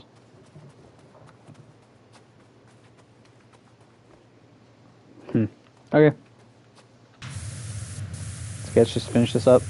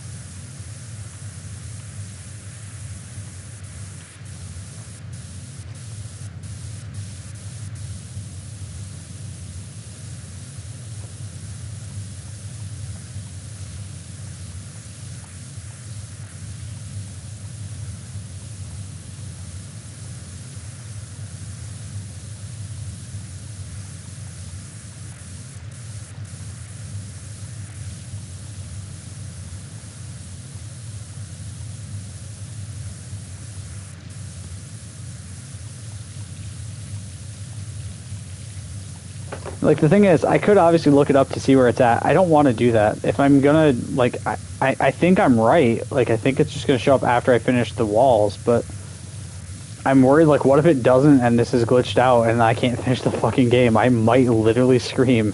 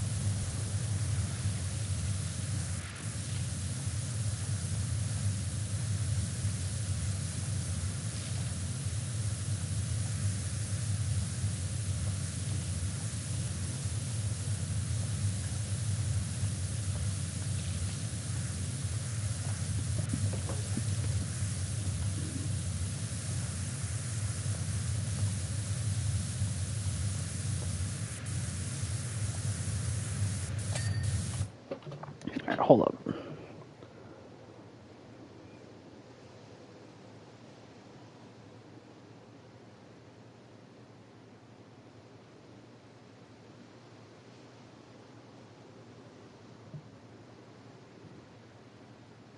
Okay, I was right. I just wanted to double check. I figured I was right, but I was like really fucking nervous that maybe something glitched out. So, better safe than sorry. But I was in fact correct. It does, I mean, it does make sense because the pedestal is completely empty. It makes sense that that's where it's going to show up once I'm done cleaning everything else. But I still wanted to see, just to make sure that I was on the right path and that I wasn't about to be fucked over and have to redo everything in this career mode to get to this point again.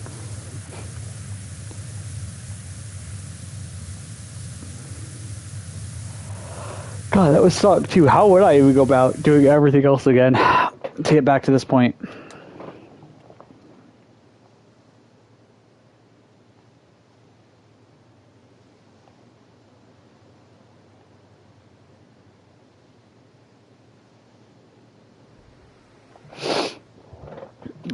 Hold up. Where is... There it is. So we're about to finish this one off.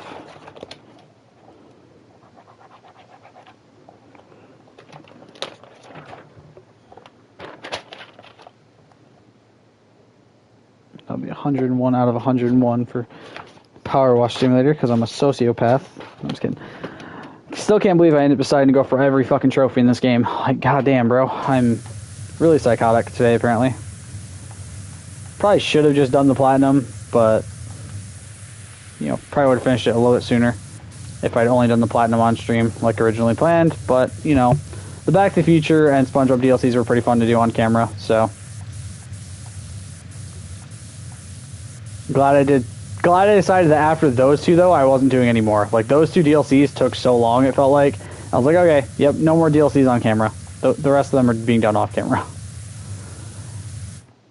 And then even some of the base level, like the actual base game levels, just being like, all right, I'm going to finish this off camera because it's taking forever and I'm tired of it, sort of thing. 4.5 hours of this total stream, and we've done about 2.5 hours at least has just been this. Like, literally 2.5 hours has just been this bullshit. This fucking mission.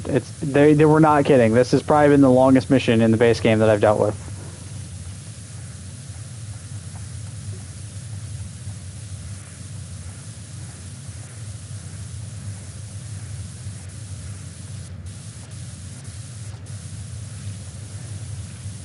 But hey, we are almost there.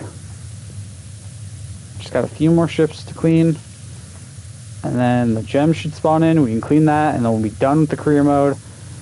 We can move on to another game in the Platinum Challenge.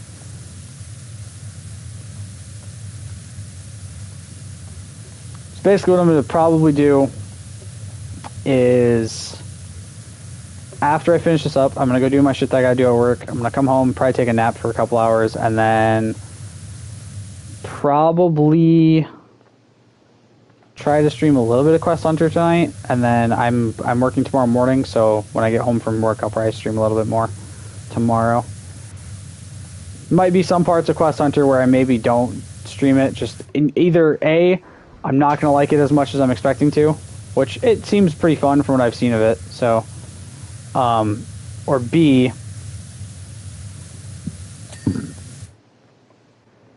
holy fucking shit. Or B, it's just going to be a thing where there's certain things that are just easier to do outside of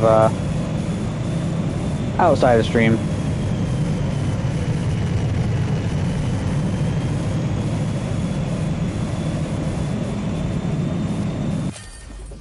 As it was foretold, and pressure's off, there is the Platinum Trophy. Holy fucking shit, man.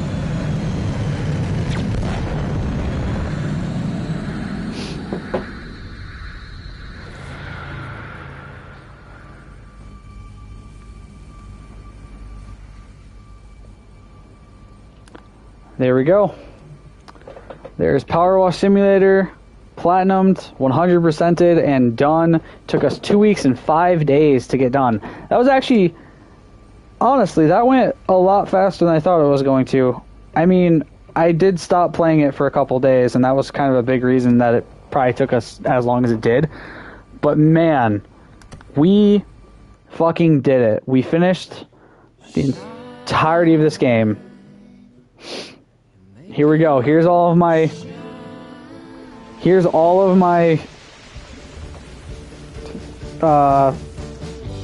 time lapses too of cleaning shit.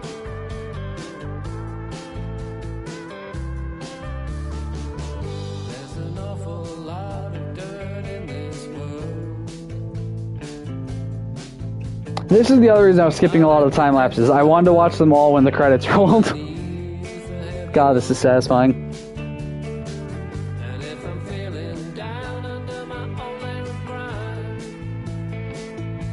God, this is such a satisfying game too.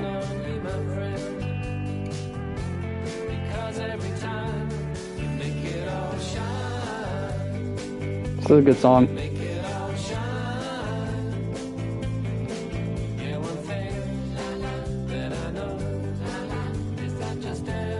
There's the classic car. So there's an SUV level. I don't remember doing an SUV though.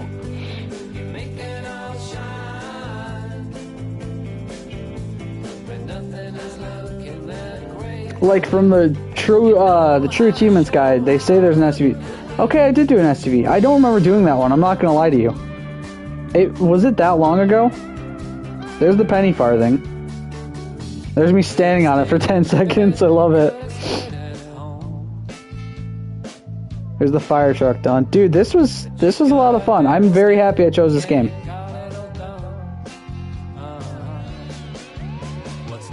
There's the RV from the first time. There's the police helicopter. Or the fire helicopter, sorry. Mayor's mansion. The carousel, fuck me, that was such a pain in the ass. The treehouse.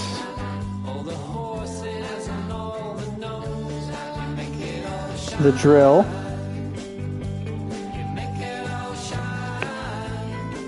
Then we have the temple.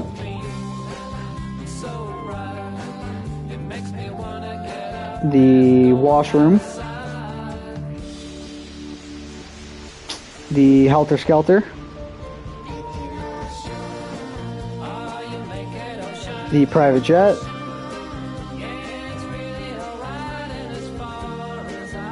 The first boat that I can't remember what that one's called. Then we have the monster truck. This was a really cool level. I really like the monster truck. Then the Ferris wheel. Then the subway platform. God, that was satisfying as fuck.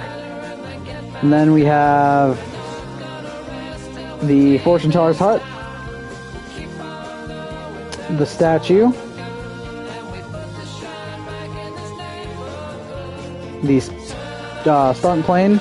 That was such a quick level too. That was so much fun. Then we have the monument. The fishing boat. The flying saucer. And finally, the Lost City. I like how the song goes completely like hard to what the story's about too.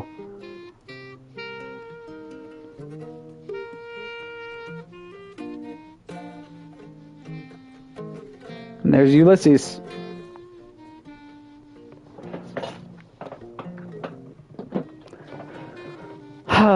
Damn.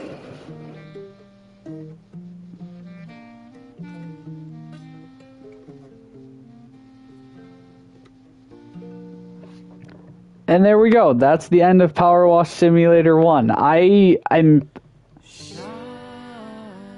so happy I chose to play this game. First off. I'm also super happy that there's a sequel coming out and that I cannot wait to play. Genuinely speaking, this may be one of the most fun games I've ever played. Even if the platinum itself was honestly kind of god fucking awful. We're gonna buy the rest of the gloves and shit, because why not, right? I mean, we don't have any other reason to do this other than I think it'd be funny to buy the rest of them.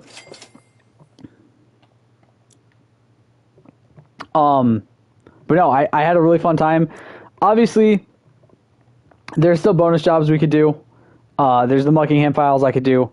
And then obviously there's, you know, I've done all these. I have the other two seasonal things I could do if I really wanted to. I'm not going to. I don't really have any other reason to continue with this. But I was really happy with this game. I had a blast. Also, I love how I bought that shit. It went from almost, where was that? Like $6,000 to fucking $3,000. That's crazy. Or like $9,000 to $3,000, whatever it was at. But yeah, I had a blast with this. Really enjoyed it. Hope you guys enjoyed watching it. I'll see you all in the next one. Stay golden. Peace.